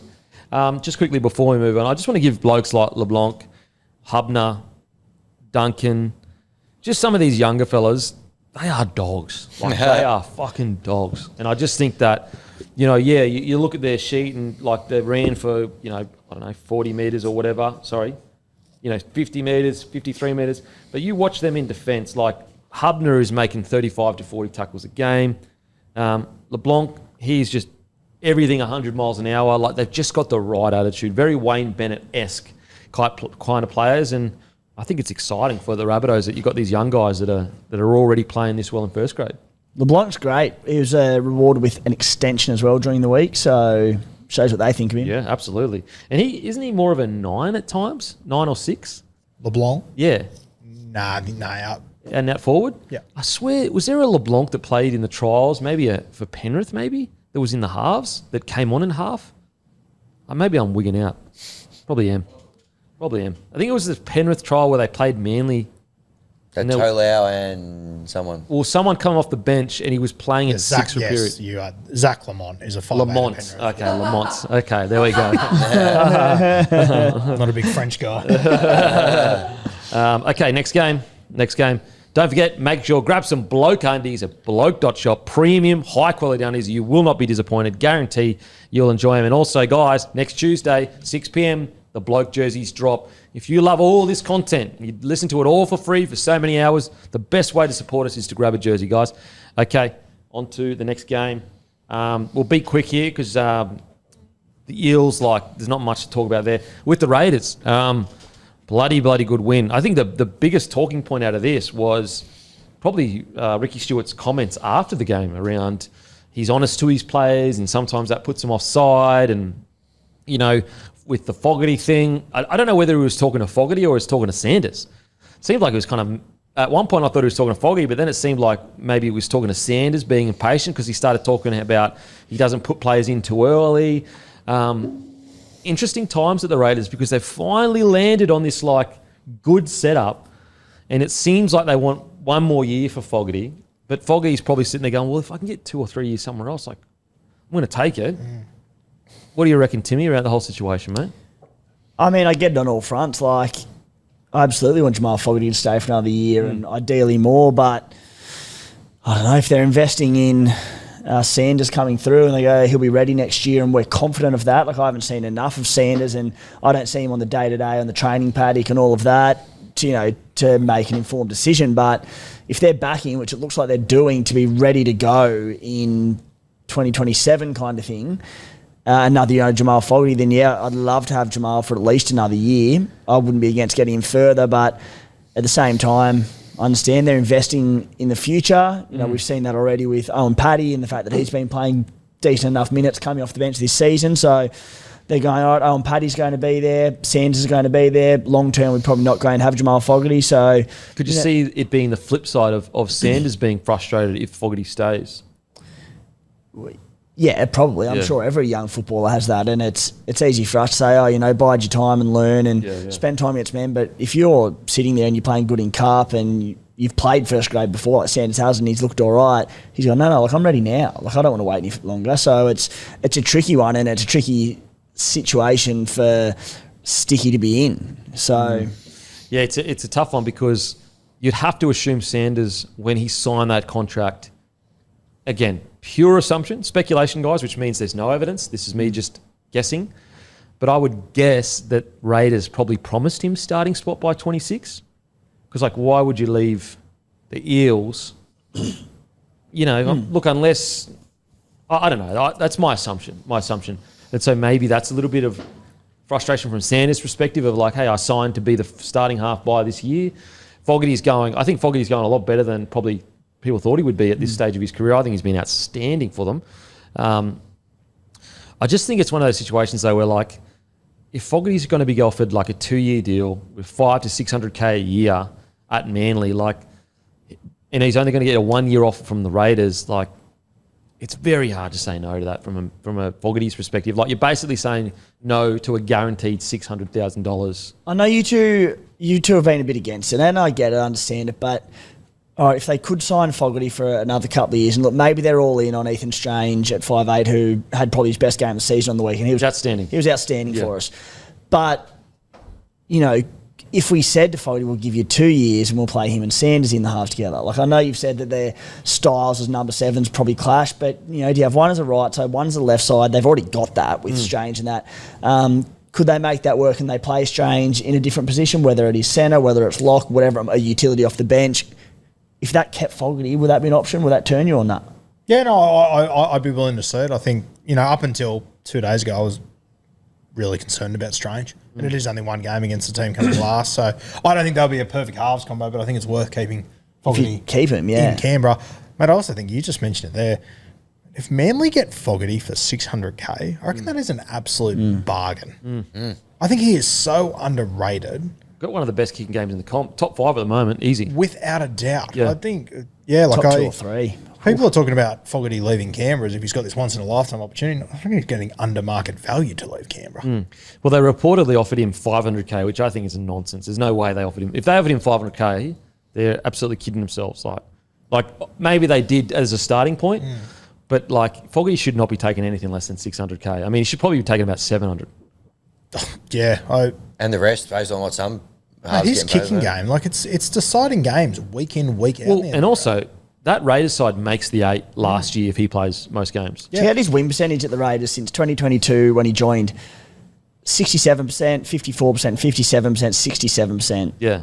He is a bloody good footy player. As a halfback, who's been his best strike weapon that he's had, from as far as an outside back in Canberra? Mate, he's barely had a spine. Seb Chris Rapana was his fullback last year. Seb Chris, Rapana, number 9 changes every single week. Mate, he's a gun. He's a gun. I'll never, I'm sorry to put the boot in, but the friggin' fact that the Titans re-signed this bloke, then Sexton came in because Fogarty was injured, then told Fogarty to leave, then moved Sexton on. I will never, ever, ever understand. Sexton and Fogarty have gone on to take both their sides to better positions. Crazy. Anyway, sorry. As much as I don't agree with how it's played out, as I've said many times, if Manly land Fogarty for $500K next year, be a steal. I must go, fuck, you kind of fell arse first into potentially a better spot maybe. value wise. Yeah, it's like if you're going to get a guy like Fogarty and then you can spend the money elsewhere. I think, I hate to say, but the biggest issue at the Manly Seagulls right now is just that money tied up in Tommy at the moment, just the injuries, unfortunately, which sucks. But yeah, back to the Raiders. The good thing is you're in this, problem. Like, the good thing is you have all these really good players that you're struggling to keep, whereas like, usually the pressure of keeping players at the Raiders was more along the lines of do they want to live there or not. Now the pressure is pressure from spots, which is good. Yeah. Which is good. Just quickly before we move on, as I said, guys, I know it's really, really quick and moving on. I get it, but we just had so much time on Galvin. Unfortunately, we're not going to have time for the games. But like, just the fact that the Canberra Raiders are scoring 50 points. Look, I know it's against the Eels. I get it. Like, the Eels aren't going that well. Mate, it's still the Canberra Raiders scoring 50 points. They couldn't win a game or lose a game by more than friggin' 4 points a couple of years ago. I thought Kayo Weeks, look, I'm still, he's still a bit edgy under the high ball, but geez, he bounced back in a big way. Hudson Young continues to show why he's one of the best back rowers in the competition. Tarpanet, absolute beast. That offload that he threw for that try is a joke. And so, they keep Fogarty somehow, some way. They stay injury-free. I'll be honest, I thought they were going to be bottom 4 this year because they were rebuilding. I actually think right now, if they stay injury-free, they could fight for the 8, which is incredible. Another one for Laurie Daly. I don't care where, but Hudson Young has to be in that 17 somewhere. Surely you get him on the bench or something. Yeah. Give him up with opportunity to rip. I think he's a bit like what Mo and Greg Bird used to be. He's actually in good form, but regardless, just pick him. I think he's just made for the arena. Yeah. Has gone a bit of he's always been great, but a new level this year, I reckon. Ever since Vegas, he's just been like 9 out of 10 every week. Yeah, absolutely. Anything else with the Raiders quickly? No. All good, mate. All good. Just with the Eels, what do you say? Like, they're so far off the pace, unfortunately, that it's just like, look, I know that the score blew out a little bit and they were relatively close, but I say it every single week, so apologies, Eels fans, but I just cannot believe how much of a rebuild this is. I really just cannot believe it. Yeah, it's becoming more believable week on week. Yeah. But, to their credit, Moses, Jack Williams, Zach Lomax, a lot of guys to come back in. Moses in particular, like even last year when they had a better squad, 2 years before that when they had a better squad than that, when Moses went out, they turned into a shambles. So I'm just going to, it's actually, Moses, I forget who they play this week. They got the bye after that. And Moses is meant to be back that week. Oh, they play you guys, don't they? That'll be interesting now. But see, I just look at it and I go, what would frustrate me as an Eels fan? So, all right, Eels fans would all be sitting there going, we're in a rebuild. So, okay, it's all good. I'm not going to put that much pressure to get wins. But like a 66% completion rate, like that's one thing that as a team you should just be nailing. And if you're getting, that's why I always really respected the Doggies when they were struggling, because they at least went out and completed really high, and you're like, at least they're fighting for it. And I think most people, when the Doggies were struggling, were always kind of like, and Doggies fans as well, were like, at least they're fighting. And not to suggest the Eels aren't fighting, but like, control the controllables, and 66% completion rate when you already are down on troops. It's like, just got to be better. You can be an inferior side and on paper just not have the squad of your opposition. That doesn't mean you can't complete at 75, 80% in like fighting games. You still might get blown out, but completion rate, that's on you, isn't it? Yeah. I also think for the state Parramatta find themselves in now, in hindsight, this game in Darwin in the heat and everything, I think they just went, fuck, this is, and going up against a team, they're from Canberra, it's cold, they're going to struggle, and these guys just went, fucking let's go. Mate, you add into it, like the Raiders completed at 88% in that, and Stewart, I think it was in the presser, but they were talking about like how the humidity in Townsville, they didn't adapt to that, they didn't play footy, conducive to what the circumstances were like up there with that humidity and the wetter ball, and they said they learnt from that. The other thing, sorry to go out to the Raiders, but far out, they've done some Ks this year. So to be where they are off the back of all that, great sign. But yeah, Parramatta, they did not play to the humidity. They did not learn from any past losses in Darwin. Because I think they're never won in Darwin, or 3 or 4 or 5 losses in a row. So and look, to be fair, like, I hate to single a player out, but like a lot of the tries came down Hawkins' edge, like 7 missed tackles. He just didn't have the best game, and I think he kicked out in the full a couple of times, or at least one time. And it's just like Mitchell Moses would normally be there, and he's not doing that. So, like, as I said, it sucks. And Hawkins wasn't purchased to be a starting 7. Like, he did, and so, like, I don't want to be too harsh, but he just didn't have the best game. I will say, some real positives is Bailey Simonson, I thought, was really good with ball in the hand. And he, for him to come back in his first game and, run for 200 metres, 81 post contact, 5 tackle breaks, 2 offloads, like that's a bloody good sign for a team that once they are full strength, and if Lomax comes back into the side, that back line all of a sudden looks pretty good. So there's that positive. There's a positive. Good to see Matto back in first grade too. Yeah, for sure. For sure. Alrighty, on to the next game. Melbourne Storm defeat the Warriors. Is it the Melbourne Storm? Okay. Yep. Melbourne Storm defeat the Warriors 42-14. So I wrote this in my notes. Like, I genuinely just think, like right now at least, individually across the board, Melbourne are just a more skilled rugby league side. Like, they're better in contact. They're better at throwing offloads when they're supposed to. They're better at quick play the balls. They're better at wrestling. Watching the game yesterday, or was it yesterday? Yep. Yesterday, yeah.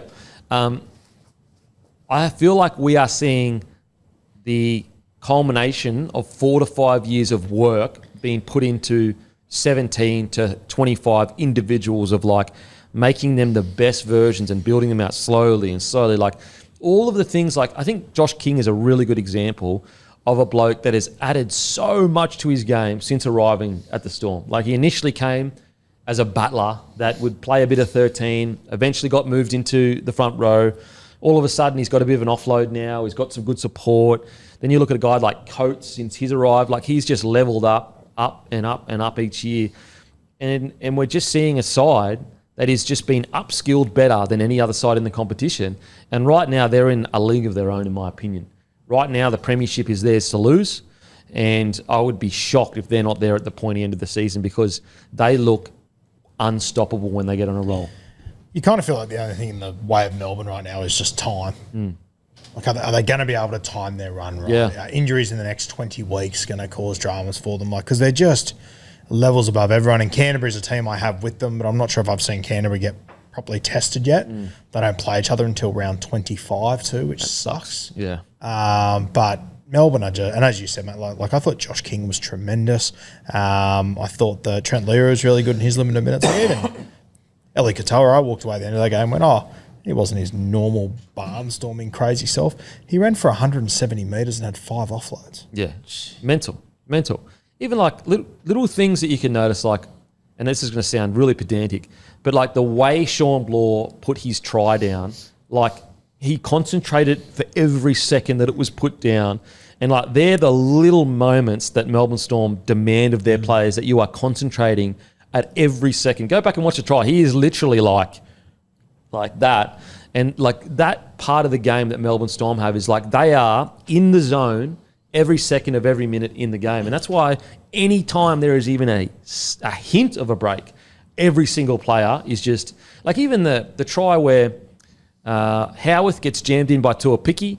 He offloads to Ryan Pappenhausen. Then Blaw is kind of walking, immediately identifies the situation, gets on his bike, Coates.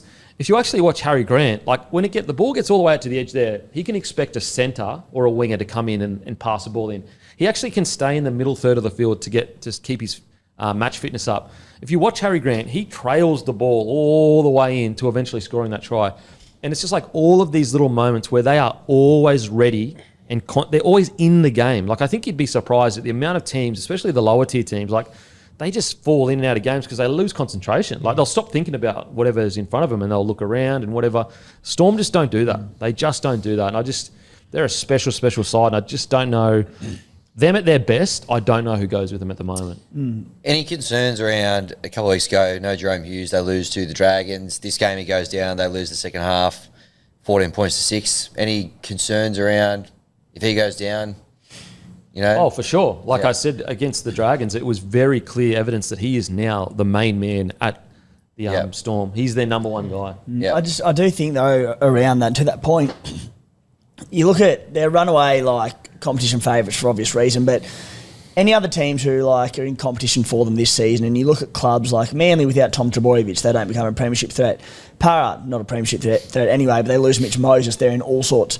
The Melbourne Storm, they lose any one of their star spine, and they've got 3 other superstars of the game who can step up and play a bigger role. Like Cam Munster, we know this and we see it time and time again. He just clicks into gear when he needs to. And if Jerome Hughes goes down injured and it's for a lengthier period, firstly, Tyron Wishart comes in, who is a great replacement, but Munster will go to a new level, or Pappy will go to a new level, or Harry Grant will, not only lose one of them, but they could lose two of them, and they've still got two superstars in their spine, plus a Fa'alonga who can come in, Tyron Wishart who can come in. So it's at the moment, it looks like only injuries can beat the Melbourne Storm this season, but they can have multiple and they can still win the comp. That's what's frightening about how good this squad is. Yeah. A year ago, people were saying Wishy was a 700k halfback the club should go after. Yeah, it's fair. I do think, though, that, if another team starts stepping up and playing to potential, with a good team on paper, I just think they haven't shown... I want to see them without a long stretch without Hughesy. Because I do think he's become so vital to them. Granted, I agree with you, mate, that, because I think what you're saying is okay, for one or two games, someone might not step up while Hughes is not there. But once they're basically... So let's say Hughes was out for the rest of the season. That's when Grant will be okay, now it's my time to fully step up. So I know what you're saying there. Would be interesting to see them without Hughesy, though, because he has become absolutely their main big dog. To Hamid's point, lost the game against the Dragons. That was without Hughes, yeah? Yep. That was in the torrential downpour rain. That was a shit show. They were playing in puddles. The game was won on the weekend. It's very rare you see teams these days have a 40-point lead at halftime and kick on. It's so often that the opposition will win the second half or it's 12-all. Let's just say the ref has a subconscious... All of a sudden, 100%. Ill-discipline. The Storm all of a sudden became ill-disciplined. Yeah. It's very strange. Happens every time. There's they're beating a team by 40 points, and all of a sudden they can't get a penalty to save their life. It's okay. Just on that note, though, the ultimate compliment to Melbourne that our discussion point is, hypothetically, if we took their halfback, could they still struggle? It's that's how well this team is going, mate. They are just looking unbeatable. Okay, onto the Storm, boys. Onto the Storm. Onto the Warriors. Look, I'm going to sound like an apologist. I'm going to sound like I'm being too soft. But any other team, I'd be going, that's not good enough. Against the Storm, at home, red hot. Look, they still have there's still their big questions around the Warriors. And I've had this question from the get-go, is how well will their halves gel? Is their kicking game good enough? Is their fifth tackle options good enough yet? I think that question still remains, but I'm willing to kind of go red-hot Melbourne Storm side. It probably puts nearly any other side other than the Bulldogs to the sword on that day at the moment. And without sounding like a cop-out, I completely agree. It's Warriors aren't there yet. They're just not. They're not, and, you can win. They came back from Vegas, they won 3 games in a row, they look great, but there's levels to this competition, and there's a level between Melbourne and just about everyone else, not named Canterbury, that's vacant at the moment. Melbourne could do that to the Broncos. They could do that to the... Who else isn't it? The Tigers. Anyone. You're better off naming teams they couldn't do it to, and at the moment I think that's probably Canterbury. But if they did it to Canterbury, I'm not shocked. No, let's put it this way. They could do it. This is the top 3. So Broncos are 3rd, Raiders are 4th, Rabbitohs are 5th, Warriors are 6th, Tigers are 7th, Manly are 8th. Out of all of those teams beneath them, they could do that too. If they came out and spanked the Raiders, yep. Broncos, definitely. Rabbitohs, definitely. Warriors, you know what I mean? So it's it sounds like a cop-out, but I'm just Warriors just aren't there yet. Yeah. They just aren't. And they lost Fish as well. Yeah. They lost Fish during the game. They lost Chance. The game was already done by the time Chance was gone. But, they're a club that's still in a transition from a lot of club legends leaving and retiring. I don't, without being a cop-out, I just don't look into it all that far. Warriors sitting 6th is a win after round 6, in my opinion, when you look at their roster. They've got 2 new halves that have never played together before. The Storm already this season, 56 on para, but that's round 1. 30 points on the Panthers, 8 against the Dragons in the wet, 48 on the Manly Seagulls at Brookie, the Battle of Brookie, 42 now on the Warriors.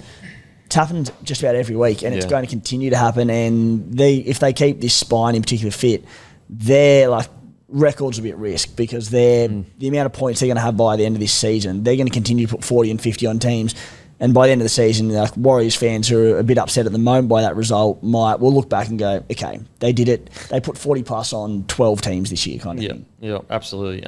Just quickly, hopefully not a long-term injury, but Peck is never a good sign for Fish, because if they lose him, I am concerned. Because he's just so important to them day in, day out. I don't think I don't think they wrangle those 3 wins on the trot. Was it on the trot? Well, 3 wins or whatever without a guy like Fish up front. So fingers crossed it is just like a 4 to 6 week injury. But if it's a torn pec, that's usually, isn't it like 12? 3 months. Are they saying 12? No. Okay. Which is like, I mean, I don't want to say season over, but it's tough. Without Fish, you're going to have one of your young guns have a breakout year for it to fix that problem. Just on Melbourne really quickly before we move on. That 2017 Melbourne side that I think is one of the best attacking sides I've ever seen. Yep. They averaged 26 points that season. Melbourne are currently averaging 36, and they had that game in the rain where they only scored 8. Oh, shit. And okay, the game's changed a little bit, but still 30. What is it, 36 they're averaging? It's 10 points more. It's mental. One of those 5 games was in the rain where they scored no tries. You essentially, let's just say you took that game out, you're looking at like 40-point average, which is fucking mental. I mean, did they score a try in the second half of that game yesterday? No. One, I think. One. Yeah. Anything else in regards to Warriors? Look, I'm still unsure whether Metcalf is the long-term 7. I think that, I wouldn't mind maybe looking at a Tanner Boyd / Metcalf at 6, potentially. Now, that's way too early to call that because they played Melbourne, but if this continues and they struggle or whatever, I'm just a bit, I don't know, I think he's getting a bit, with the 7 on his back, sometimes I feel like I just want Metcalf to be free and running and not worried about all that extra stuff. Harris Tavita, he's fought hard. Anyway, that's just my takeaway, boys. They had won 3 in a row leading into this. Yeah, for sure. It's not necessarily that like he's been terrible or anything like that. I'm just not convinced he's an out and out 7. I just wonder whether would he be more free as a player as a 6. I like him as a 6. Like he's got such an electric running game, and one of the best assets that he has, like off the back of his running game, is he's got such good support play. It's a bit like I've seen with probably not the last couple of weeks, but Fletcher Sharp. When there's half an arm free or whatever, his push support is really good, and he capitalises on these opportunities, and he supports his forwards, and he goes bang through. Because he's playing as the 7, he can't really afford to do that. He has to take a step back, look around, start organising the next play. That instinctive second phase play and support that he has, it's kind of limited playing as number 7. Yeah. I will say the try saver on Moses Leo was tremendous. Oh my God. Wow. Incredible. Because I just look at this side and go, fuck, imagine Tanner Boyd with 600 metres kicked each game. I just wonder whether that would help him quite a lot. Because like right now you look at it, and I know they got blown off the park, but like 4 kicks from Metcalf, 121 metres, 7 kicks from Chanel Harris-Tavita, 198 metres. It's like, imagine if you had Tanner Boyd's boot just fucking going. And then I don't know how you fit him in because Harris-Tavita hasn't been poor either. So it's like too soon to call like changes or whatever. It's just something I'm bringing up to almost like a discussion point if it continues where they're struggling. But they come back out, win next week and get a couple wins, then, stick with it. There was a moment when I was looking on socials the other day that I sort of raised my eyes at. Did you see that content that the Warriors put up of when they were going through the airport? No, there was a scene where like they placed a heap of passports down, like it was a deck of cards, and Tanner Boyd was one of them. Oh. I thought, ooh, shit. You don't miss much, do you? I want to give a shout out to Aaron Clark.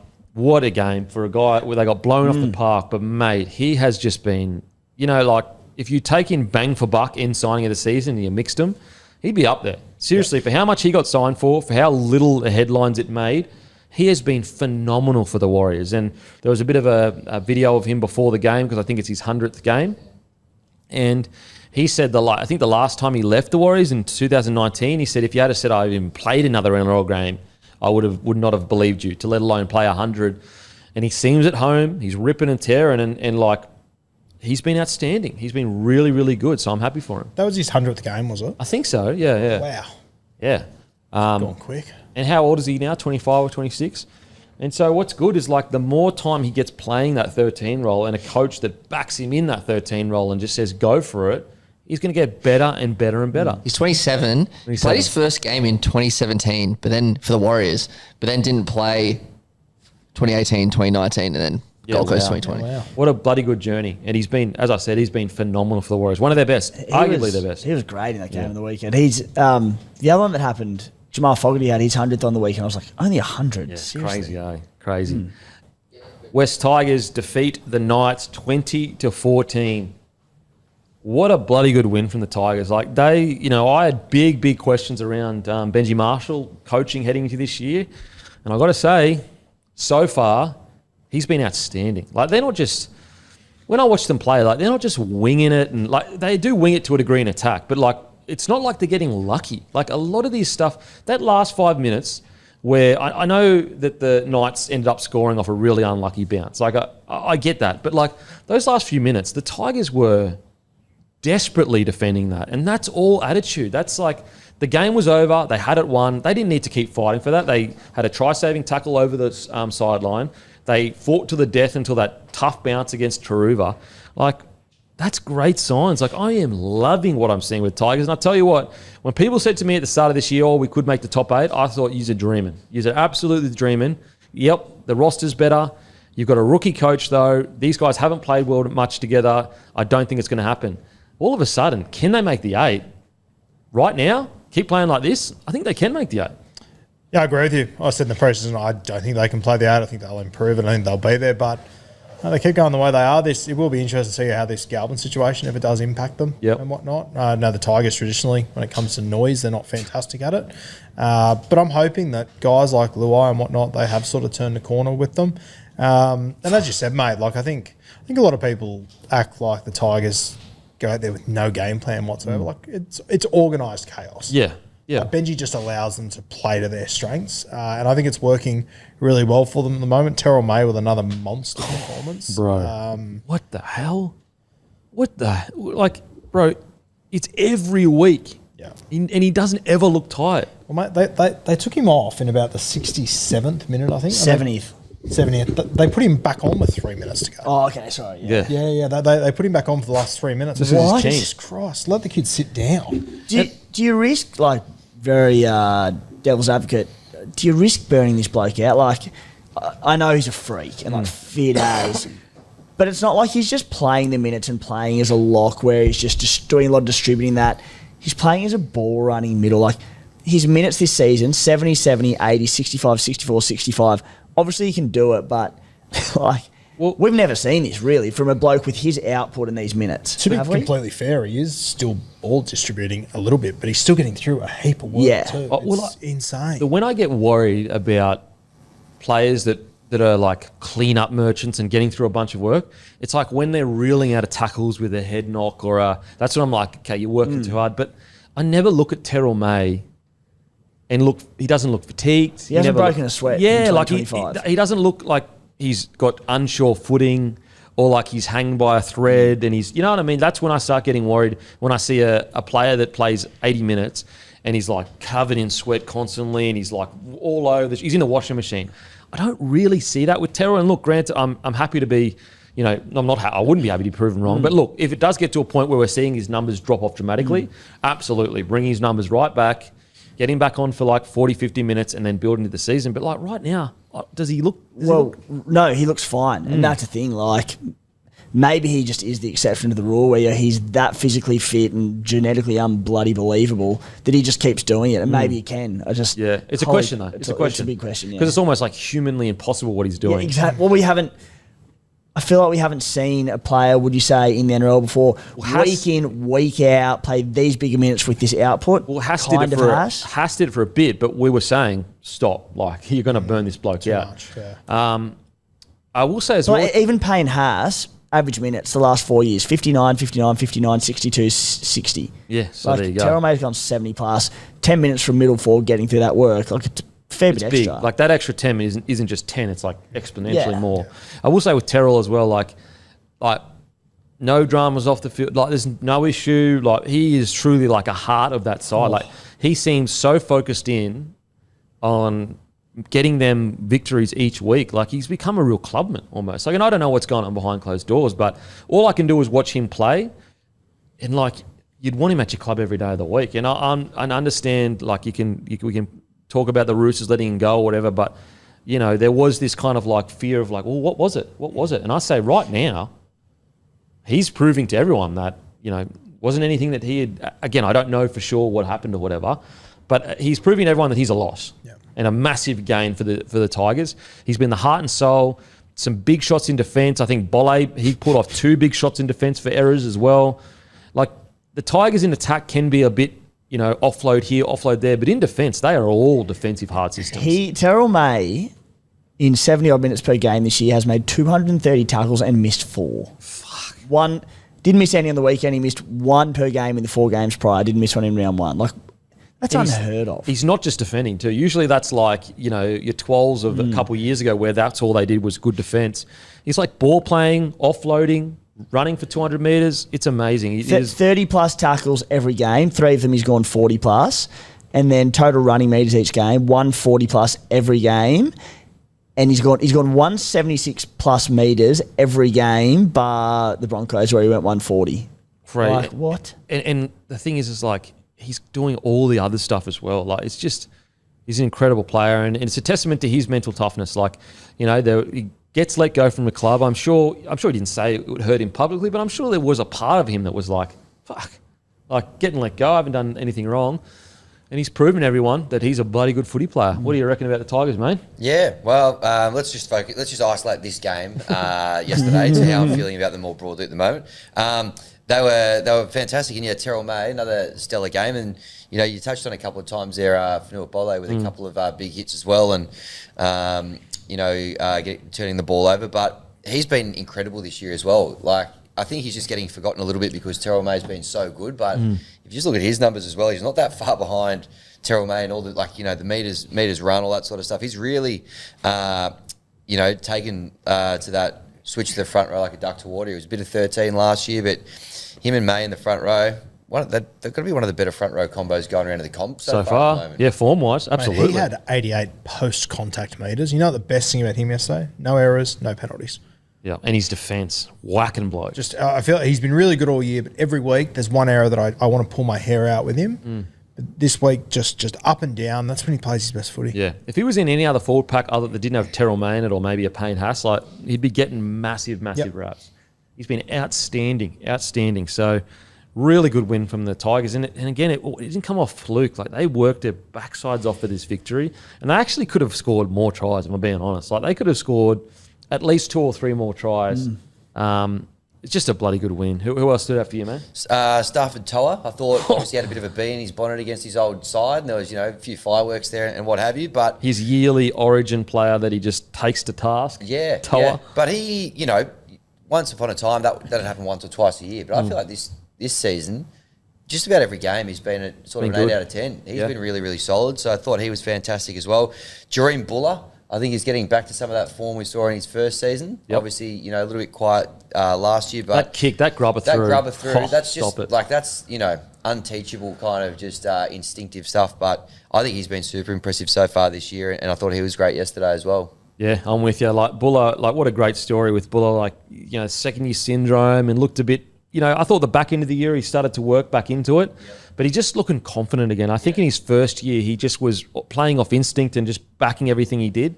And I think he's back near that where as soon as he sees something, he just takes it. He doesn't hesitate. He just takes it. Looks much stronger too. Much stronger physically. Yep. Yeah. Fine. Just an exciting time. And as I said, it's not a fluke. Like, they're really working towards these victories, and all of a sudden they find themselves sitting in a position where they can make a push for the top 8. They're currently 7th on the ladder. They've got 3 wins. You can't be too mad at that at all. In regards to other performances, who else did you think stood out? Mate, I thought only playing limited minutes, but that's his role in the team. I thought this was probably Royce Hunt's best game. Geez, he brings impact, doesn't he? Yeah. You just say to him, mate, I need you to absolutely rip and tear, even if it's for 20 minutes. Doing a good job. Say what you will about him, he brings impact every time, doesn't he? Good, bad or ugly. Yep. And he was great in this. Yeah, agreed. Want to give a guy like Adam Dewey another shout out. Like, isn't he just becoming like a really good, mature outside back, fitting in nicely with the squad? Like, there's just so much to like about this performance from the Tigers. Like, got fired. Oh, we'll talk about it quickly.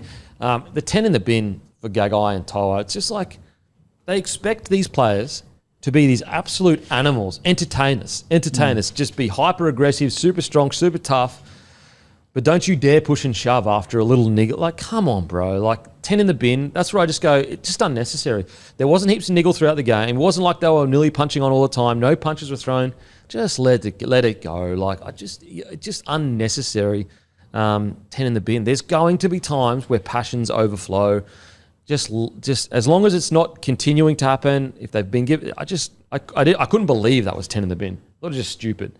Unnecessary attention on a situation that would have been forgotten 30 seconds later.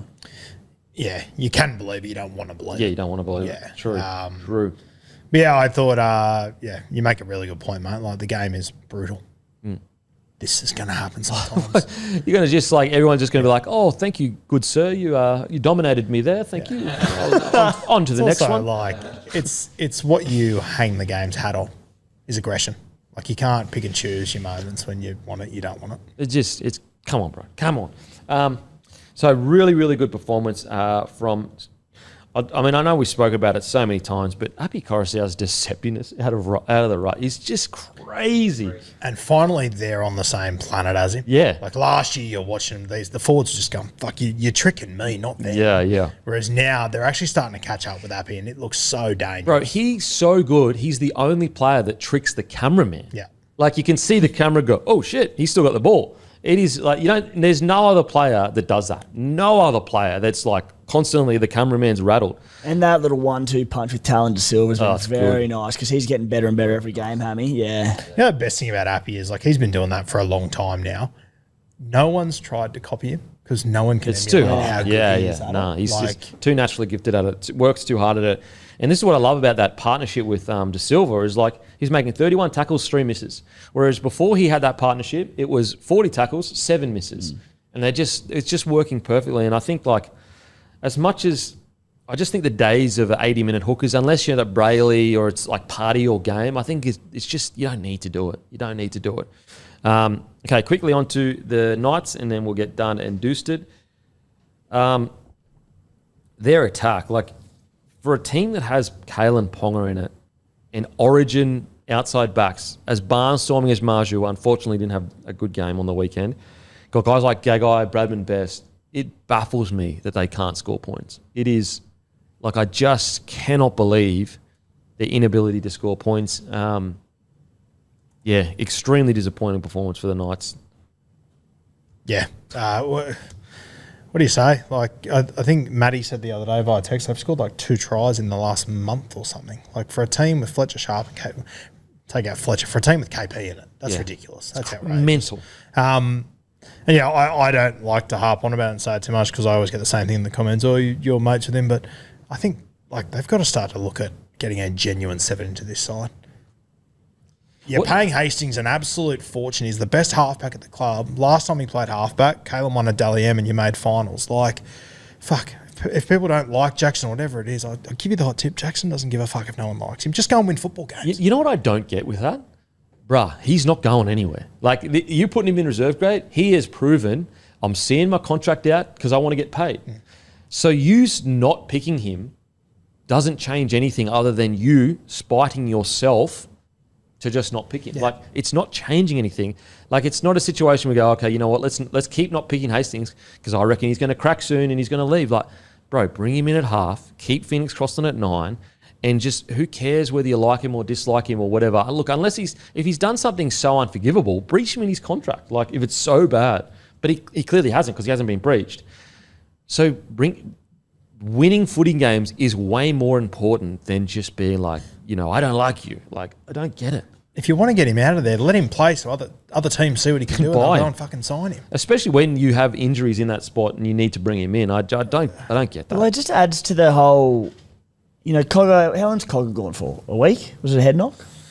I think it was a finger injury. A week or two. Yeah. A week or two. A week or two. Yeah. So, and I understand they've got Jaden Brayley, who's a very capable starting 9, but you change your starting hooker into the halves, who's then going to move back to 9, I'd imagine, when Cogger comes back. So you're changing 2 vital pieces of your spine, and you've also moved a bloke who played on the wing last year to 5'8", and you wonder why you're not scoring points. Like, it takes so long for these combinations to gel as it is, and then you have one injury and you change your 9 as well. Like, it's, I don't know. Strange. Like, they're averaging 9.2 points per game. this season, the Knights.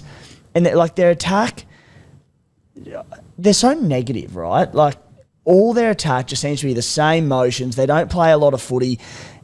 If you're not going to play a lot of footy and you want to be a little bit more conservative, and so be it, that's fine, but you've got to be high percentage, right? And the last 3 weeks, they've completed 67, 76, 67.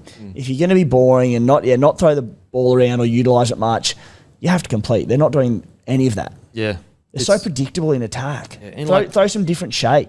And if you're going to be conservative, at least when you're getting good ball, don't be conservative. Like, you're in good ball. Like, try something. And I don't mean, in the first or second tackle, but when it gets third or fourth tackle, try something. It's bizarre. And you're right. Like, if you're going to be conservative, you better complete high. That's the whole point of being conservative, is to grind teams out of the match. So, yeah, very just disappointing. I mean, they're still in it, I think. So they've got, it's a long season, but right now they're on 6 points, which is the same as 7th onwards. So it's not disaster and that's the thing that the Knights do every single year. You look at them actually play and you go, holy, this is a side that's going to struggle. Then you look at the ladder and they're sitting 7th or 8th. Well, the team we said it about before was the Cowboys. The Knights could easily win their next 4 in a row and look like world beaters, and then they could lose the next 4 after that. You don't know, but we know it's in them. We know there's a good football side there, but the signs of late in their attack for a year and a half now has been awful.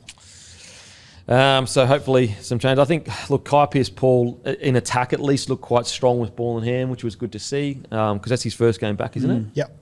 So that's good. Dylan Lucas, another week or two. Geez, they need him. They need him back. But yeah, that's us. Sorry, as I said, guys, the games have been shorter because of the big news that dropped. Alrighty, time to face a bit of music, brought to you by our friends over at Sportsbet. And don't forget, next Tuesday, 6 p.m, the Bloke Jerseys dropping. The best way to support the platform. Plus, we never do these designs again. All right, Thursday night footy. Manly $1.62 hosts George $2.30. The line is 3.5 points at 4 Pines. Head to head, I'm just going to go Dragons. Yeah, Dragons head-to-head.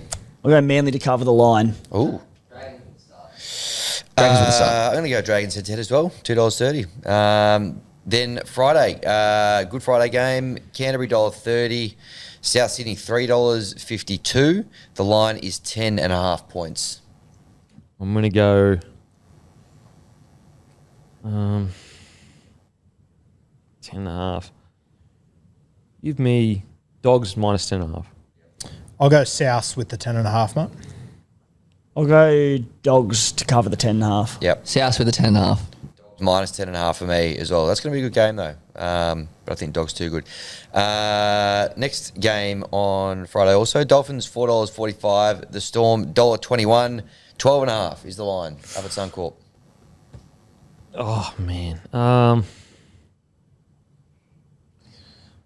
Just give me Storm head-to-head.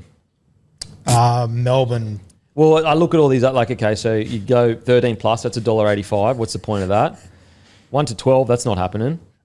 $1.21, so. Lame.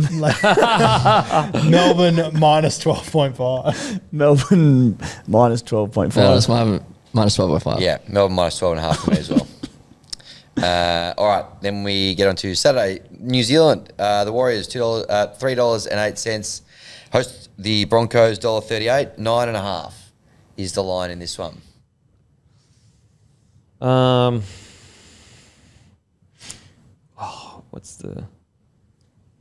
to head, what is it again, sorry? 38 for the Broncos. Warriors, $3.08. I'll just go Broncos minus 9.5. I'm going to go Wars 1 to 12. Wires 1 to 12. $4.10, that'll get you. Warriors plus 9.5. Wait, sorry. Warriors, you threw me there. Warriors 9.5 start. Oh, okay. Yeah, sorry, mate. Could have had $4.10. You really got $1.90. I'm having Warriors plus 9.5 as well. Chooks, $2.16. Host Panthers, $1.69. 3.5 is the line in this one on Saturday. Oh, man. Penrith 1 to 12. $2.85. Roosters 1 to 12. Panthers 1 to 12. $3.25 for you. Roosters with the start. I'm going to go Panthers 1 to 12 as well, $2.85. All right, next game. Titans, $1.98. Host the Raiders, $1.86. WTF. Line's 1.5. I'm just going to go Titans 13 plus. Big swing. Big swing, baby. 20. Just looking for value, mate. Just looking for value. It's not my real tip. It's just my value tip, mate. Raiders head-to-head. Raiders 1 to 12. Raiders 13 plus. Raiders Jeez. 13 plus for me as well. Bit everything there. $3.80. Titans will win 1 to 12 here. Nothing would shock me less, to be honest. Newcastle $3.25. Host the Sharks $1.35. 8.5 is the line in that one. Going Knights 13 plus. What? $9.50. $9.50, mate. Just There's go. a reason that's there. Yeah, $9.50. Knights. I'm just going value. You They get, haven't scored 13 plus in the last month of football. I know, but like it's $9.50. Cumulative. Yeah, $9.50 though. Yeah, they've got 12 points in 1 month. All right. Well, 1 to 12 in the last month. I'll be okay. We'll see. We'll see, mate. I'll just go Sharks head-to-head. We'll see. Mr. $1.20. Sharks 1 to 12. Sharks minus to start. $2.85 that'll get. Yeah, I'm going to take Sharks minus 8.5, which will get me $1.96. And to bring us home, Easter Monday, Tigers $1.42, Eels $2.90. Eels head to head. The line's 7.5. Eels head to head. Give me Eels plus 7.5. I'll go Tigers to cover the 7.5. Yep. Me too, Timmy. Tigers minus 7.5 as well for me. Go Tigers. Go Tigers. Alrighty, that is us done and dusted. Massive thank you, as always, to our partners at Sportsbet. We always appreciate it. Give us a follow on the feed. And jerseys, next Tuesday. Set your alarms. Limited amount. We'll never, ever do these designs again, guys. And as usual, we'll go and fuck ourselves. Thank you. What's gambling really costing you? For free and confidential support, call the number on the screen or visit the website.